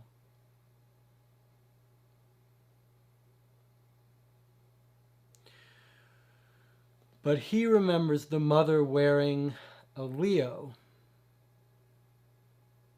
or the person he knows as his mother, which I guess is a better way to say it. And we have no one that we know is a Leo. That's confusing. So like if we asked ourselves, we've seen a Leo pendant and a Scorpio pendant. We know the Scorpio pendant should be worn by his mother, but it's worn by Sal Brock. And we have no idea who would be wearing a Leo pendant. Let's look up Brock, because I want to see. Maybe her parents are alive.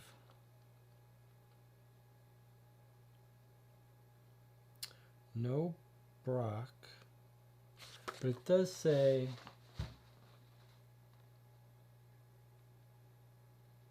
now Busey, or N-E-E Busey, like it used to be previously, I guess. I don't know. Is that a known? Has anyone ever heard of that abbreviation, N-E-E? It must mean previously, but I don't know why it's called N-E-E.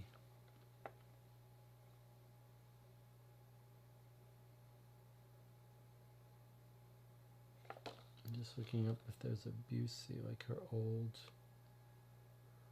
No. And our mother, Molly Wiggins, born to Sable. Noah and Hollis Sable. Previously Greaves. Why is... Oh, Molly Sable, right? That was her original name. Married Benjamin Wiggins. I mean, I guess we could look up... Does Wiggins' father? No, his father died. His father died. But let's look up Sable. Maybe that their family knows something of the history. No, no Sable. Okay, let's check out these schools. Let's see if we can find where they went to school. 43 London College. I mean, no one's told us that that's where they met at school. So we're going to try that. Then we're going to try the Pauper School for Girls. 43 WC. Probably nothing here. 41, 43. No, nothing there. Okay. And then what was the one in the newspaper?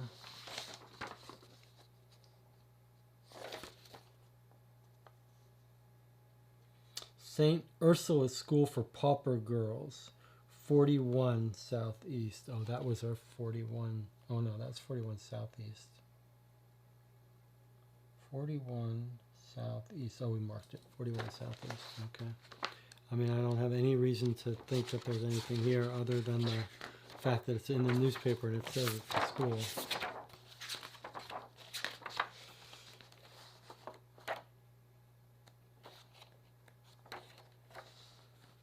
.41 southeast.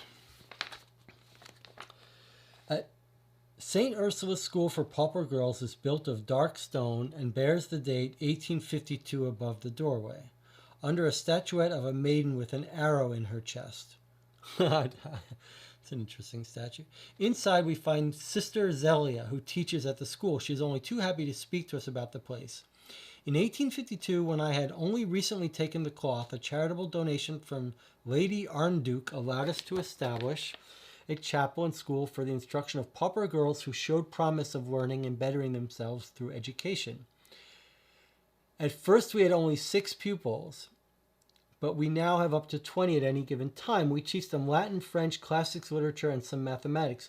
Of course, they also receive edification in the word of the Lord and the means by which to live a Christian life. Do the names Sal Brock and Molly Wiggins mean anything to you? Sal? Sally Brock. Yes, she frowns. During her time here, she and Molly Wiggins became very close. All right, we found the school they went to. She and Molly Wiggins became very close. The two of them were always together, whereas prior to that, Molly had enjoyed a wide circle of friends. Molly had a most wonderful temperament, and I was never sure whether Sally had a positive or negative influence upon her. Our pupils know that in all things God must come before anyone else, and I was concerned that with Sally and Molly that may not have been the case.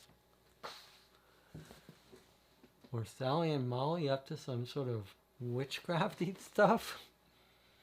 They formed some club with their astrology and mystical ways? Okay, well that was 41 southeast.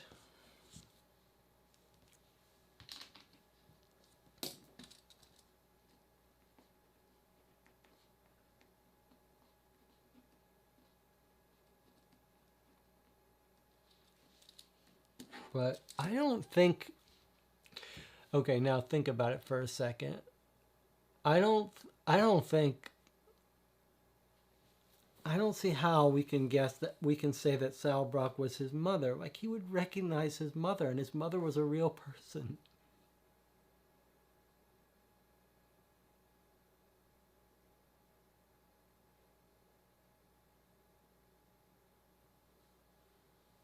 His mother was a real person. All right, well, we found her school. Nothing we're supposed to circle anything.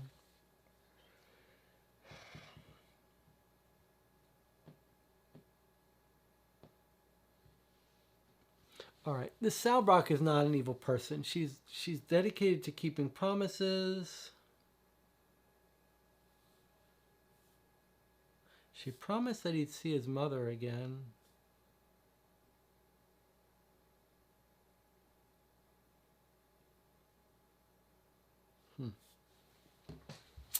This is a tricky one.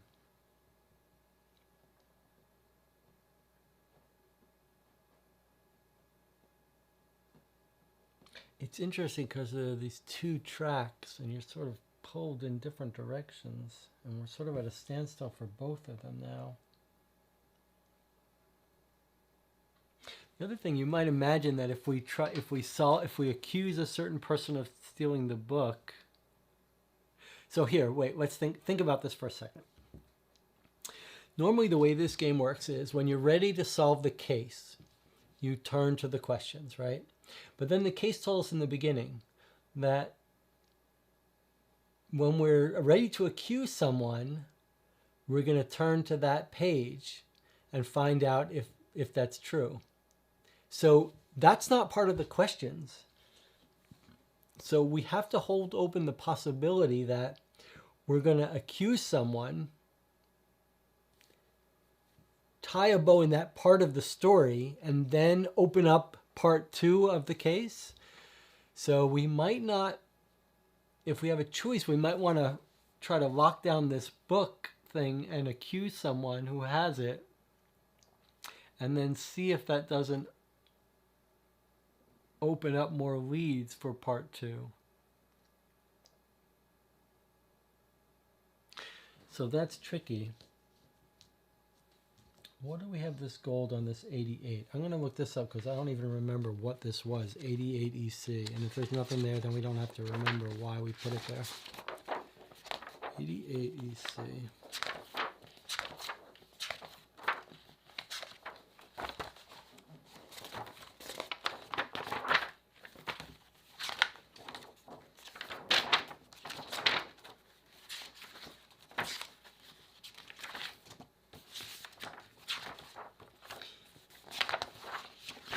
Okay, there's no 88 EC, so we don't have to, whatever it was that we were wondering about, it's not there. But we did go here to 2. That was the orphanage that we broke into.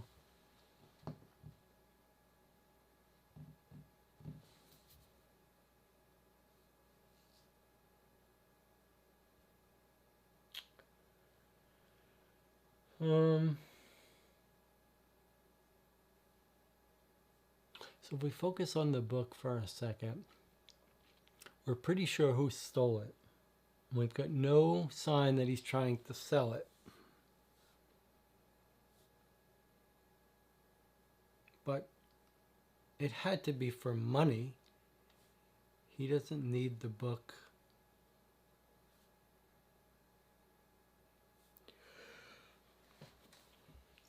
He doesn't need the book for himself. I was really hoping we could find his landlord, Paul Gray, and find out if he paid him back or not.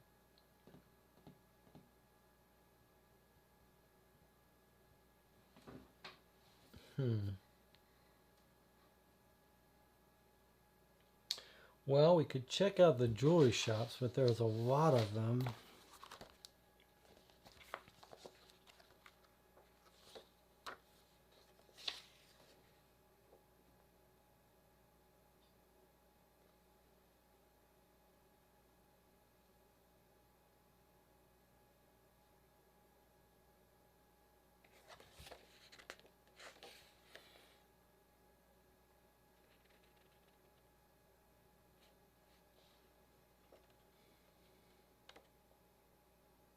We know it had to be Chad who stole it. Like, with the cutting up the piece and the lying about books and the coincidence of the brother's book.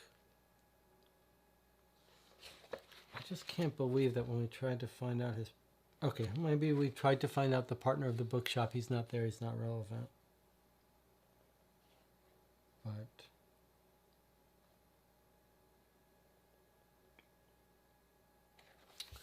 we're kind of a bit stuck. I mean, oh, I was going to look up jewelers.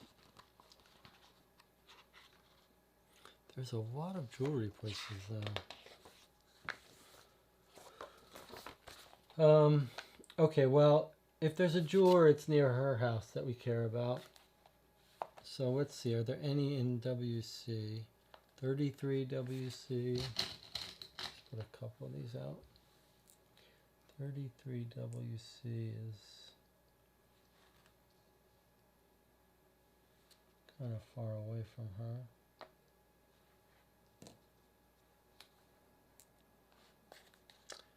And I guess we also want to look at some ECs. No ECs. 75 WC.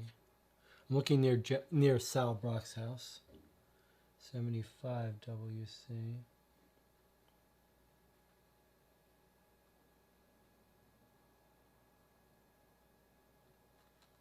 It's tempting to sometimes not bother trying to find where these are because they're probably stuff we're just going to take off. 44 EC. It's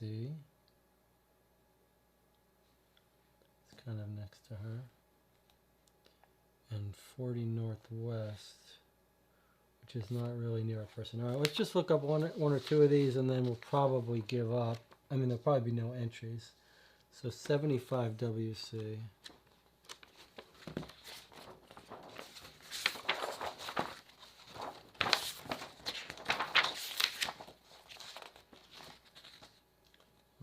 was 75 W? No, nothing there.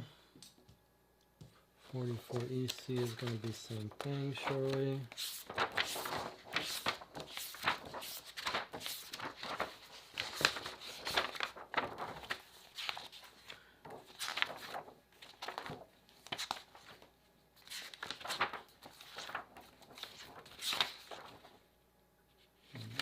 Yeah, there's nothing there. Okay, so it's not, and has nothing to do with her selling her jewelry.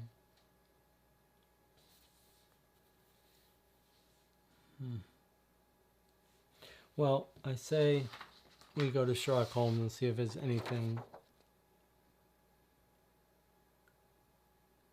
Zachary says, maybe Sal is his mother, but she was unmarried, so she gave her son to Molly, whose husband also agreed to look after the boy. But after 6 years, it just didn't work out. Well, it's possible. It's possible that she had the baby, she gave it to Molly to raise as her own,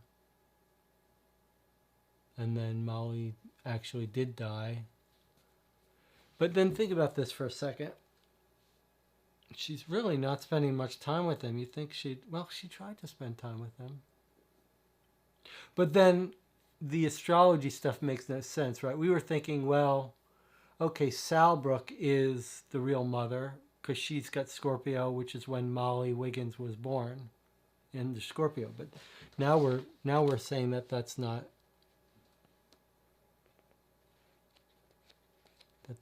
right.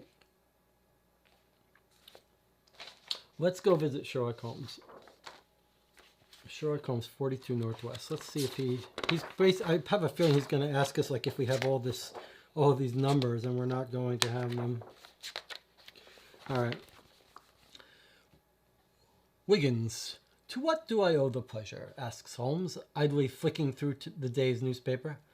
Well, Mr. Holmes, we have a case of sorts to do with a missing book and also perhaps with a letter from my mum. Holmes puts down the newspaper and gives us his full attention, and Wiggins continues. I think, Mr. Holmes, that I probably need to deal with this stuff myself, but there are a few things we thought you could help us with. Indeed, says Holmes, I will do what I can. You may ask Holmes about the book or about the letter at Sal Brock's house or both, but each counts as one lead.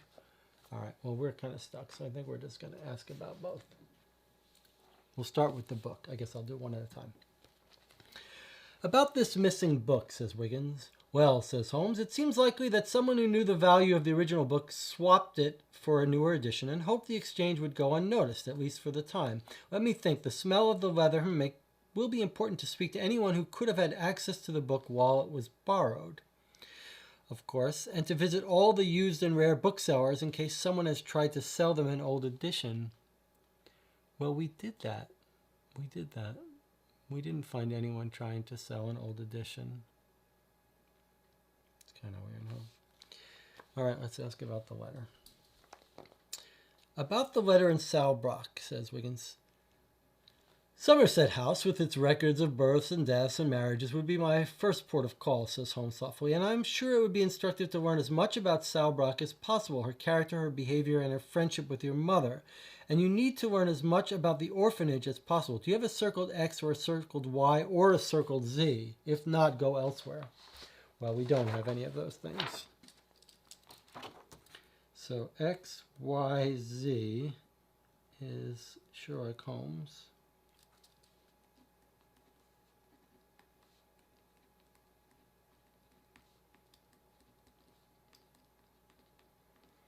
As we suspected, he's not ready to help us with any of those. Go elsewhere. And that was 42 Northwest.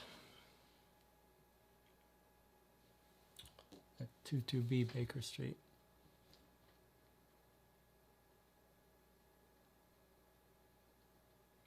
Sal wrote all the letters, and the letter Wiggins saw on the table was Sal confessing everything to him. That's what Zachary Brown says. Think about it for a second. The letter was sealed and postmarked from 3 days ago. So what, did she mail it to herself?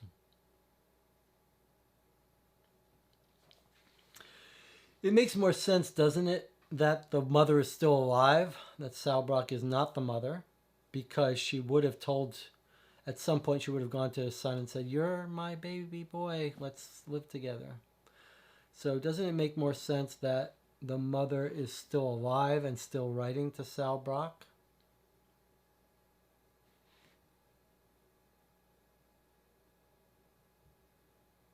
Do we have someone who can take a look at that letter? What have we got here? Performs autopsy, knows London Society, Sherlock Holmes, has official information from the police, cab drivers, and analyzes all items and substances found during the investigation. I wonder, let's go to H.R. Murray, the criminologist, and see what he can see if, I mean, I don't feel like we have that, so I feel like it's going to say if you have this evidence, but since we're going to go there anyway at some point, let's go to 22 Southwest. Even if he tells us, come by when you have some letters, at least we'll know where to go after we get those letters. I feel like it was down here somewhere, wasn't it? All right, 22 Southwest. I feel like I never know where, I don't know why I always have to go through this book 5 times. Murray is asleep in his chair when we arrive, and we gently nudge him awake. "Certainly not, Mr. Townwhistle," he shouts as he opens his eyes, then looks around the room, clearly confused. It gradually dawns on him where he is and that we are standing in front of him. "I was just reviewing some evidence," he says, picking up a teaspoon from his desk and studying it. "I think that's your teaspoon," says Tinker. "Huh? Oh, yes, so it is. Murray places the teaspoon by the teacup on his desk and then begins to tap the table. "So how can I help you, Wiggles?" "Do you have a circled T or a circled X?" So we don't have either of them, but we had found 2 other places that want them. So this is exactly what we expected, right? That there's more evidence that we don't need. Southwest. 22 Southwest needs T and X. This counts as a lead. We're going to leave this here, though. I guess I'll leave that there for now. Okay, circle T or X. If so, read the sections below. If not, there's nothing Murray can help you with. All right, so we thought as much. The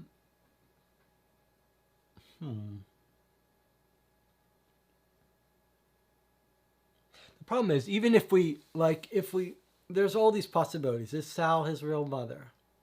Is the mother still alive? The thing is,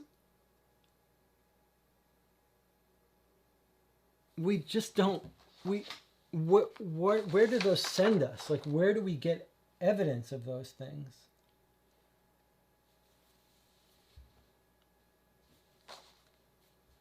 I always get scared that we forgot to circle a letter. Like there's some paragraph where the other side of the page we didn't read. It's like circle this. But we didn't really get... I'd like to take that letter and open it up and read it. Huh? Why aren't we doing that?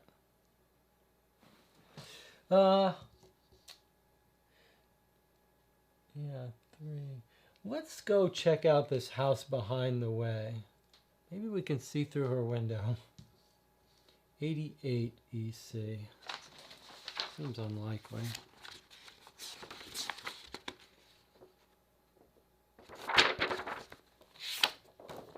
She mentions it, right? She mentions... Does she... Wait, no, it's someone else that mentions you can see behind your...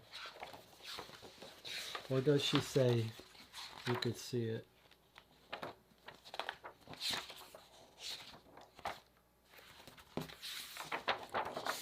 I just wish these were in different booklets, all the different neighborhoods, because this is ridiculous. So I keep...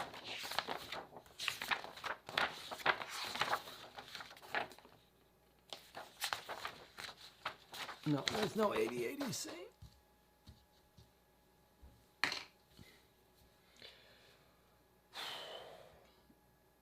We know where they went to school together.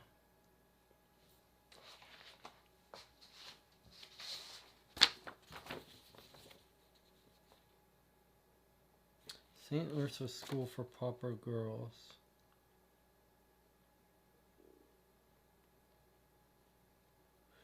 Pure and Crow. Here's a personalized. Pure and Crow currently have upon their hooks a number of properties to meet the needs of investigators and seekers of commercial premises. Call at 70 Vauxhall Road Southwest. We forgot to write this down, but I remember this now, that when we went to the orphanage that was abandoned, there was a sign up from Pure and Crow. So I say we go there and see. I don't know why the real estate people would have any information about this, but 70 Southwest. The real estate people selling the orphanage, 70 Southwest. It is curious that they mention it. Okay. We are managing the sale of the property, the former orphanage at 2 Albany Street, for Dr. David Sephora. Do you represent an interested party? That we do, Governor. Have you had much interest in the place? The man pauses and then purposefully adopts a thoughtful pose as if he is trying to remember all the people who have inquired about the orphanage. Yes, he says, we have. If your employer is interested, he should act fast. We will tell him so, sir. Do you want to organize a viewing? Already had one. Thank you, Governor. We already had a viewing when we broke in. All right, well, that was totally useless information, just a little bit of flavor. And an alternate way to get to the guy who used to run the orphanage.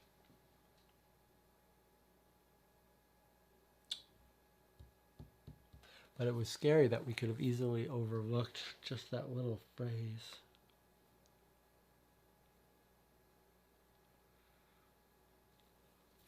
How would we learn more about Sal Brock? Sal Brock creates... So Sal Brock creates theatrical makeup. We talked to the little girl at the theater who says she's a little odd. And a promise is a promise. The guy agreed to buy 4. He's going to buy 4 pots of the makeup. But that's what she does.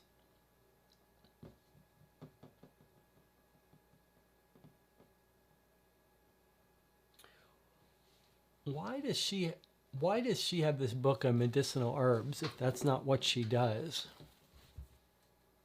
Think about this for a second. She bought a super expensive book that she knew was super expensive. She had to track it down all through London. But she's kind of poor. Like, how does that make sense?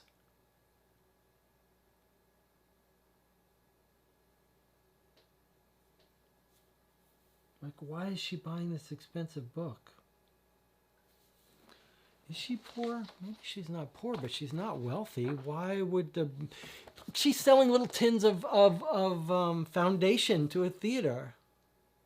Why does she have this super expensive book?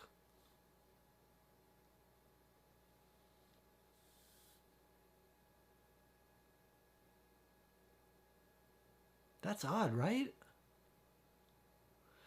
It's not just why does she have this. It's not like it was gifted to her or she found it. She went a couple months ago, or whatever, a year, however long ago. She went hunting all over the place to get a copy of this expensive book. That's odd.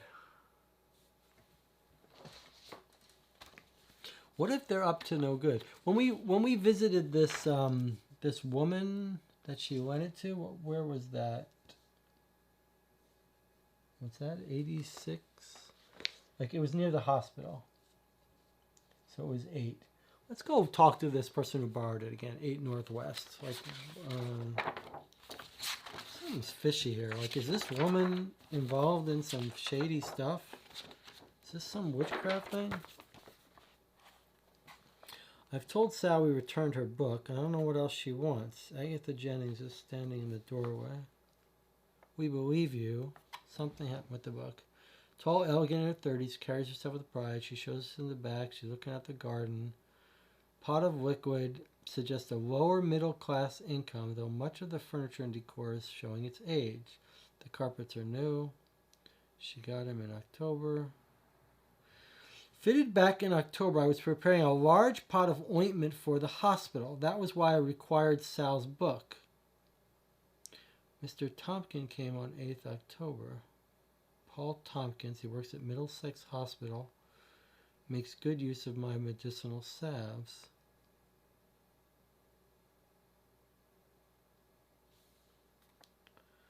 Husband comes home. She got the message. He found the book, wrapped it, delivered it the following day. Can you describe the book and how you wrapped it? It had a little black upon the spine, was bound in brown leather, not cloth. He distinctly remembers how strong the leather smelled as he wrapped it up. I used brown paper and blue string.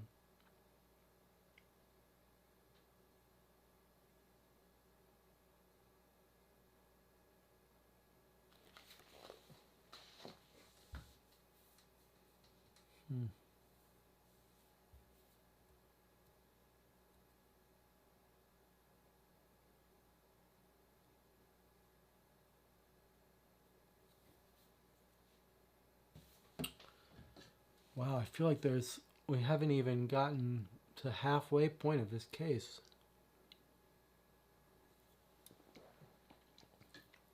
What we could do if we're feeling a little lost is accuse the carpet guy of stealing the book. Or and then if that fails, accuse Tompkins of stealing the book. And see if that opens up more information. Like then we get the book, we bring it back to Sal, and we confront her about the letter.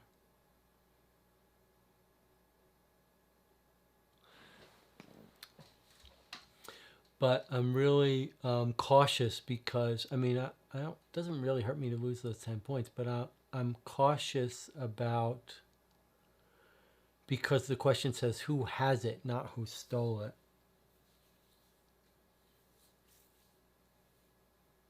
Is it possible he stole it just because it looked like a cool old book? But he needs money, he's being evicted. It really sounds like he stole it. Let's look here. Is there the carpet shop? I'm trying to see if like maybe we could guess where he owes money on drinking women. The carpets were at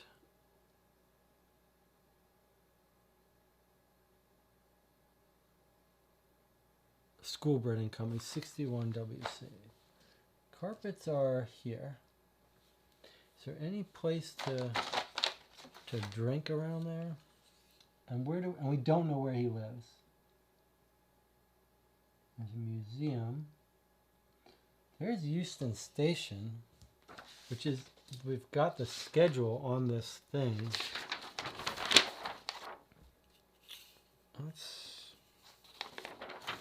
That's interesting. I just don't know why we would go there, though. Theater, card club. That's where he works. And where's the brother's shop? 86 Southwest. So here's the carpet, and here's the bookshop. Carpet and bookshop.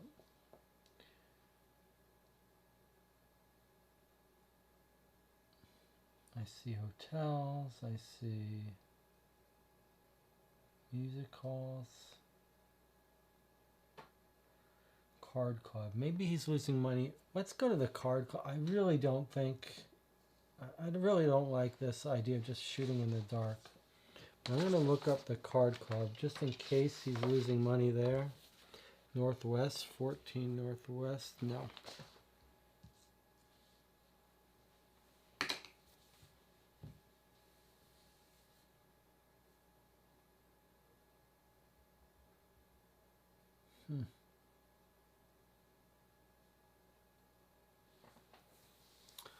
Let's talk this. This would be the time if you were playing at home. You'd go for a walk, you'd sleep on it, but we don't have that option. So we're under real world time pressure.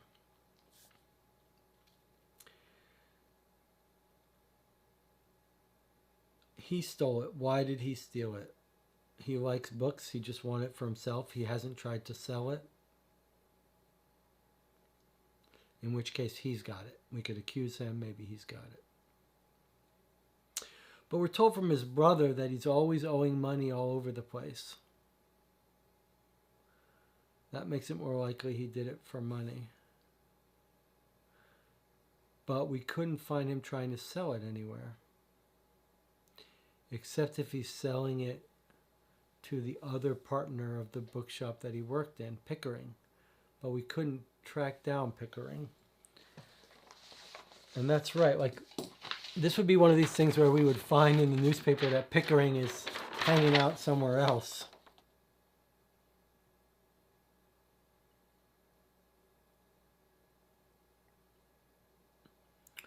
Bag of coal.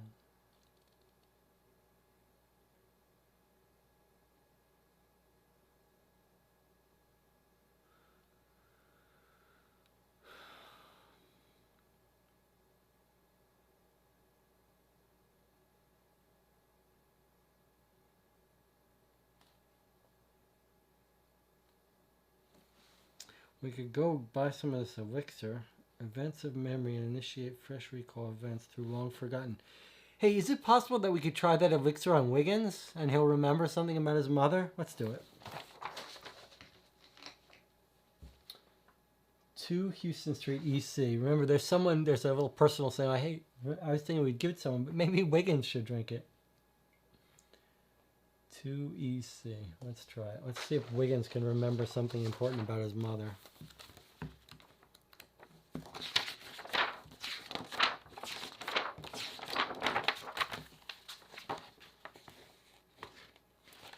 EC.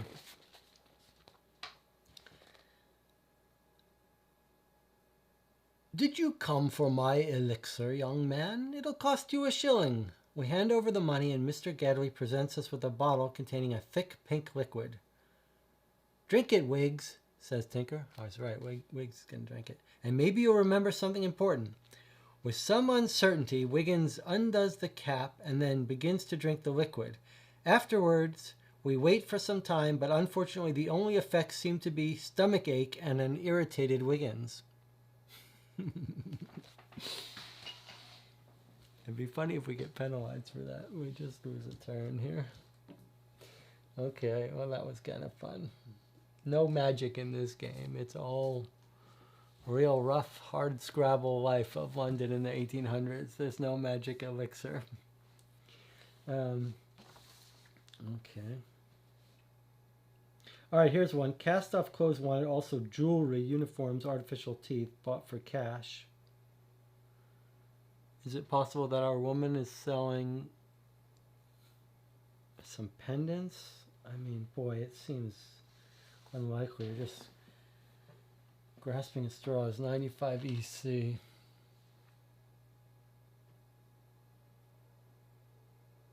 But maybe she sees the paper and sells one of her pendants. Seems unlikely.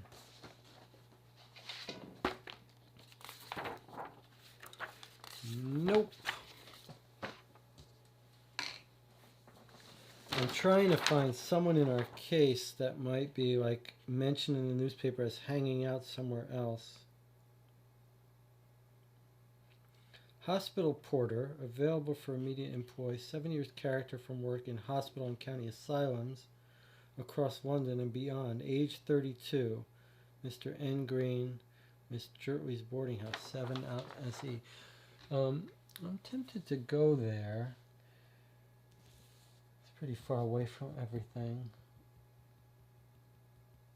Let's do it. Let's stop by 7 SC just because. What's the justification for that? He works in a hospital. He might know, this person might know Tompkins. They're the right age for our peer group. So I think it's worth a try. Seems like a shot in the dark. 7 Southeast. Okay. Do you have a circled Y? If not, you learn nothing useful. All right. So 7 Southeast stays purple. This says needs What was it? Needs a Y? Needs Y. Okay, well we don't have Y, and we've got Sherlock Holmes also wants us to find a Y. So we're going to make a note. 7 southeast. This is like last week's case where we had a ton of evidence we could not find. By the way, guys, we're not... If we got to like 10 a.m. and we didn't have any of these clues, then we'll just put a pin on it and do it again tomorrow. Like, we're not going to walk into the questions not knowing this stuff. So however long it takes, it takes. But I can't guarantee. We'll stop at like a 7-hour stream like last time. But all right, so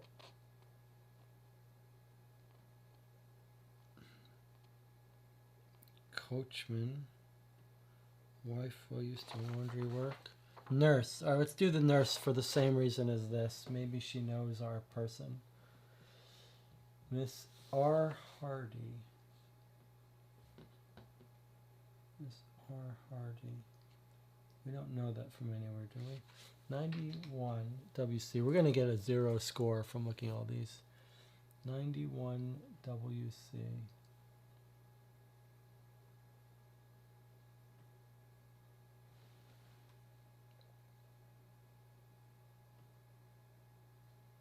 Over there. All right, 91 WC. We're grasping at straws here. We really are, because we're at a loss. 91 WC is not in an entry. Okay.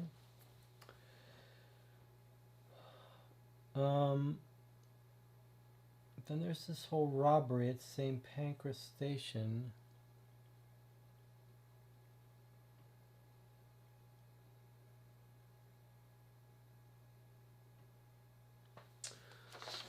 Someone's coming from Poland. Usher Solomon, a native of Poland, on 10 September. Came from Nottingham. Then she's robbed. Let's go visit Lestrade, the police guy. Let's see if there's any connection to any recent crimes. 13 SW. I'm going to check the comments. I hope you guys have a better idea than me of where we might crack it open. And no cheating, obviously. Needless to say.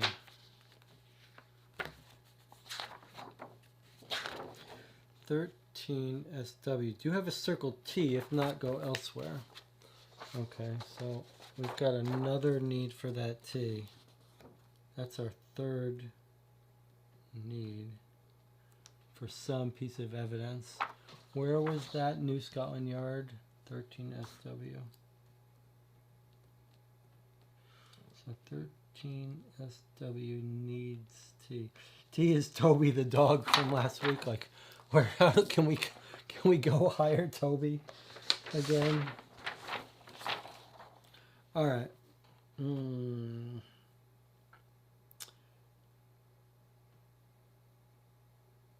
I was trying to see if the Euston station went to York, where the mother is supposed to be, but I don't see it. Horse show. There's a big long thing about this horse show.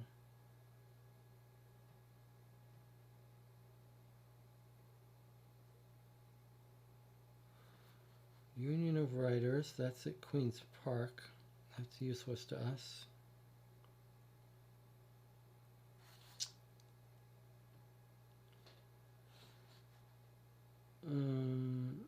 Pamphlets and Travel the Globe. Army contracts. What's the deal with this War Office? Army contracts.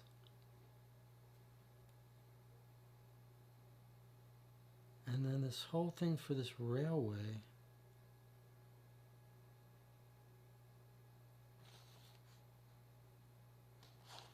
It's just bizarre. Your musical expertise is required. I think we'd have to... There's no point in going there. We have nothing to do with music, right?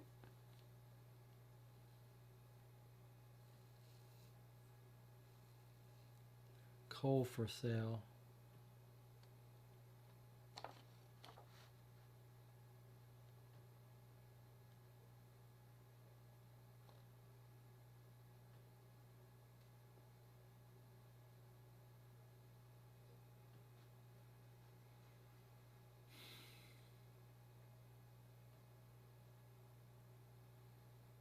Coachman.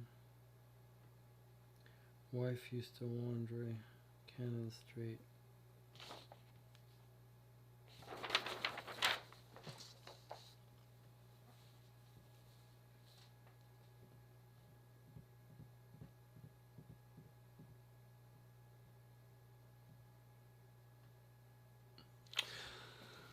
The one that's really bothering me, and here's a comment for Dave Neal, the author.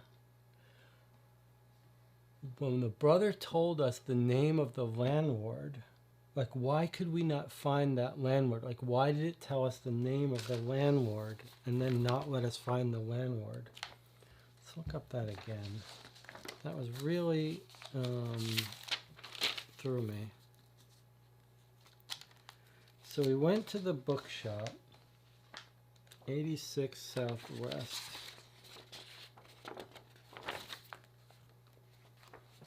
Do you have a circled B? Okay, we did. He's rearranging books. I'm Herbert Chatto. Mr. Pickering is not at work today. Okay. I am. John's my little brother. Are you here about the rent? Tell Mr. Palgrave I'm not going to bail him out again. If he's behind on payments, you'll just have to evict him. Has John ever worked here? For a while, he likes books, but he prefers to be more active than this profession allows. He's currently in gainful employment doing carpets.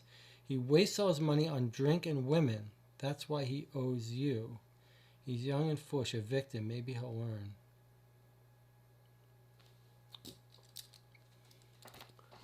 So that's when I started looking for his landlord who would evict him, Mr. Paul Gray. I wonder if it's worth trying to find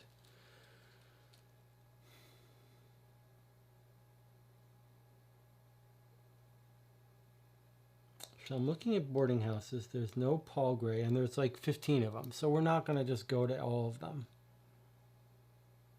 Right? Clearly not. Although you could ask if he works here at 61 WC, might he live right nearby? There's 7 WC. It's too far away. He's also near Northwest. 7 Northwest, which is here. I mean, I suppose if he's going to live anywhere, he might live right near his work. They're all over though. 78 Northwest.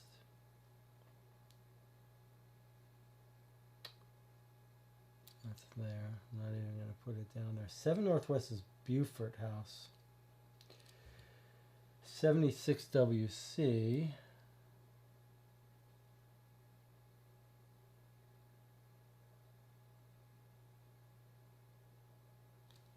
That's here, I suppose, but I think if there's nothing there, it's not going to be there. But where else would he live? Those are boarding houses. Seems like maybe it wouldn't be a boarding house that he would be evicted from. It would be someone's house. There are the inns, hotels.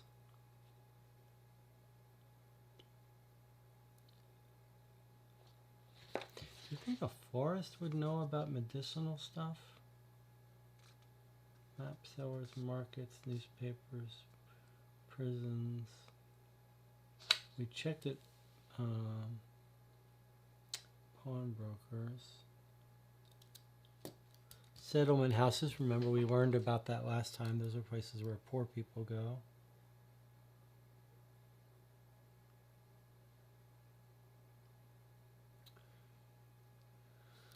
Sports. He's more active. Stable. Tailor.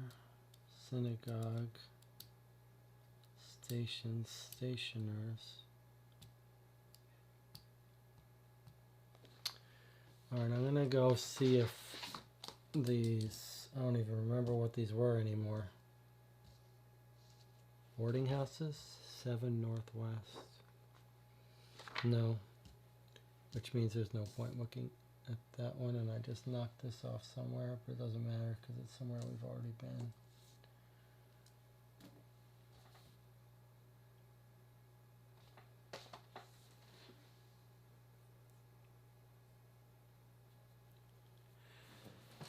Let's look at the comments. If Sal hunted all over the place to find that expensive book, why don't any of the bookstores remember her? It's true. Well, actually, I think one of them did say something, didn't they? They said something about a couple months ago they may have sold it to someone. I'm pretty sure it was like Dobie's bookseller. Dobell Book 66 WC. Let's read about what it said. Yes, says a young, attractive lady who introduces herself as Lily Dobell. We did used to have an old copy of Culpeper, bound in black leather. It was from the early 1700s, I believe, but we sold it in the spring. We have not seen or been offered any such volume since. Now, I'm assuming that's the one our woman bought, but now here's something interesting. She says we sold it in the spring. And the spring is also when all this trouble started with the... No, that was the spring when he died. Okay, so sold it in the spring. So I believe that's the copy that our woman bought. And that was at 60...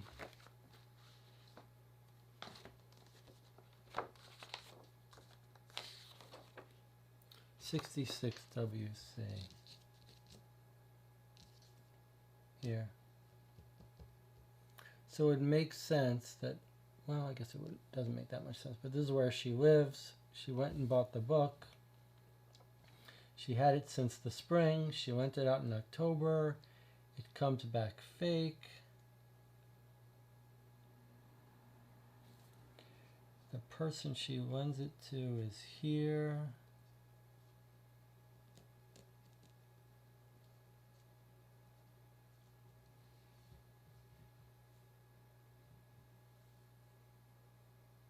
Right, I mean, that's our address of our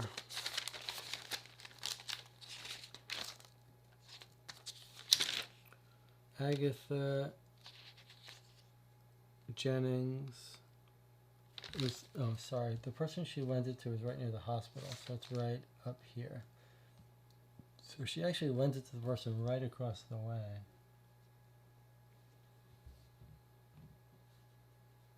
She's making medicinal herbs for the hospital, which is right across the way from her.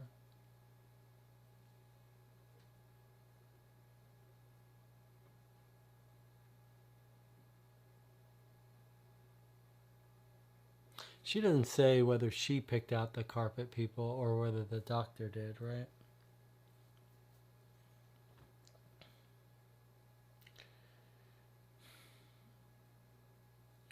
I think what I'm inclined to do is accuse the carpet guy of stealing of having the book.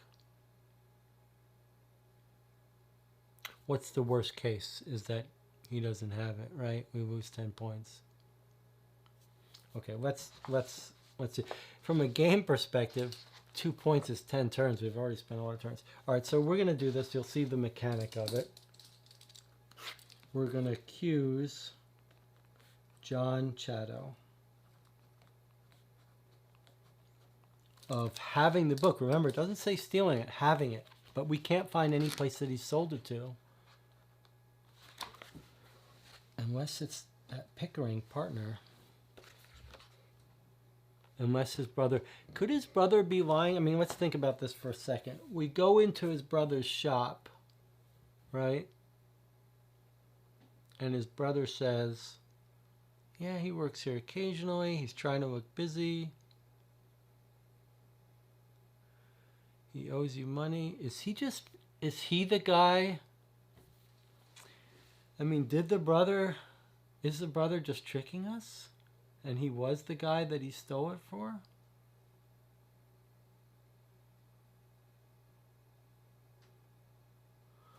Let's read that entry again.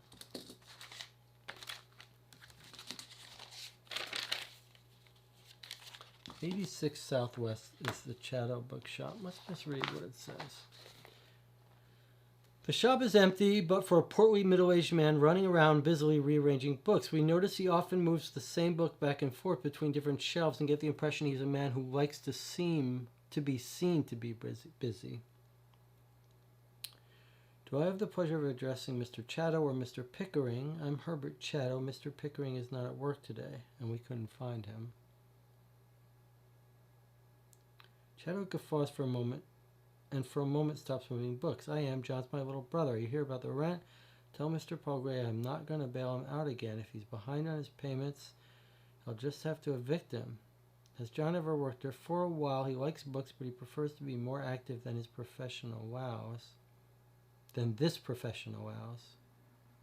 He is currently in gainful employment fitting carpets, but his problem is that he wastes all his money on drinking women. That's why he owes you. He's young and foolish. Evict him. Maybe he'll learn." It doesn't really sound like he's in cahoots with them.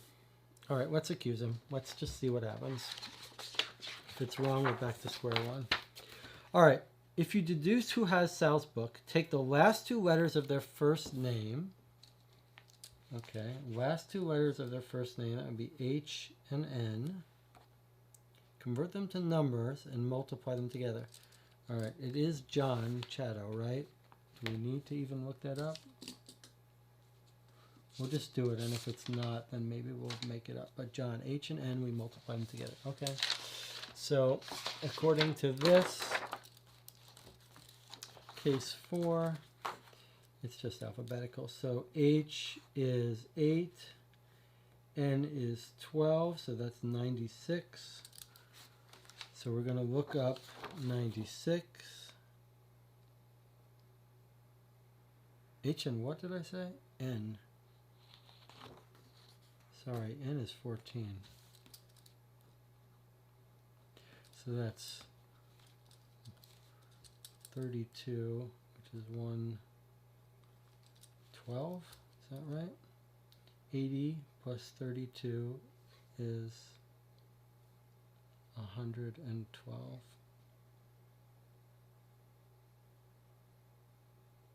80 plus 20 is 100. 112. If I'm wrong, I'm going to look pretty bad, pretty foolish.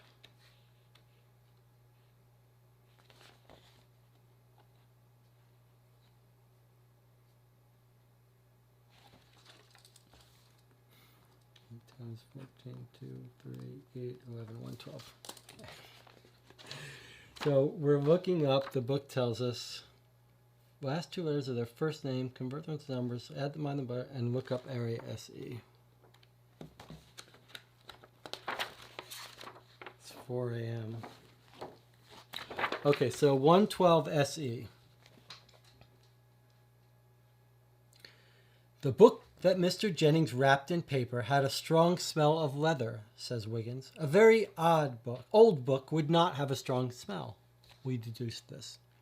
That means someone switched the old edition for a new edition before Mr. Jennings packaged it on the 13th October. That's what we guessed. This is a long entry, so I guess we got it right here. So we should take a moment to celebrate. So we've accused, I don't know that we've gotten it right, but it's looking like maybe we did the right thing here. We'll have to talk about this in the end when we do our review of this case. So we're 4 o'clock, we're 4.5 hours in. That means someone switched the old edition for a new edition before Mr. Jennings packaged it on the 13th October.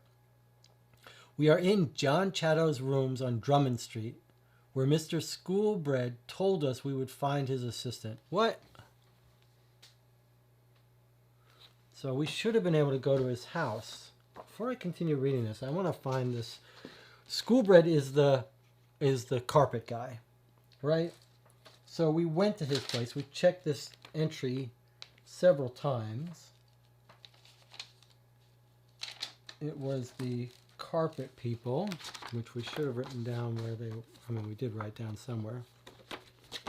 but we've gone to the carpet people several times. The carpet people are Schoolbread and Company, 61WC. 61WC carpet. Okay, we went there and we saw John. We didn't. This is saying that this guy told us where he lived, but I don't think so. 61WC. So I'm putting a pause in reading the solution because I want to know if this is, we missed the lead here. So we go to the carpet at 8 Charlotte Street. No, sorry, he's saying we went and fitted carpets there. Okay. Me and my assistant, John Chatto. We work for, and we say we work for Sherlock Holmes. Dark-haired man. Okay, so he calls John from the back, smiles. These folks have some questions for us about the job on Charlotte Street. A simple job, take up the old carpet and replace it. They wanted them both replaces it. He says, we say, you took the old carpet? Yeah, we have some of it here. Then he says to John, you cut a piece from the corner by the bookshelf and took it for use as a rug, did you not, John? John nods. It was an uncommon design, and that corner was in good health, so I cut it free of the rest and took it back with me. I have it by my fireplace. You mentioned the bookshelf, says Simpson. While you were working, did you see a book? The books were in the room. Did anyone else come into the room? Nope. So he did not tell us anything about where John lived. Now, I suppose we could have visited him at his home. We couldn't visit the other guy at his home, but his name was, the carpet owner's name was Schoolbread. If we looked up Schoolbread, could we have visited him in his home? No. All right, let's go back to reading the solution here. We are in John Chatto's rooms on Drummond Street, where Mr. Schoolbread told us we would find his assistant.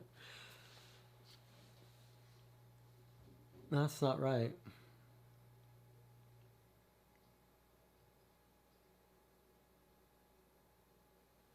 That's just not right.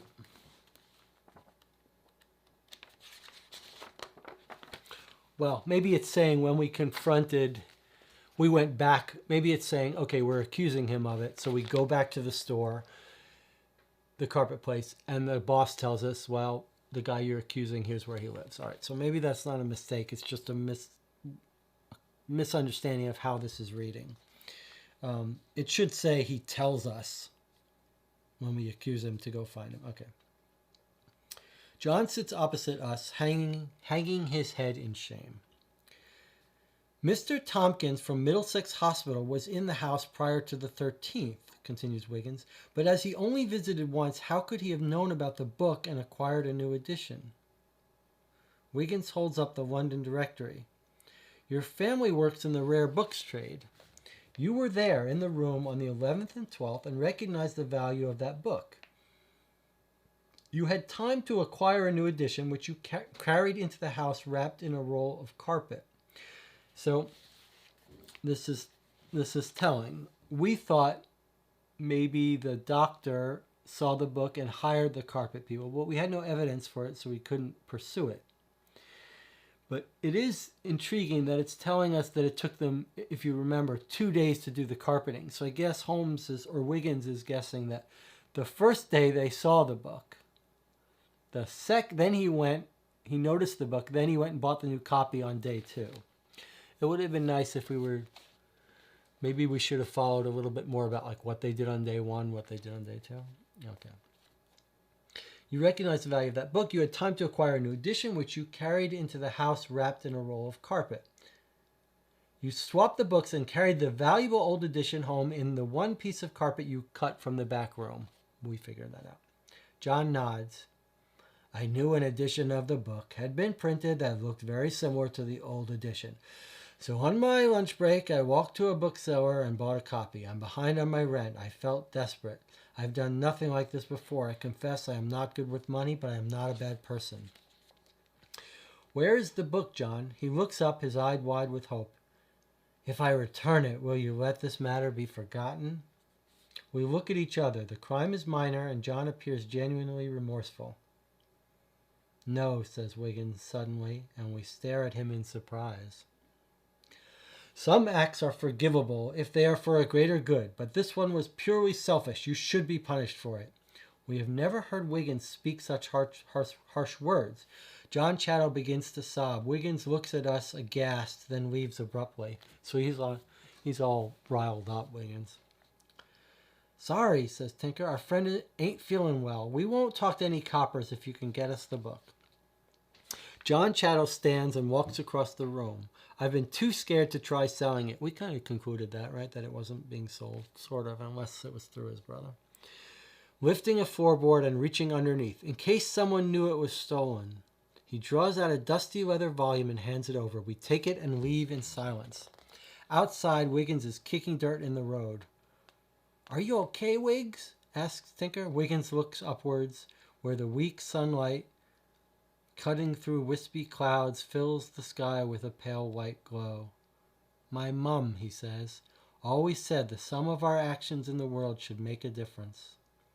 We should help other people, not just seek profit for ourselves, and never stray from that. We are all well aware why Wiggins' mother is currently on his mind. I think, lads, he continues, that there are some questions I need to find answers to.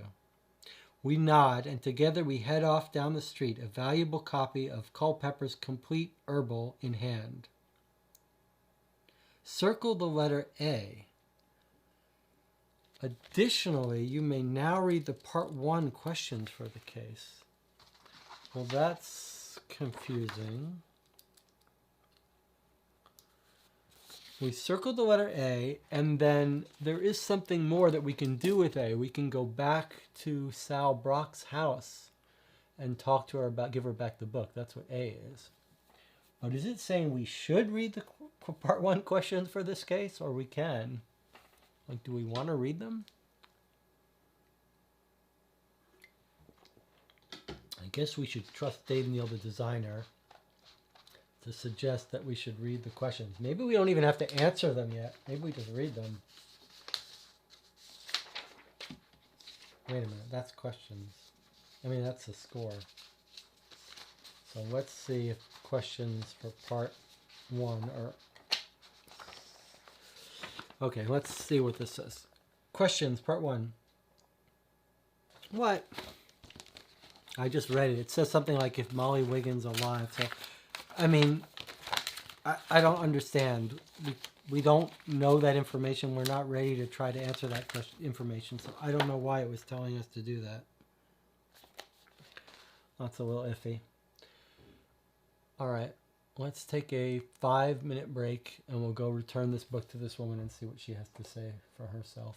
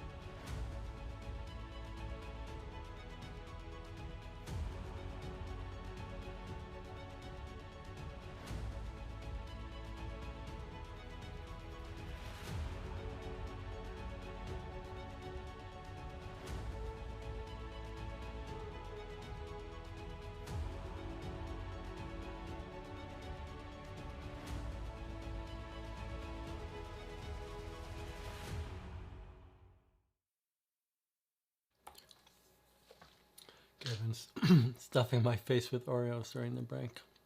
I should have prepared some real food. And I've got some iced coffee here. Which tastes terrible. 4:15.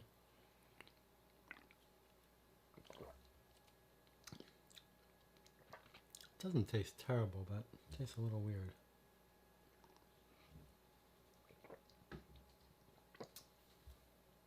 All right. I'm not so sure about this case, David.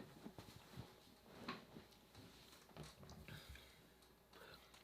was trying to think of, like, if we're going to return the book and see what she'll tell us about, but if we get lost, maybe we should go read a little bit, reread that part about how they were friends at this boarding school. He said he couldn't tell if she was a good influence or a bad influence. These two were such close friends. Clearly she's a good woman. She's going to visit this kid constantly. It definitely could be that it was her son originally.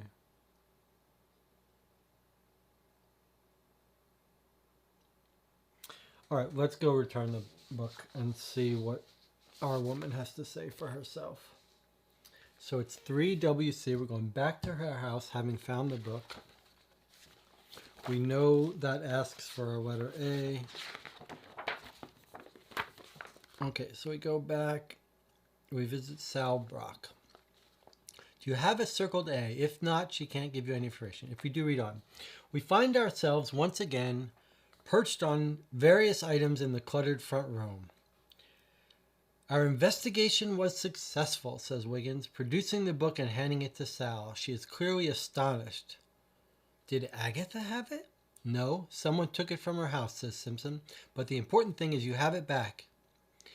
Yes, says Sal, placing the book on a nearby stack. She looks to Wiggins. I am very grateful, Henry, she says, but her tone is slightly odd, strained in some way. We think we even detect a hint of melancholy. I thought you'd probably never find it. I think I ate something a bit dodgy, says Tinker suddenly. May I use your toilet? This kid is so clever. Certainly, replies Sal. It is in the yard. Go into the hall, past the stairs, and out of the back door. Tinker leaves the room, and an awkward silence descends. Is there anything else you wanted, Sal? Asks Wiggins. Sal begins to play with the pendant on her neck. Here we go again. The small metal scorpion is slightly tarnished with age. She thinks for a moment, then she says, No, thank you. I'm so glad to have my book back. We look at the book, which she has cast aside without a second glance. So this really wasn't about the book for her. Sal, says Wiggins, seeing you has brought my mom to mind, and I realized I have never visited her grave. Is she buried in York? Sal stares at Wiggins for a moment, her expression blank. Then she nods slowly. I forget the name of the cemetery, she says. I have never had the money to visit myself. I'm all done, says Tinker, suddenly bursting into the room. It was a right rollicking relief to get that out. He sees the solemn expressions on our faces and goes silent. Putting his hands in his pockets, he looks around sheepishly. It was good to see you again, Sal, says Wiggins. You too, Henry. And a pleasure to meet your friends. May God protect you. And it continues. Once we reach the end of the street, we turn to Tinker. Did you get it? Asks Wiggins. Tinker nods and removes the envelope from an inside pocket. We break open the envelope and are surprised to find it empty. Circle the letter X. So he stole the envelope as we knew he would. It's addressed to her. It's got her full address. It's postmarked. Well, we're told before it was postmarked 3 days ago.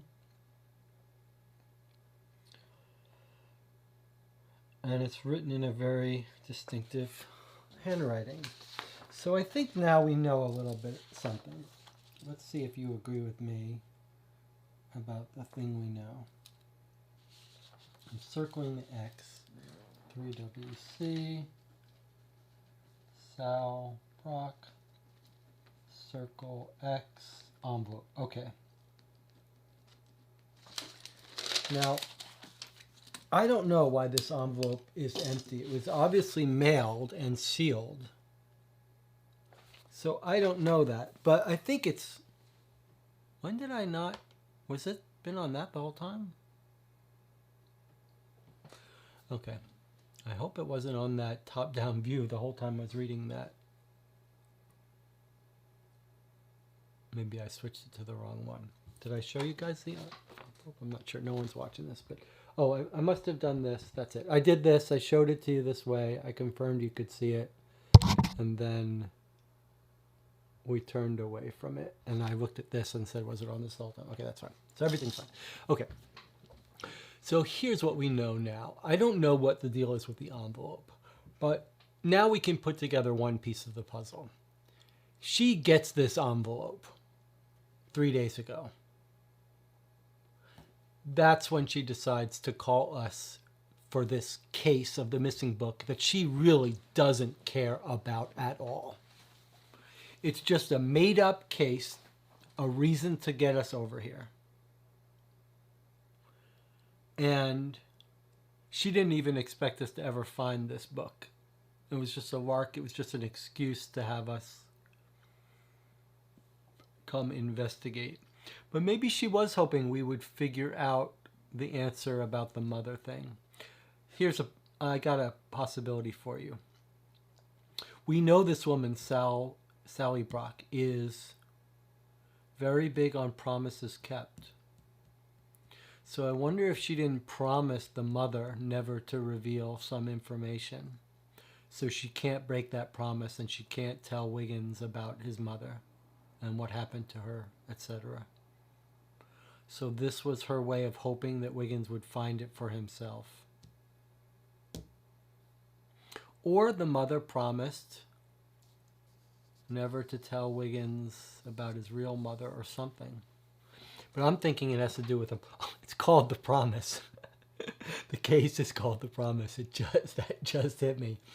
So, yeah, I'm thinking she made some promise to never reveal Wiggins something about his mother.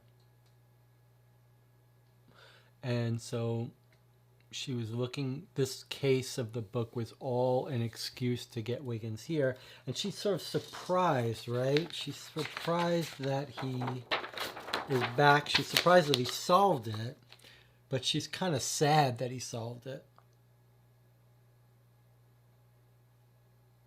He asked about the grave, and she's like, I forget where the grave was. So she's not dead. She's not dead. She's not buried in some grave in New York. All right.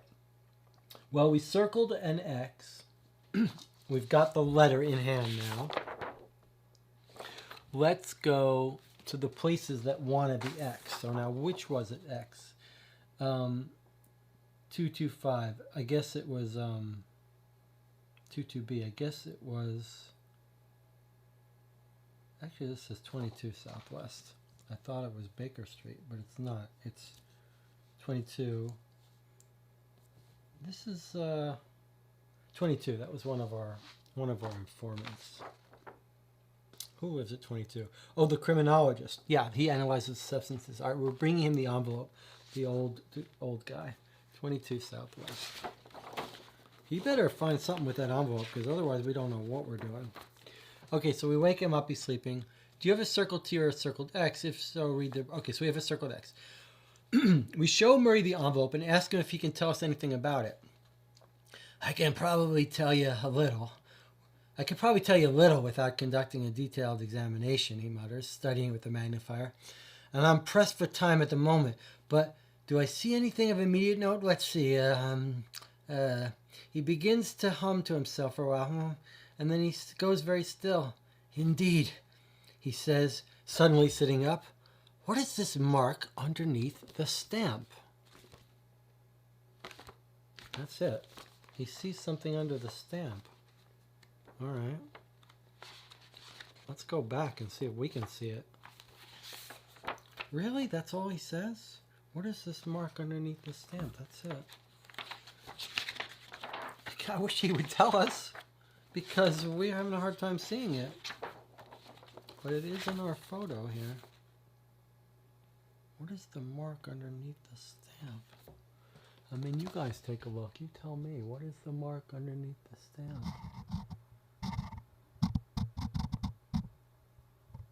Do you see anything?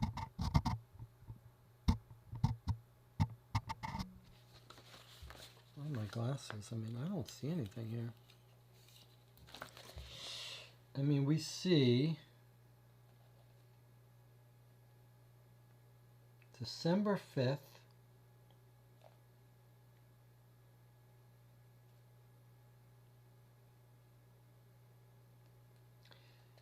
Hamwell.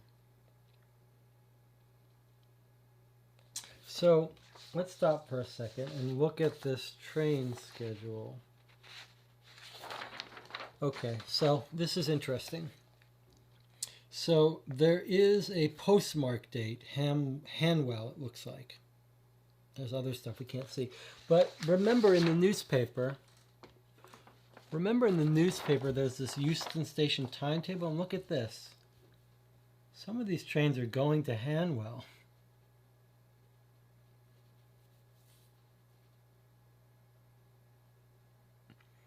Should we stop by Euston Station and see if we can get a train to see if we can find where this went? We'd have to, I mean, I say we do it.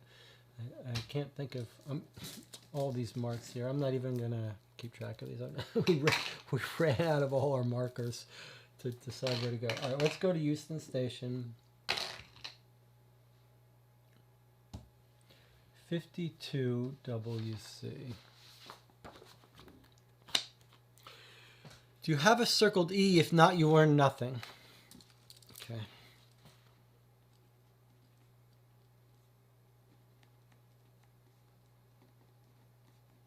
That's painful. 52 WC, circled E.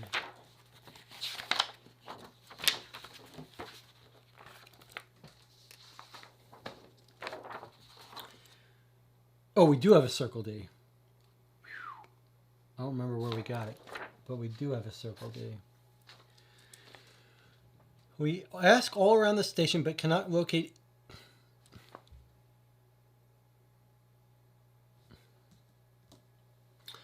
It's about Buchanan. We ask all around. We cannot locate anyone by the name of Buchanan. Okay. So that was totally not to do with Hanwell.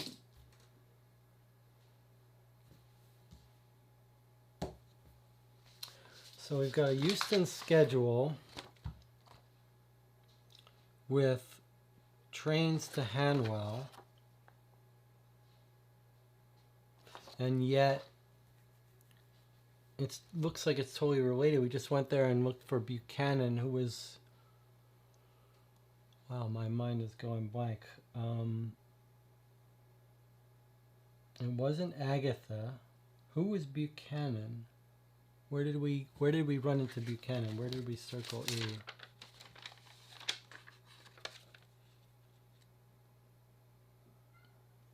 Oh, that was the neighbor. The neighbor's name was Buchanan.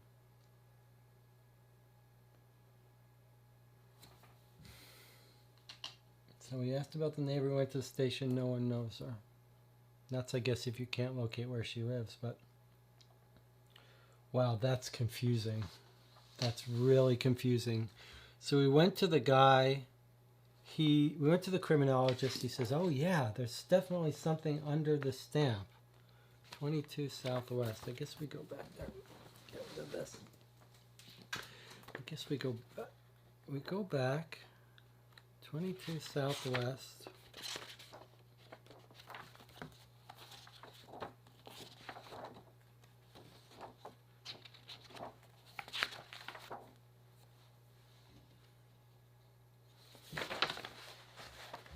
It's not 22 Southwest. Where is it? Criminologist is at 22 Southwest. My book is falling apart here. 22 Southwest. All right, he's asleep. We show Murray the envelope. What is this mark underneath the stamp? Well, the mark underneath the stamp, I guess, is not going to be the Henwell. That's the stamp. That's the... There's two meanings of stamp. It's the stamp or the date stamp, but both of those are on top of the stamp. And he says there's something underneath the stamp. What is this mark underneath the stamp? And then he's not telling us? Can you just explain to us what it was? You saw it. How about you tell us what it was you saw? But we're supposed to see it from this photo. From this drawing. And this has come off now. All right, I'm getting a little bit on tilt here like Greg does.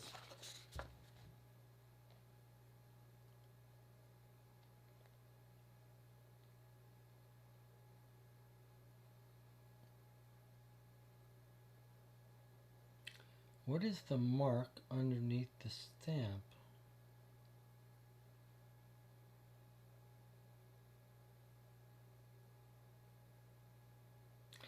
So, okay, I think I see what it's trying to tell us, I think. Let me show it to you again. So look at the actual postage stamp. Can you see it looks like maybe it had a previous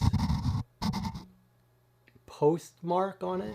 Like a round, see it's like a dull round circle. Are we meant to think that this was mailed twice?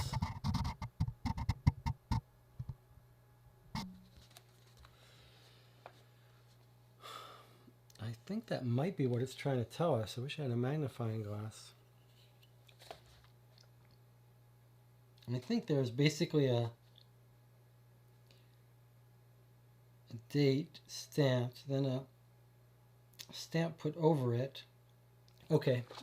Well, that does not help really. However, it does give me an idea to go to the post office. Maybe they can answer, they can tell us what is going on with this envelope.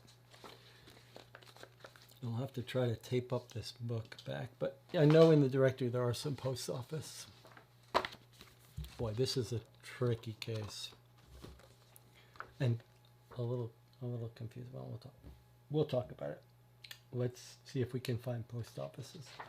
Let's hope there aren't too many. Okay, post office. 92 EC. Sorry, 93 EC. Okay. Then there's 32 Southwest. I really hope this one we turned in. Oh no, he's still got a thing for us. 32 Southwest.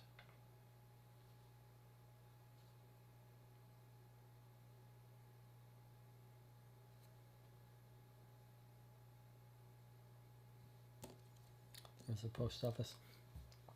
I don't want to forget that when we went to the criminologist, which was 22 WC, he actually still had information for us. He wanted another circle that we didn't have.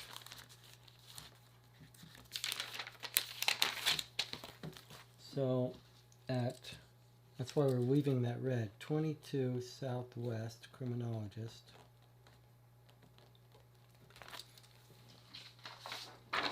.22 Southwest. Still, he wanted the T. A lot of people wanted that T letter. Needs T. So I really hope we can find that T. That will open up a bunch of stuff.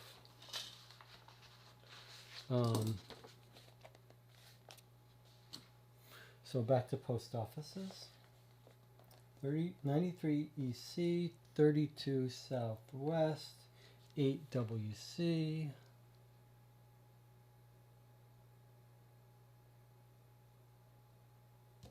Another post office. Wow, it's a little scary how frequently I'm getting these numbers wrong. This says 6 WC, like, God help us if I get one wrong that I look at and say there's no entry, then it's all my fault. 12WC. This is why ideally you'd go over everything again if you really got lost rather than give up or blame everything, but it's hard to do that live. If you're on a real case, you'd say, okay, I'm going to start from the beginning, re-examine everything. Has anyone watched The Bridge yet? 4th season. It's sort of, what is it? Is it Swiss? Danish? It's quite good. All right, let's try to go to some of these post offices. We'll start with the ones that are most likely related to our case, which might be these in WC.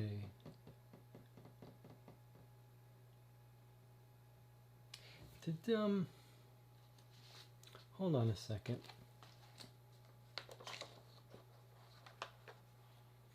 So post offices actually have EC District, Southwest District, WC District, Investigation Department, and Post Office Banks. So Investigation Department, there's a Postal Investigation Department. That kind of sounds like us, doesn't it?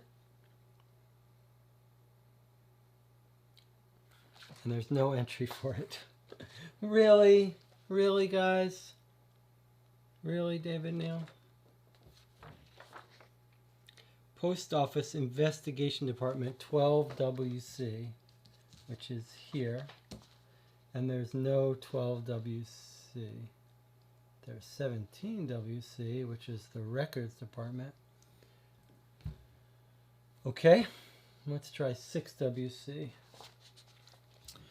We do deliver to Wharton Street, but we cannot track the movements of any one specific letter, I'm afraid. So we found the post office that delivers there, and they say, we can't do anything about your letter. All right, well, I'm going to look at the other post offices just for the hell of it. Well, at least one more, and then we'll give up because that's craziness. So 93 EC, nothing. Okay. So let's remove the rest of the post offices unless there's any reason. Post office banks. We tried the detective investigation department of the post office, and there was no clue there. No lead to read, which is insanity. Insanity. All right. That was the house. We finished that up, right? So that can be a green now. And then these post office here, I mean, I'll go to 32 Southwest just to find out. No, there's no 32 Southwest. So there's no post office deals. We can remove any other post offices. What were 6 and 7 Southeast? 6 was post office banks. I don't know what that even means. I guess it's a bank, but that's not on our thing. And I've got a 7 Southeast. Is that something else that we didn't write down, or did I think that was a post office? I'm just going to look up 7 EC to make sure it's not there. It's not there. All right. The records department wanted a T, if I remember right, and we didn't have it. Yeah. So there's X. We found the X, but we don't have a Y or a Z. We don't have a T that someone needs. So it's the letter T that we're missing most of all. There's a mark under the stamp. We found the post office that delivers to Wharton Street. They said we can't track anything. Is there some other sign some other mark we're supposed to be paying attention to?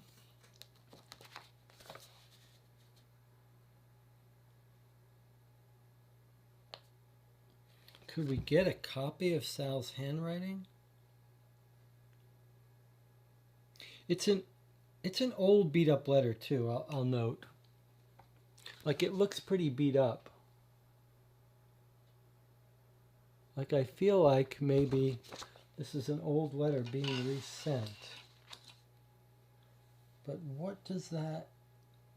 Why would you send an empty letter through the mail?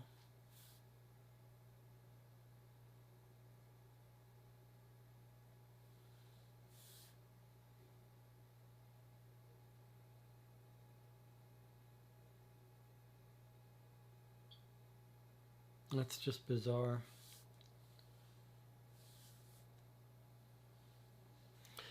Let me look at these ones I've marked. Somerset House was because that needed evidence that we didn't have. 17. It was police records, but I don't seem to have marked it here. So we got to look at again. It wanted the T. Oh, 17 WC, yeah. So that's the birth and death records and marriage records. We didn't have a T to look that up. Scotland Yard was also for the T. 22 was also for the T. So these three, 17, 13, and 22, all want evidence T. They're all records and police and stuff. Then Sherlock Holmes, which shouldn't have a red yet, and shouldn't have a green yet, he wanted X, which we had, but he also wanted Y and Z. Did we read what he said about X? I believe that's the book. But let's just go back here. 22 Northwest. Let's make sure we read what he said about the book, because we need all the help we can get in this one.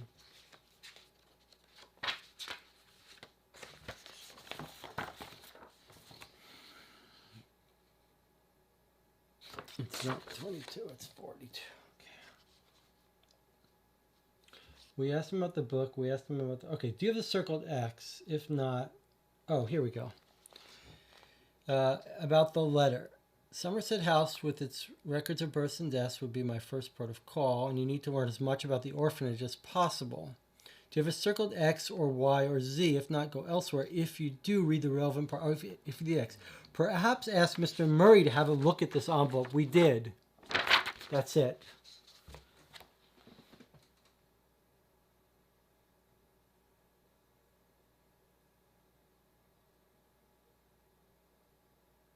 We asked Murray to have a look. He just said, oh, Eureka, there's a mark under the stamp.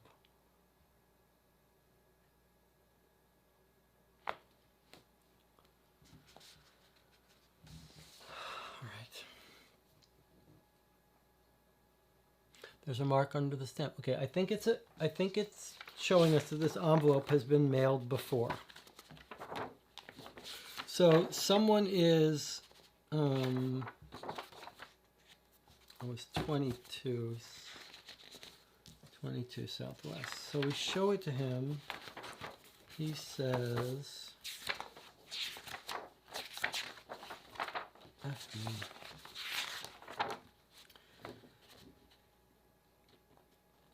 I can't tell without studying it. Press for time, but I do see any. Okay, he begins to hum. Indeed, he says suddenly, sitting up, what is this mark underneath the stamp? That's it. It's not continued. He doesn't say, oh yeah, it's this. Is there anything in the newspaper to help us?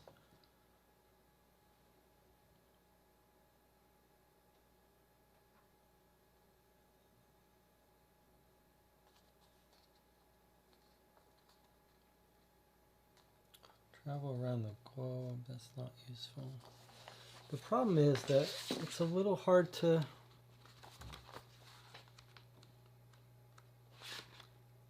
It's a little hard to see this thing and whether we're supposed to notice anything more from looking at it.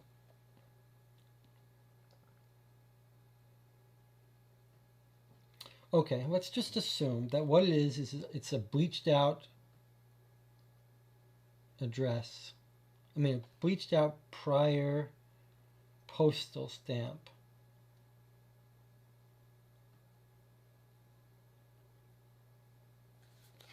Okay, so here's the only thing I can think. The letter is sitting on that table very obviously, right? It hasn't been opened, which is crazy because if this woman got this letter, she would open it. It doesn't have a sender address, so we have to assume it's not on the back either. The most logical thing for me is that this woman, Sal Brock, purposely put that letter there, sent it to herself so that she could leave it on the table with the current postal date on it to catch our attention.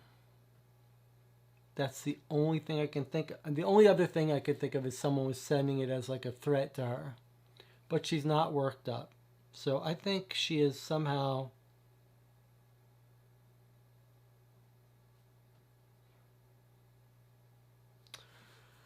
If she sent it to herself, then she would, it's like a performative thing. If she sent it to herself, went to all the trouble, then it's not just to jog our memory, it's to make us think that there's this person writing her right now. I mean, if she just wanted us to ask about it, she could leave the old letters out or something. That's just bizarre.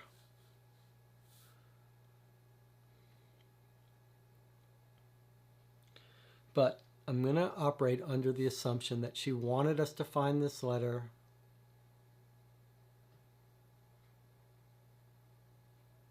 For now, tentatively. She mailed this letter to herself, or... Yeah, she mailed this letter to herself to get us on the case. She's hoping we'll track down the mother because she's made some promise not to say anything about where the mother is. Like the mother said she'll be back, but the mother never got off her feet. She was always poor, and so she doesn't want her son to see her poor or whatever. And this is Sal Brock's way of getting us to find her mother, his mother. But we're now still at a dead end, because that just means that the mark on the letter is just an old stamp, and it says Hanwell because this Sal Brock woman took a train to Howell to mail it to herself, which is ridiculous. Wow, we're on tilt. We're getting frustrated.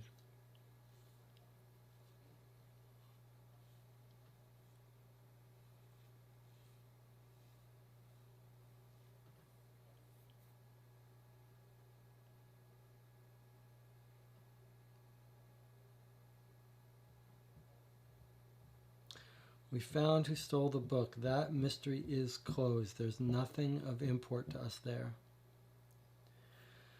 I guess we have to go back, trace our steps backward to the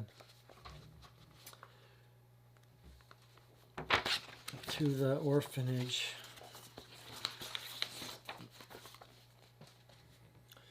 This is the building. It's boarded up.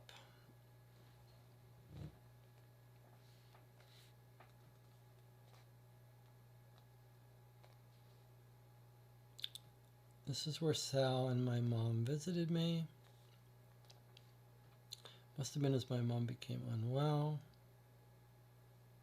She became increasingly anxious over the summer. At the same time, my mom became more unwell.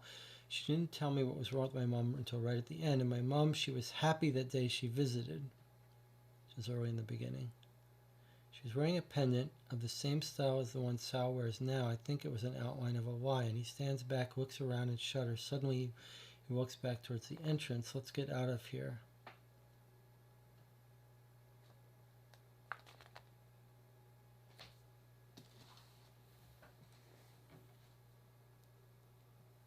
There's that whole thing about how the date of the mother being born was Scorpio, which is the same pendant as the woman wears. All right, we're at the stage 2 of the investigation where we don't even bother putting things out as we start looking at taking shots in the dark.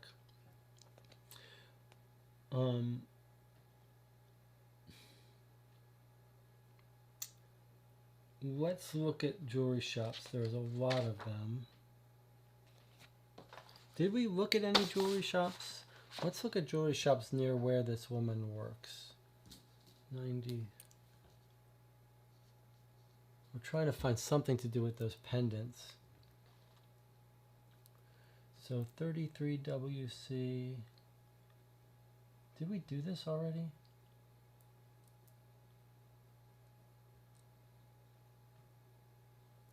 '63 EC.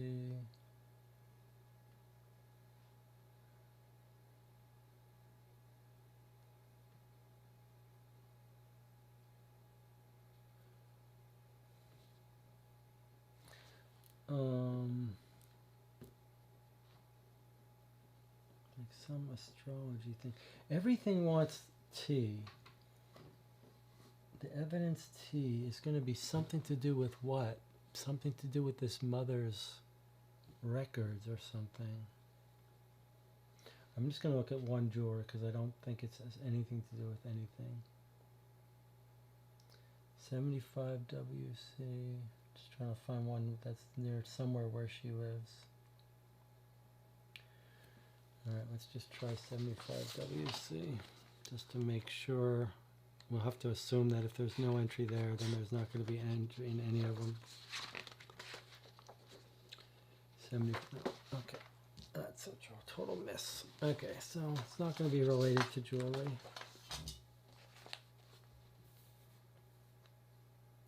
Let's go back to the guy's house.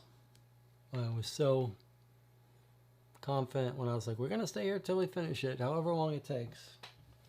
But boy, when you hit a dead end, it's demoralizing.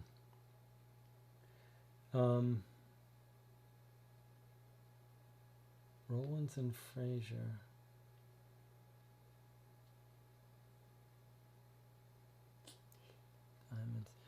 Diamonds.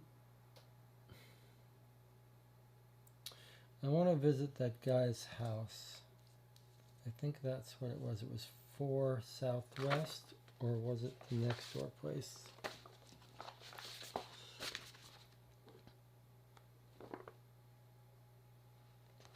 For Southwest. This is when David Safarway. Safarway, what a weird name. Maybe it's a real name. We want to ask about the orphanage. You don't want to buy it. No one wants it. His father was a bad person.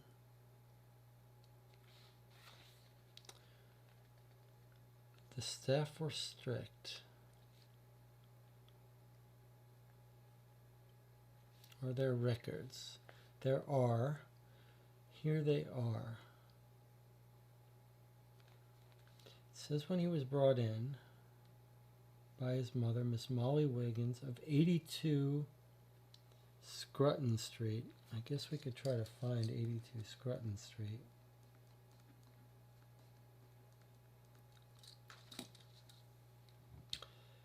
She has no means to support. Husband has died. And then she doesn't visit us for a while. And Sal comes in. Then the mother comes in a month later. Then Sal. Tells her he's dead. Let's read again how he finds out she's dead. So he gets a letter. He recognized the handwriting.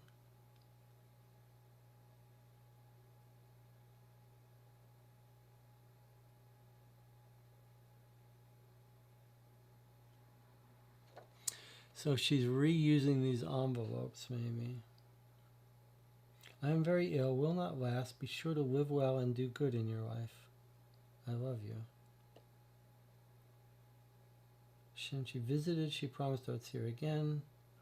You said we never break a promise to those we love. There is nothing I can do. I'll keep visiting you. You will get through this, she says. Okay.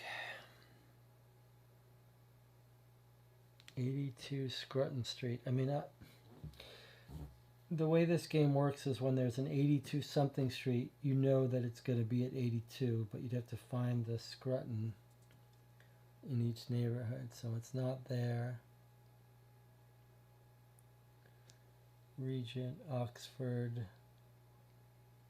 doesn't look like it's there. 82, I don't see any Scrutton there. 82 here.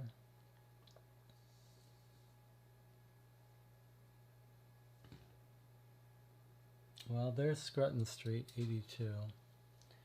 Maybe we visit there, 82 EC, and see if there's anything that anyone can tell us. Boy, I sure hope there is.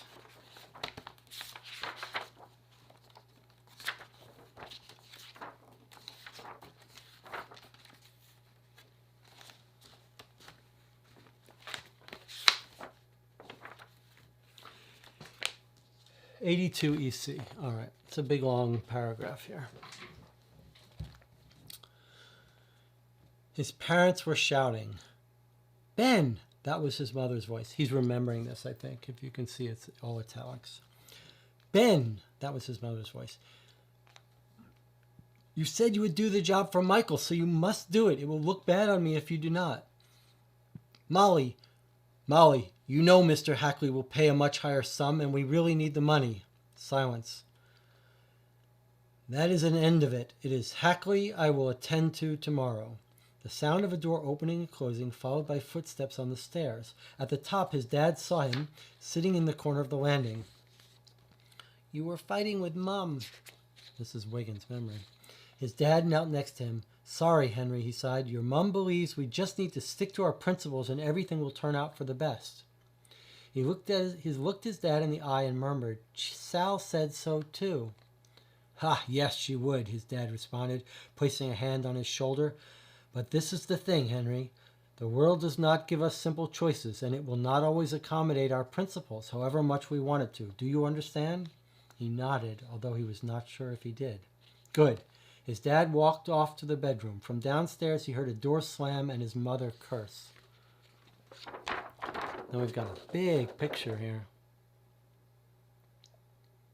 Wiggs? Huh? Daydreaming. Daydreaming? Yeah, sorry, lads. Wiggins grins without warmth, then takes one more look at the stairs before joining us in the kitchen. We are seated at a large oak table with Mr. Baslow, owner of 82 Scrutton Street. "I did have a Mr. and Mrs. Wiggins as tenants here," Baslow says, "back in the late 70s. He was a carpenter, made me this," he taps the table. "Died of cholera, poor chap, and she moved to York to work as a governess for a Sir Calgow or Calgren or something like that. Quite well read she was for someone of her station. She told me once she had for a time received instruction at a school for pauper girls." We know about that.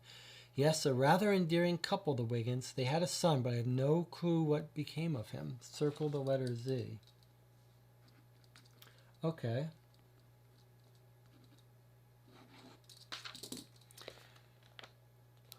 How did we get this? Like, my memory is starting to fail me. I don't remember how we got, but it was nice that we had to chase this down. It was in the records of the mother's address was in the orphanage records. Okay, so we circled the letter Z, and we got some clues here. This was 82 EC.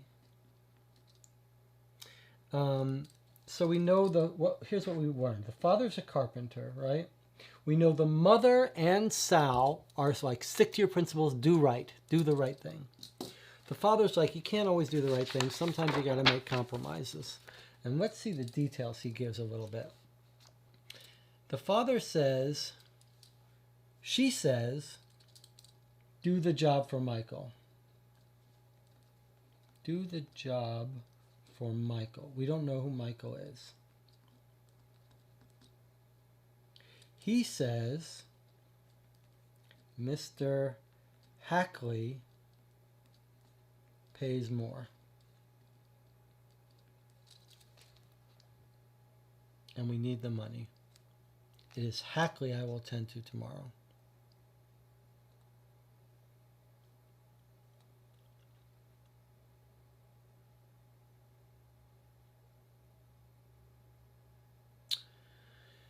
So he's a carpenter.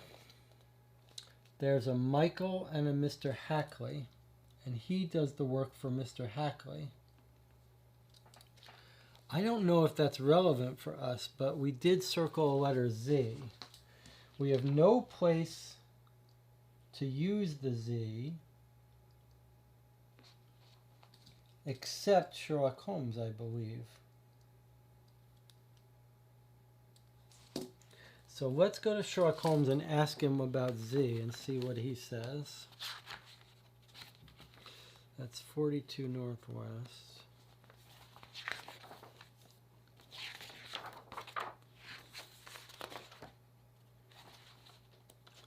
Southwest.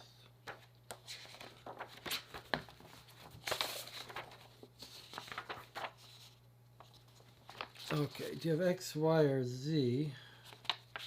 Circled Z. Calgow or Calgren, muses Holmes. I believe there is a Sir Calgren who has a daughter living in London. It may be worth paying her a visit. From what you have learned, it sounds like your mother and Sal Brock were both women with some strongly held beliefs. That can be all well and good, but in my experience, clinging on to what we believe at all costs can sometimes result in excruciating conflicts of the mind. Okay, so we did write this down, this Calgren. Actually, we didn't write it down. We did read it, though. Calgren or Calgreen. What exactly did she say about those names?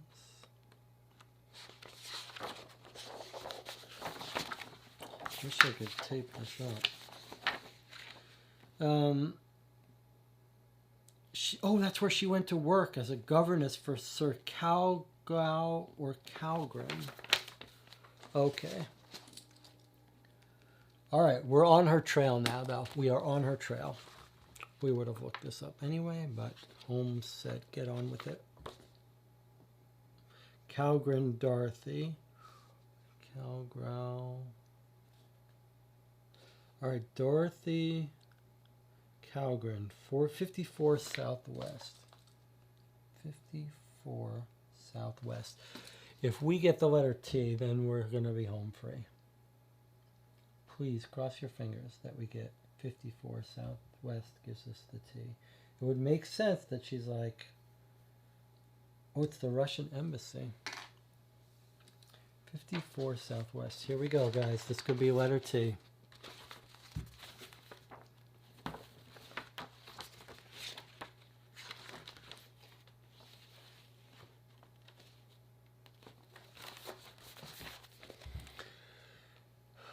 Do you have the circled Z? If not, you earn nothing. Well, we did circle the Z because that's how we got here. Dorothy Calgren is a slim, muscular woman in her mid-20s in a striking blue silk dress. My maid says you were asking about my father. What is this about? We work for the detective Sherlock Holmes and wondered if you could tell us about Sir Calgren, says Wiggins, and in particular, anything about his staff. Are you investigating the murder? She says, becoming emotional. Has someone asked you to snoop around? Well, there is no point. They got the fiend Harley who murdered that poor girl, and he was rightfully sentenced to hang. I watched the trial at the Old Bailey, and it was clear as day that he did it. I'm sorry, but I have no wish to discuss this further. Circle the letter T. Yikes. Well, That certainly opens things up, huh? So we went to 54 Southwest. And we talked to the daughter. And she says, "Are you investigating the murder?" But remember, the mother worked there. Is that what it is? Was the mother alive until she was just recently murdered? Because she didn't want to see her son until she made it? All right, but let's see. She might have been murdered. But so, murder. The murderer is Harley. And he murdered a poor girl.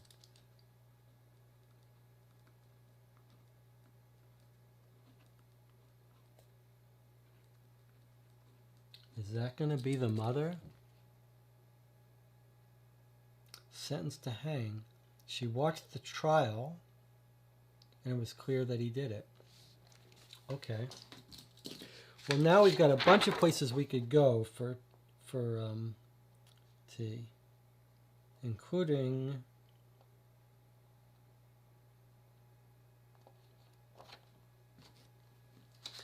is there any Harley or Waldron in here? Colgan? The robbery and deceit, wasn't that? Deaths.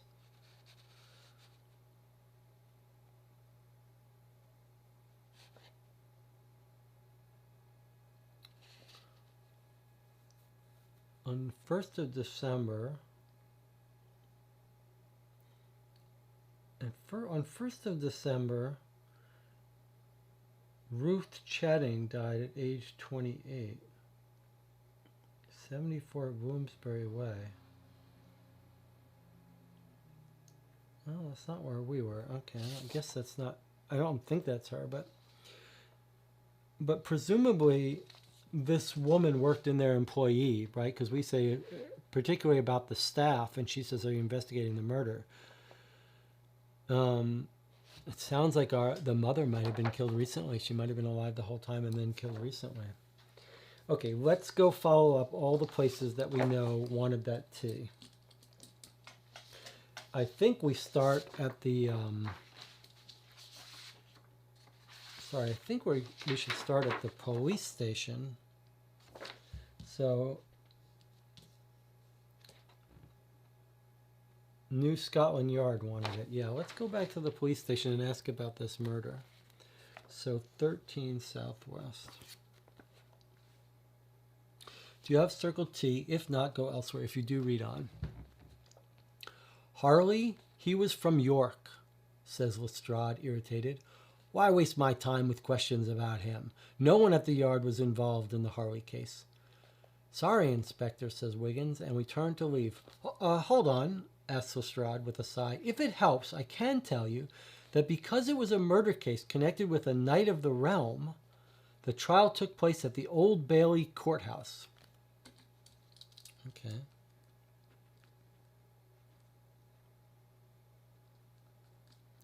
So he says Harley is from York, where we know our woman went to work. And that's where it happened. Because it was connected with a Knight of the Realm. That's just saying Colgren was the Knight of the Realm, I believe. So, Old Bailey Courthouse. Okay, let's go to the Old Bailey now, which is in London somewhere, and find out about this court case. I feel like we're getting there, though. It was really getting a bit too much for us for a bit, but I feel like we're circling in now. Old Bailey is 36 EC. So 36 EC, which perhaps if you knew London, you know where it is, but we know it's going to be red. Should be red. Oh, Criminal Court, Old Bailey. Which one was this? Oh, that's Sherlock Holmes. He still has more to say to us about something, I believe.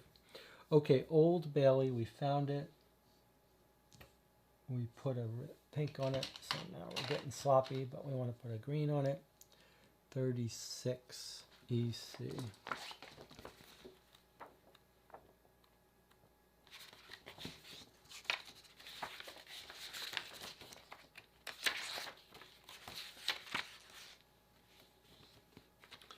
Okay. Do you have a circled T? If not, you learn nothing. If you do, read on. Ah, Wiggins, it's been a while, says Edward Hall. After giving him details about our researches on the Harley case, he leaves for a few moments and returns with a large ledger. Thomas Harley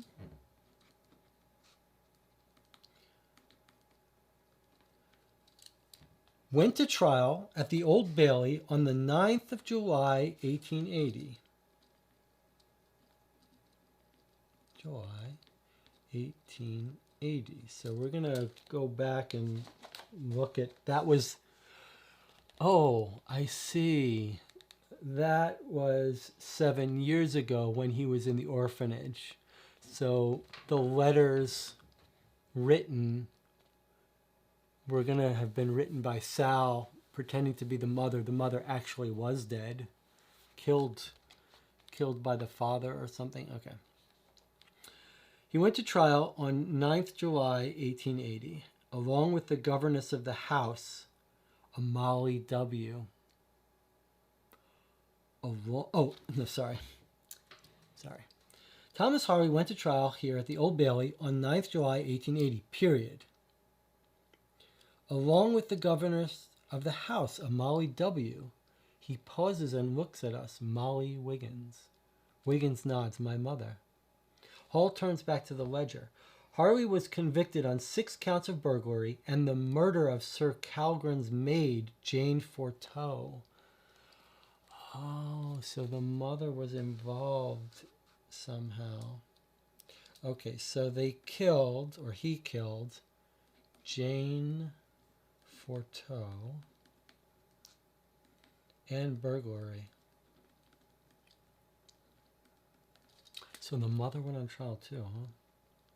Hall turns back to the ledger.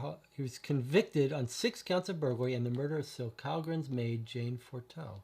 He was sentenced to death. Molly Wiggins was charged with 2 counts of burglary and perverting the course of justice for concealing details of the murder after the fact. Interesting. She was found guilty and sentenced to 5 years in Newgate Prison. So the mother was sentenced 5 years at Newgate Prison.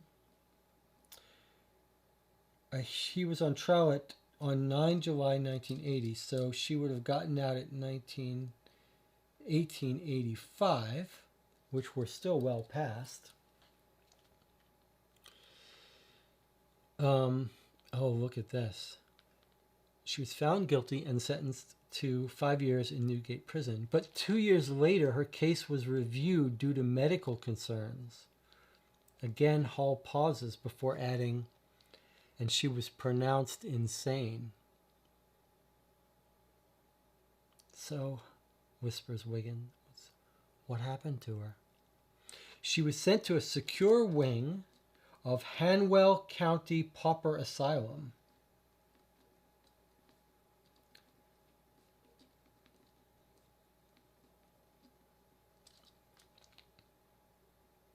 By the way, remember there was a newspaper article about someone who worked in the asylum, and I think we needed a thing to look it up.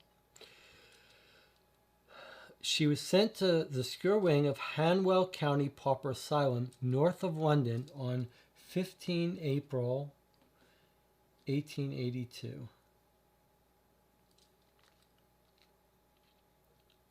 He flicks through more pages of the ledger. There are some transcripts here of the trials if you would like to read them. Wiggins nods and Hall passes the ledger to us. Leave it here when you are done. I have a client to attend to. Good day, gentlemen. I hope you find what you need.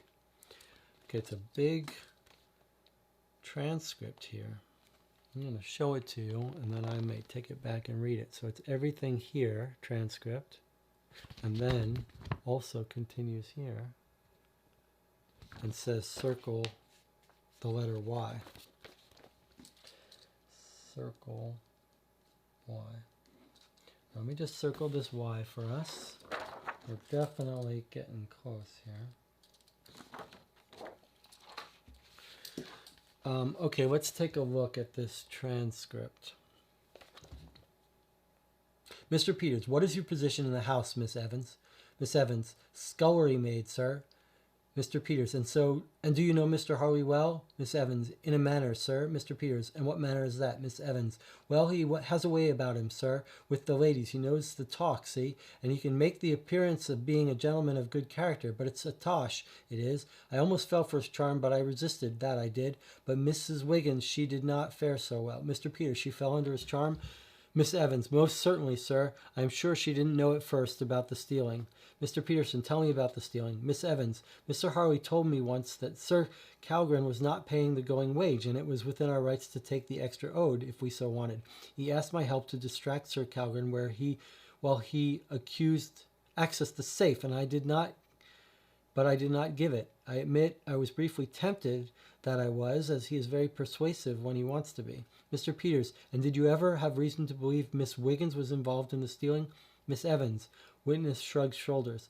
I know that there was an occasion where Mr. Harley gave money to Miss Wiggins to make a trip into London. She probably did not know it was stolen when he gave it. So she used the money, she borrowed money to go see her son. Mr. Peters, Miss Wiggins, now he's talking to Miss Wiggins. So he says, Miss Wiggins, when did you become aware of that Mr. Harley was stealing from your employer? Miss Wiggins, he said we would marry. Mr. Peters, he may have, but did you know about the stealing? Miss Wiggins, in the end, I knew. Mr. Peters, and did you try to stop him? Mr. Wiggins, no response. Miss Wiggins, no response. Mr. Peters, did you try to stop him? Miss Wiggins, he had given money so I could visit London. The money was stolen. He said Sir Calgren was a devil and a cheat, and we were owed it anyway. Mr. Peters, did you believe him? Miss Wiggins, does it matter? Mr. Peters, in the law, one's beliefs and motives can make all the difference, Miss Wiggins. Mrs. Wiggins, nothing matters. I must see the gallows for my crimes. Judge Renford, are you feeling unwell, Mrs. Wiggins? Mrs. Wiggins, I am no example. I must be forgotten. Wow, so she's a little bit crazy. Circle the letter Y. Okay. Well, she went to the asylum. Now, in the newspaper, we have this guy.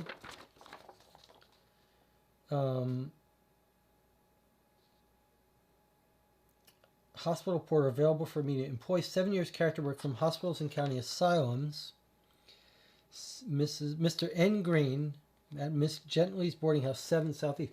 Now, I believe we went to 7 Southeast, and it didn't want to tell us anything because we didn't have the right letter. I thought. Yes. It's the letter Y, which we now have. So let's go see that guy that worked in the asylum and see what he has to say. We've got a bunch of stuff still with T, but let's do this first. So it was 7 Southeast. This is the guy who's looking for work. So it's all coming together finally. We're not too far away. Do you have circled Y? If not, you learn nothing useful at Mr. Gently's boarding house. If you do, read on.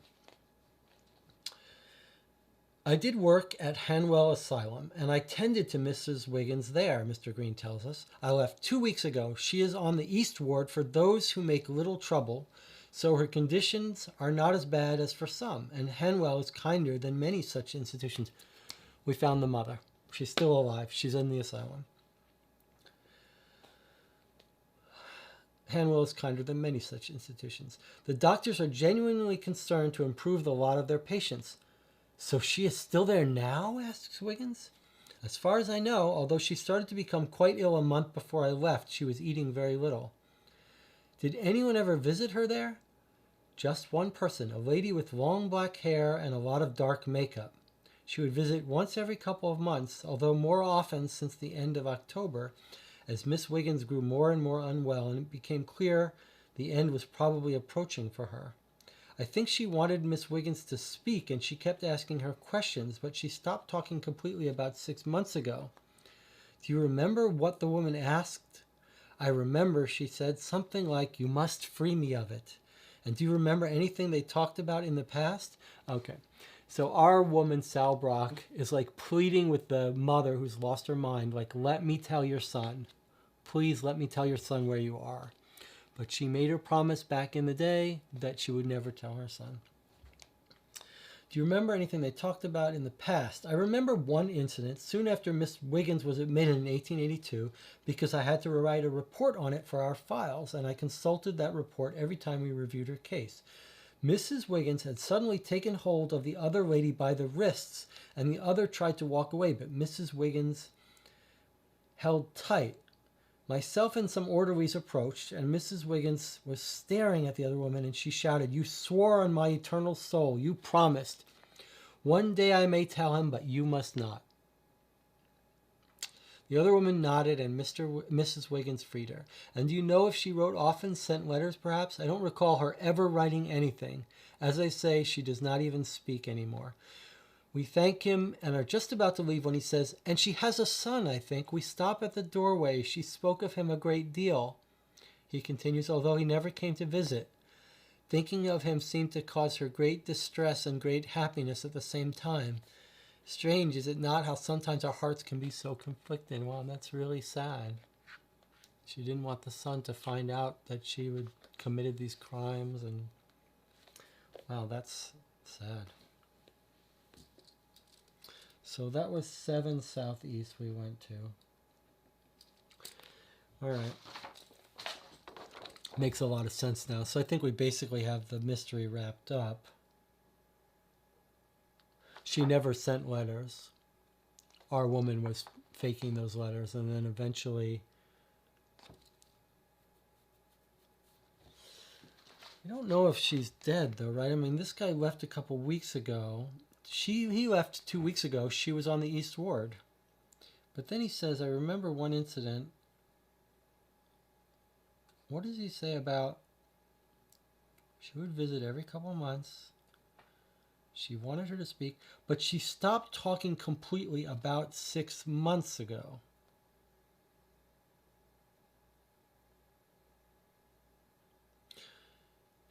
And our mother became quite ill about a month before I left. She was eating very little.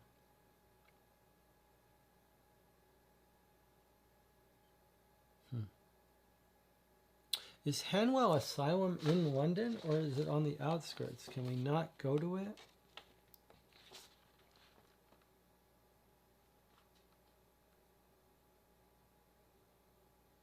Yeah, I don't think it's in London. It's not listed. It's not listed alphabetically. All right, but we still have some more places to wrap up here. So Sherlock Holmes knows. We just circled the why. Okay, so Sherlock Holmes says something about why, but he's probably going to send us where we just went. So actually, we finished our why, but there's still more T's to finish. So we went to 13 Southwest. Now we can go to 17 WC, which is, what was 17? Somerset House. Oh, those are the records of the mother. All right, we might as well. I mean, we could probably just say to solve it, but let's just finish up these records. So these were the birth and death records. Okay, do you have a circle T? So this is an extra record we can find in the Hall of Records. Thomas Harley, arrested on 10 May 1880, charged with murder and burglary, convicted on 9 July 1880, and sentenced to death by hanging. Molly Wiggins, arrested on 10 May 1880, charged with burglary and perverting the course of justice. All right, so we know the basic things. She dropped him off in the we'll recap that later. Let's finish and wait till we get to the questions. Okay, and then 22 Southwest. So I guess we finished with Somerset House. 22, and we finished with the New Scotland Yard records, I believe. Yes, we went there. That's where we learned all about the crime. That's where Lestrade was like, all right, I'll tell you a little bit about it because it was a royalty person. And then 22 Southwest is going to be our last place to go here about the letter T.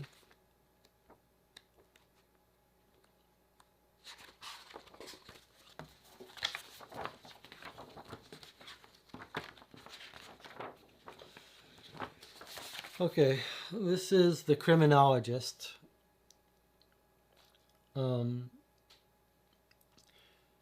So we ask him, do you have any he says, evidence from the Harley case, says Murray, with a puzzled expression. No, I don't recall ever being involved in such a case. Sorry. So that's just we went to the criminologist to ask him if he knows anything. Okay. So I think that's about it. But now I sure would like to go to that asylum.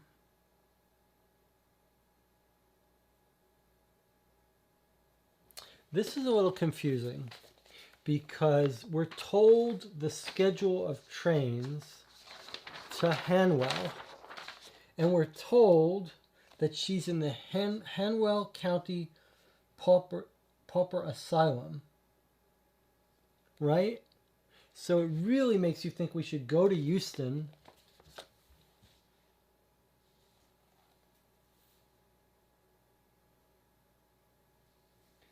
and visit there, right? Let's read 7 Southeast again. He says, Hanwell Asylum.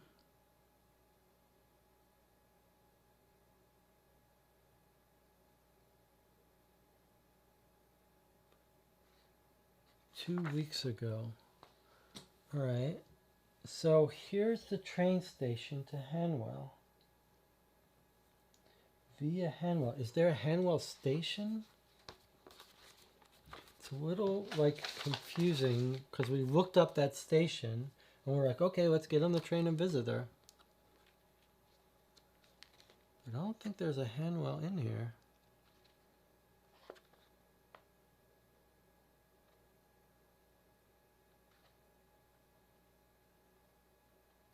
There's no Hanwell and stations.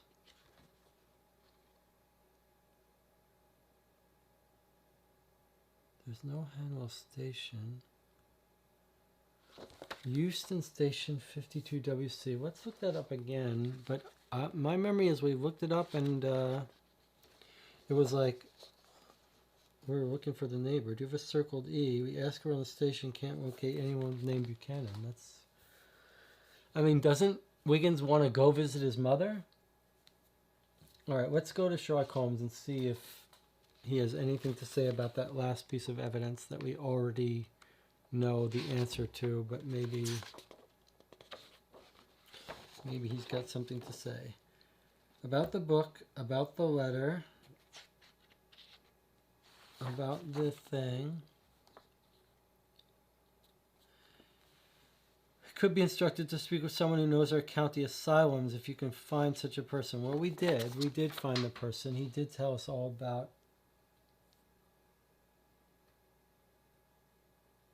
I mean, maybe it's time to just solve the case.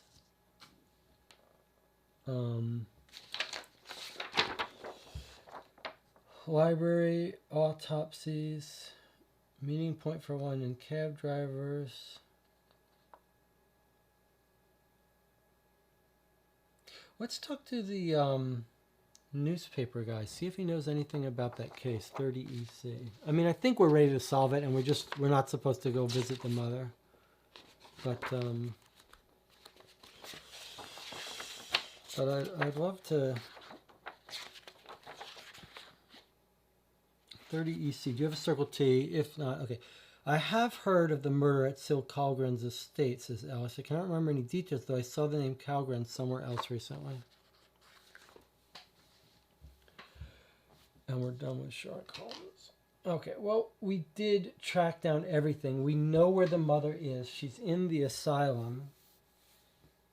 We know she promised the woman. There is another lunatic asylum. Shall we just, for the hell of it, go to 28 Southeast and see if they're like... Oh, she moved here. Do you have a circled Y? We do. We are Bethlehem Asylum, not Hanwell, although a gentleman who had worked at Hanwell did come by last week looking for work. Okay, so that's just telling us to go talk to this guy again.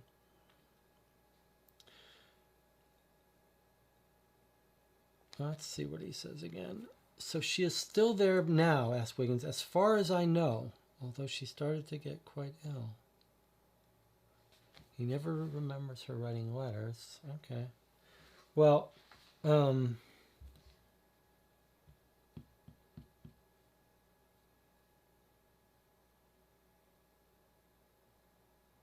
maybe the only significance of the train station to Hanwell is that our person is constantly getting on that station.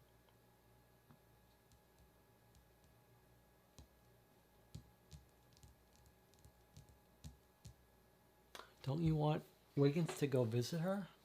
Why can he not visit her? Let's look at this again. I'm looking at the train station information again. By the way, here's Calgren mentioned. That's why they were saying they mentioned her in the paper. He knew she was mentioned somewhere. She's mentioned because she won one of the horse prizes. Doesn't help us though. Euston Station, Bristol via Hanwell, Swindon. Bristol via Hanwell, Reading, Swindon. Bristol via Hanwell, Reading, Swindon. I was just looking if there's some other...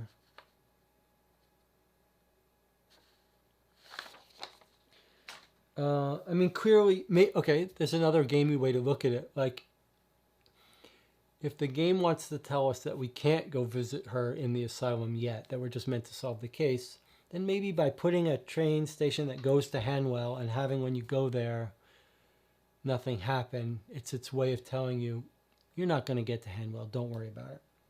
All right, I think we solved it.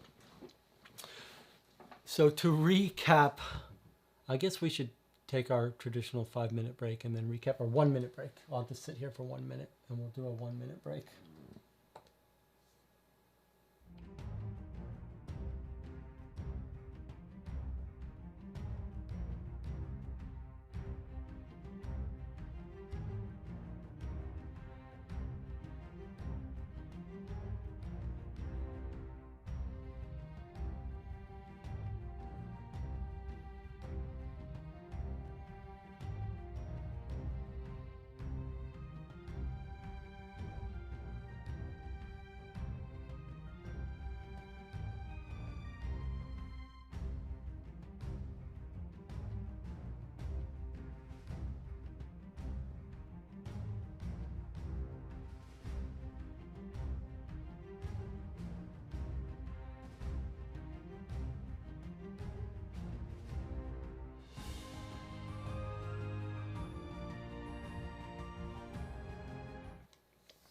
Okay, we're back. 1 minute went fast.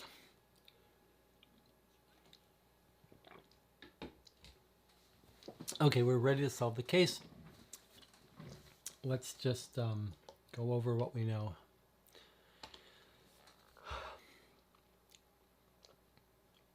We get called in by Sally Brock. She says, I lent out a book, came back, the wrong book. Can you solve it for me? She's hired us because she knows Wiggins. She used to visit him in the orphanage and she was good friends with his mother. Wiggins recalls to us that he has memories of his mother and Sally visiting him in the orphanage where his mother dropped him off to become a governess and she couldn't take him with him. At some point, and Sal delivers him letters occasionally from his mother. At some point, Sal tells him that his mother is sick, and then she eventually she starts visiting him frequently in the summer of some year, 1880 or so. And she gives him a letter that says, "I'm sick, I'm dying." And then she tells Wiggins, "Sorry, your mother did die." Then he escapes the orphanage eventually. Several years later, Sal checks up on him, and then she hires him to find this book.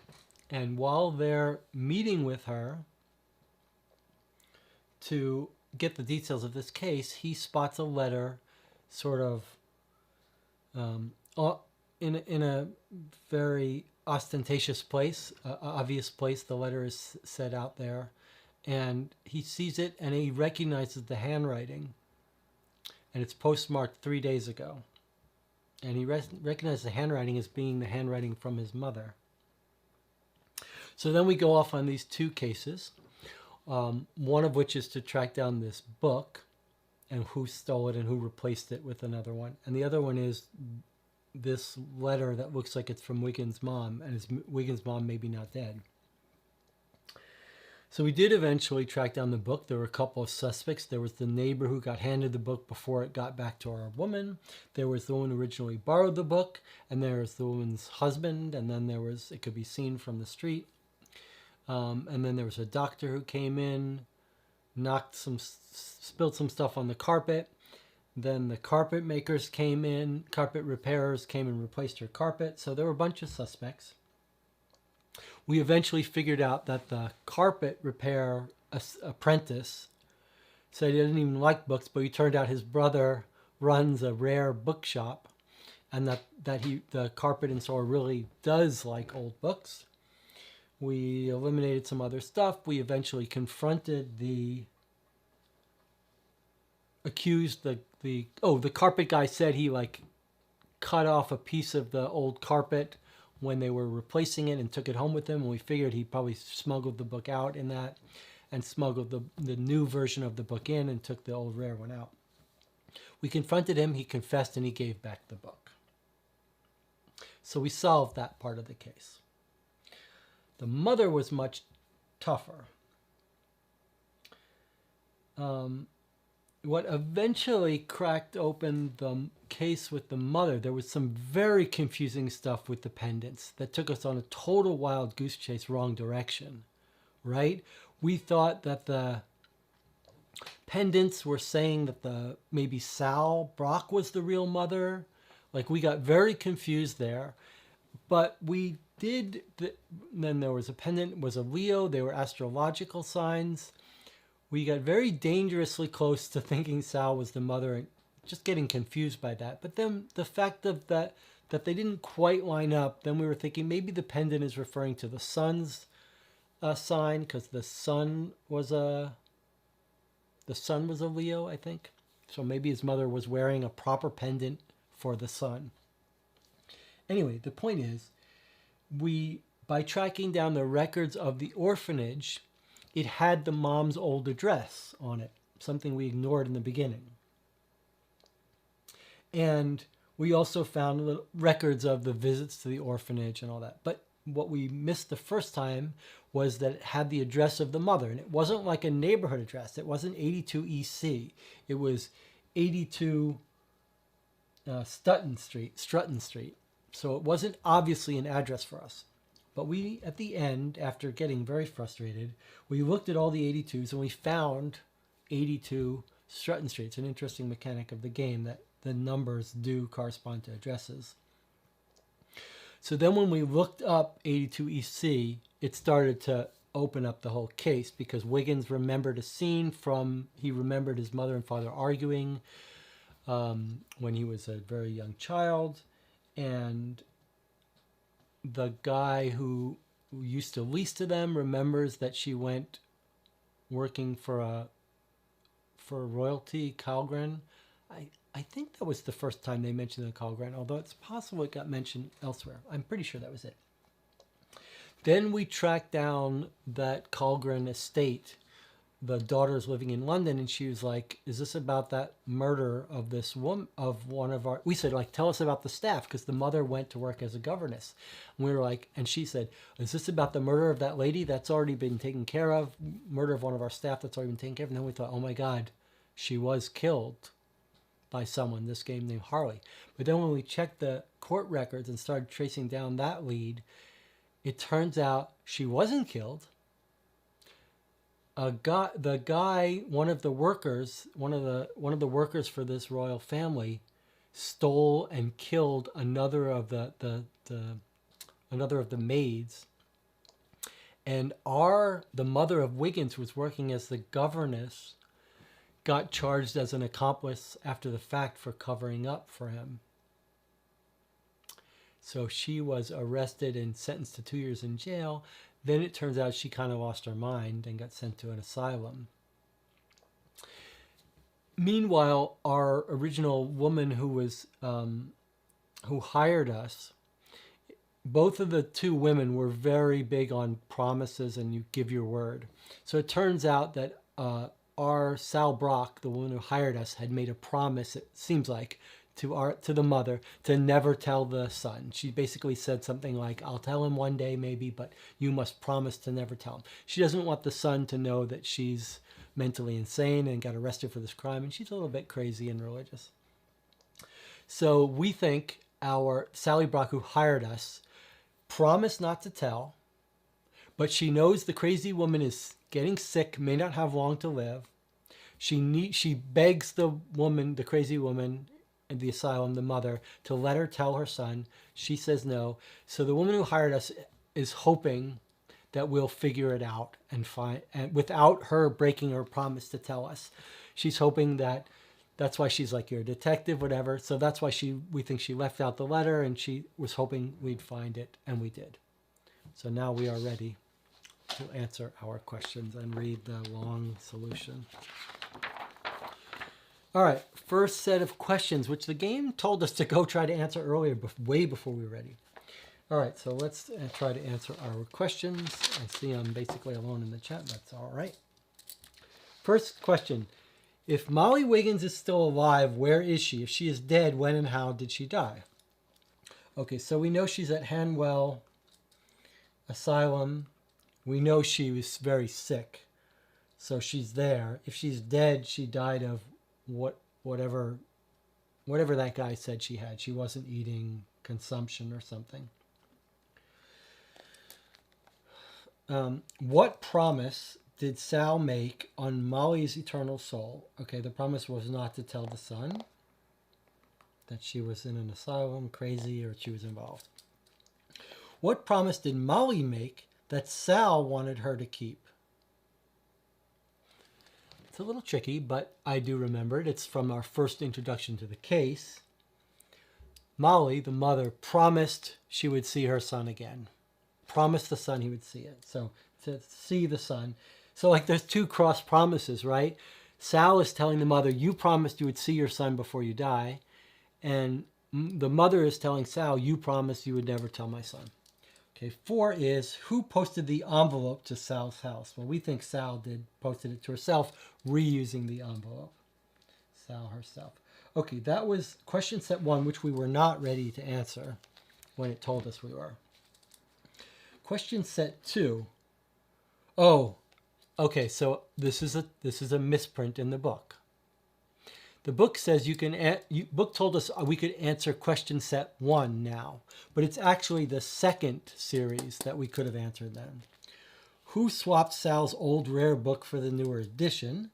So we know the first part of this is the John Chattel, what was his name? Whatever it was something like that. The carpet guy. Why did they swap it? To steal and sell the book, but he never sold it because he was scared. Where did they obtain the new edition? So we did solve that, right? We know that it was at the bookseller.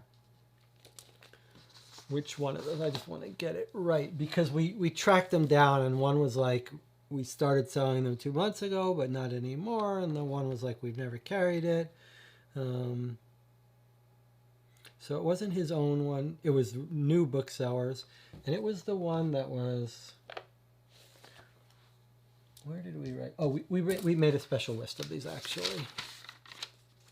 We wrote, no, no, no, yes, does carry. So it was 12 Northwest. 12 Northwest, which was here. So that's where it was, 12 Northwest. There actually was another bookstore that also carried it. 12 Northwest. Let's make sure that 12 Northwest really is. I mean,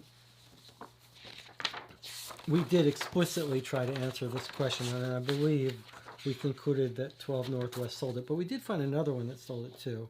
So the staff tell us they have stocked this new edition since June. So June, July, August. So yeah, they have it. But you know, it's weird because according to our records that we kept, this other place in EC also carried it, 41 EC.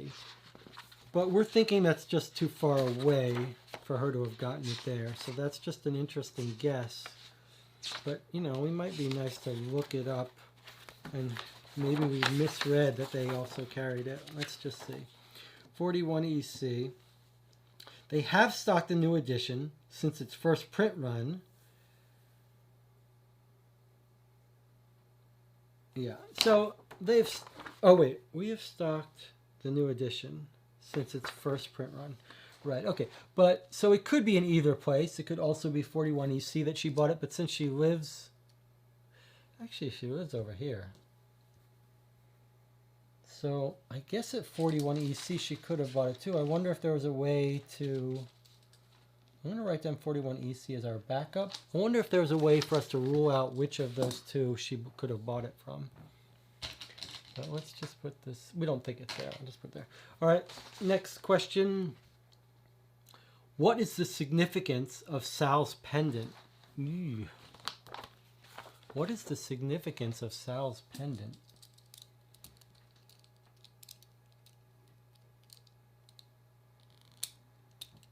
I don't think we know the answer to that.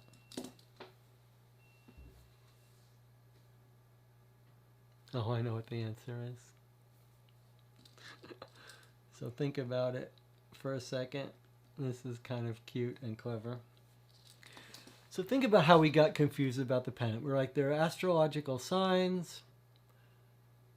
And the reason we thought that maybe like Sal was his mother is because Sal is wearing a scorpion, which she keeps touching often. So we know there's some real significance. Then we look up the records, and the mother was born under the sign of Scorpio, not Sal. So that's why we were thinking, oh, Sal might be the mother. Then we went to the asylum. I'm hoping you're following along with me and guessing ahead of me.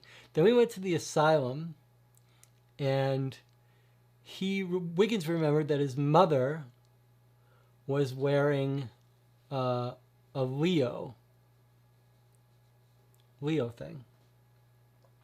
We eventually tracked down records that said Wiggins was a Leo. So then we're thinking, well, I remember distinctly having this discussion with you. We were thinking, well, maybe the pendants are not for themselves, they're for their children. That's what. So that was when I said, well, it's not, Sal isn't the mother. Okay, but now it makes more sense. It's a little more subtle than that, right? This is quite clever. They're each wearing the pendant of the person they made the promise to. So Sal is wearing the pendant of the mother, Scorpio, because she made a promise to the mother. The mother is wearing the pendant of Wiggins, her child, because she made the promise to Wiggins. So pendant of person you promised.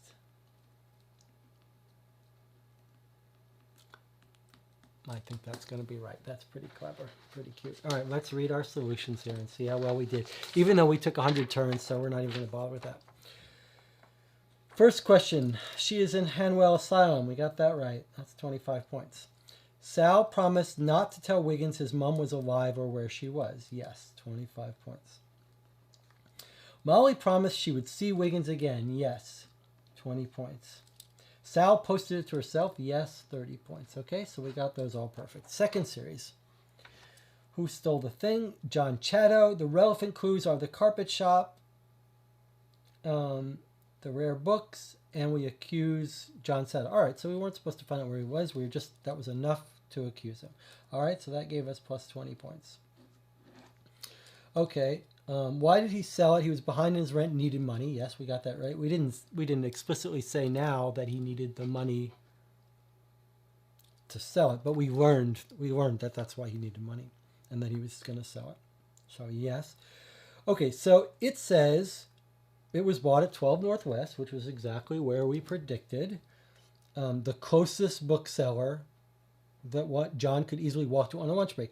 Oh, that's interesting. So we also guessed this because it was the near him, but it's pointing out that he only had his lunch break to go get the book and bring it back in time to steal it that day. So he couldn't have gotten over that one. That's pretty nice. Okay. Significance. So the actual question is, what is the significance of Sal's pendant? So I just wrote the significance of both, but let's see what it says. It's Molly's star sign. Yes, so we got that right.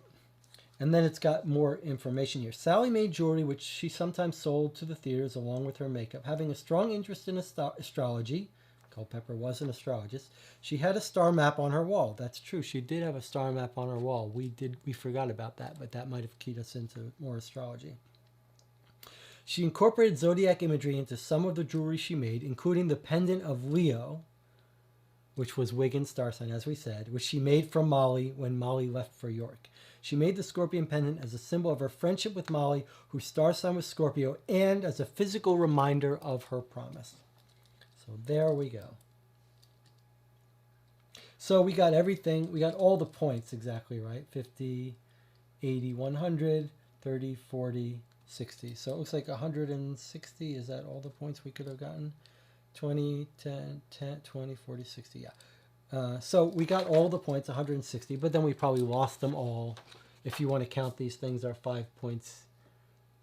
5 points each. I'm sure we lost them all or close to all of them because we took so long, but that's all right. Boy, that was a tough one. All right. Let's read this. Let's stretch and read the solution. Thank God we solved it. I was worried that we were not going to solve that one this time. I mean, we wouldn't have given up, but I was worried we were going to have to end the stream and do it again, and I was getting tired.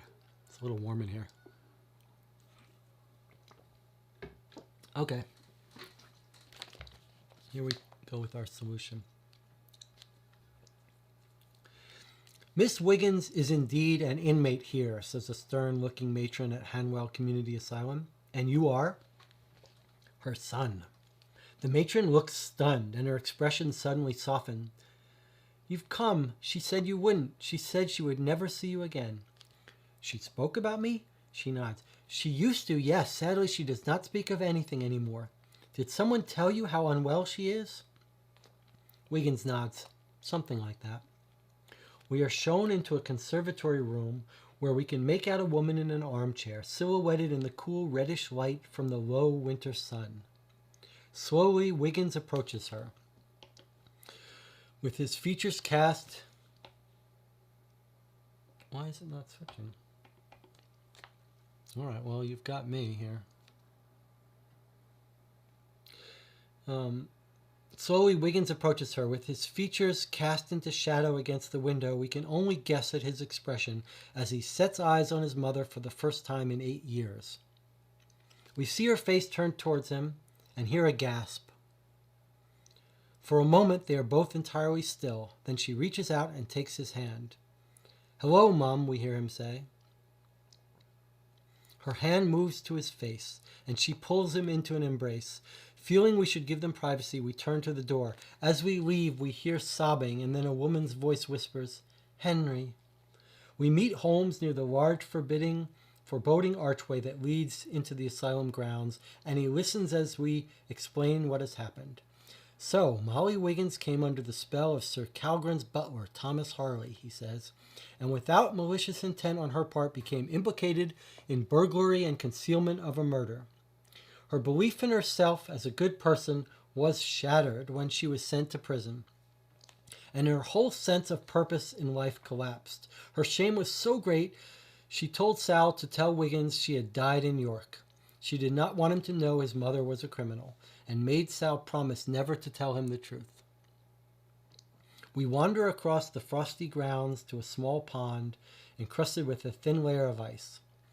Sal Brock, Holmes continues, is a woman of her word who believes in never breaking a promise, especially to those she loves. And if she said anything to Wiggins, what might be the consequences for Molly's eternal soul on which Molly had made her swear. But she also knew that Molly had promised to see Wiggins again, and that she still loved her boy very much. When, at the end of October, it became clear that Molly did not have long to live, Sal knew she had to act. But how could she reunite Molly and Henry and keep her solemn promise to her dear friend? Remembering that Wiggins worked for me, she realized that if she could give him some clue that his mother was alive, he might discover the truth for himself, and both her promise and Molly's promise would be kept. She took the envelope from one of the old letters she had received from Molly back in '79. Removing the stamp, she placed a new one, taking care to cover the old postmark as much as possible.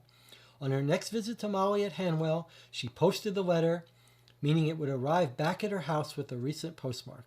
Having thought of an incident that had an element of mystery to it, her loan of a book to a friend which somehow became swapped for another edition, she used that as an excuse to call Wiggins to her house and place the envelope on the hall table, knowing he would pass it as he left. As we continue to walk, the sky turns a deep and expansive red. Dusk is arriving by the time we find ourselves back at the entrance of the east wing where we wait for Wiggins to emerge. "What will Wiggs do now?" asks Tinker. "The doctors are not sure how long his mother will last," replies Holmes. "But now Wiggins knows she is here, I will ensure he can visit her as often as he likes.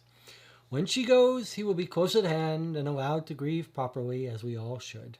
He looks out to the horizon, perhaps calling some distant memory to mind, and suddenly the world becomes uncannily still, caught for the briefest of moments in that fragile space between the present and the past, where those we love can be lost or found.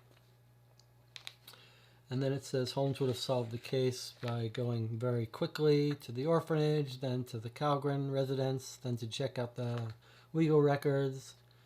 And then with the guy who says she never wrote, suggesting Sal posted the letter to herself. All right, so there you have it. This thing doesn't seem to be switching cameras anymore. Oh, yes, it does. Okay, there we go. We're back. All right, so, well, we solved the case. We solved all the parts of it. But we really ground to a halt there for a while, not knowing how to follow up on the mother.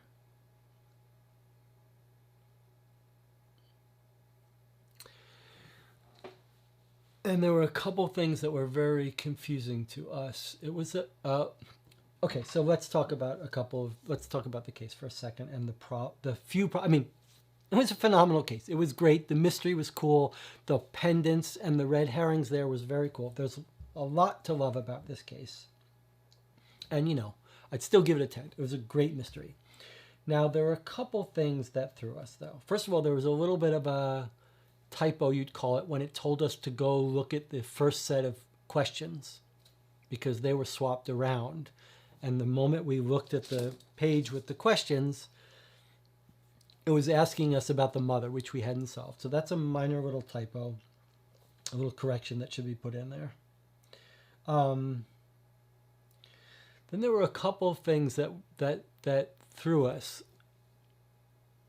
That did make sense. I mean, one was when we brought it to the criminologist about the letter, and he's like, yeah, look at the mark under the stamp. There were just a couple cases where it wasn't clear what we were supposed to see. And then there was a weird thing, like there was a postal investigating office, and there wasn't even anyone there. It's always a red flag to me when there's not, like, I would think that some people would try to go there in the testing, play testing, and you could just put an entry there that said something like, either tell you, it would have been cool if they told you, oh yeah, look, it's been double posted. That seems like something the investigator would tell you, or just an entry saying it's closed or whatever. So it was just weird that there was no entry for that. And it wasn't clear if that's what we were supposed to see. We did figure that out eventually. The whole part about, here's another perfect example about that. There's Euston Station, and then there's the Euston Station in the newspaper, and it goes to Hanwell. So it seemed very natural to me that we would want to try to go there and see if the mother was there at the very end. But instead, when we went there, it said, oh, no one knows Buchanan, the neighbor. I mean, that's weird. Like, either it was just the only way I could rationalize it was that the game design was trying to tell us, don't try to get to the asylum because here's the train you would take. And when you try to go there, it doesn't give you the option. But it seems like there should have been a better way to say that. Either not put the entry to get to Hanwell, or put, when you go to the station, it says that, you know, there are no more trains to Hanwell today, to give you a hint that you don't have to try to get there.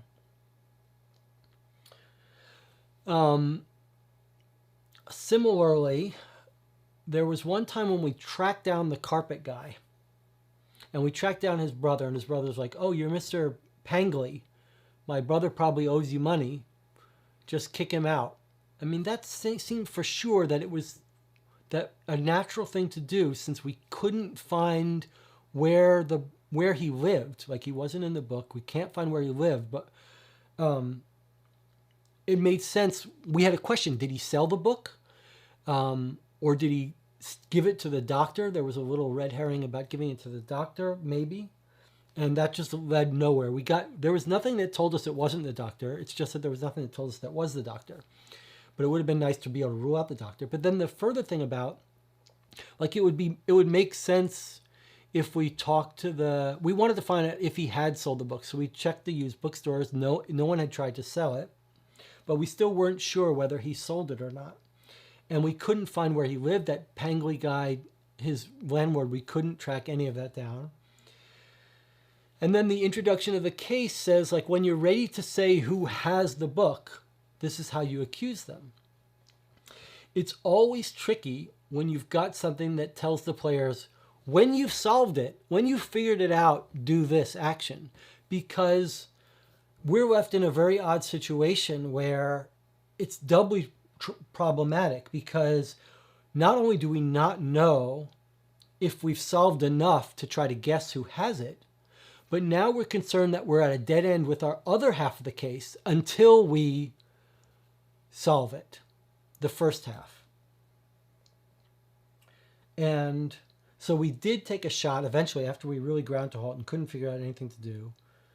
We did take a shot at guessing who it was, and we got it right. He confessed. He gave us the book back. And then we went back to the woman, gave her her book back. And that did give us a clue a bit. It actually gave us a kind of a significant clue, because when we gave her her book back, she was clearly didn't care about the book. That told us that she had set this whole thing up for sure to get us to solve the case. Then we really knew that she put that envelope for us to find. But it was our own fault for not tracking down the mother's old house, although that was weird. We did figure it out, but we could have overlooked that. Like, in the asylum records, it said she lived at 82 Strutton Street a decade ago. And we were just like, well, let's look at the 82s in each neighborhood and see if one of them is near Strutton Street. Now, that's pretty cool. That's fun when you do that. Most of the addresses are like, this is 70 EC. Then you know, okay, that's a real location. I can look it up. But when it says 82 Strutton Street, doesn't tell you what neighborhood it's in, and it might not even be on the board. But it's a cool mechanic of this game that it'll occasionally give you an address that doesn't have that normal nomenclature of the neighborhood address. And it means you have to check all of them and look for that, either the things around that it's given you a description, or the street. So that's when we cracked the case open, when we actually found the old location where she used to live. The guy recognized her, and that set us on a path which very quickly wrapped up to tracking her down. But it was weird that it was hard to know that we should have tried to accuse that guy at that point. That was a little concerning.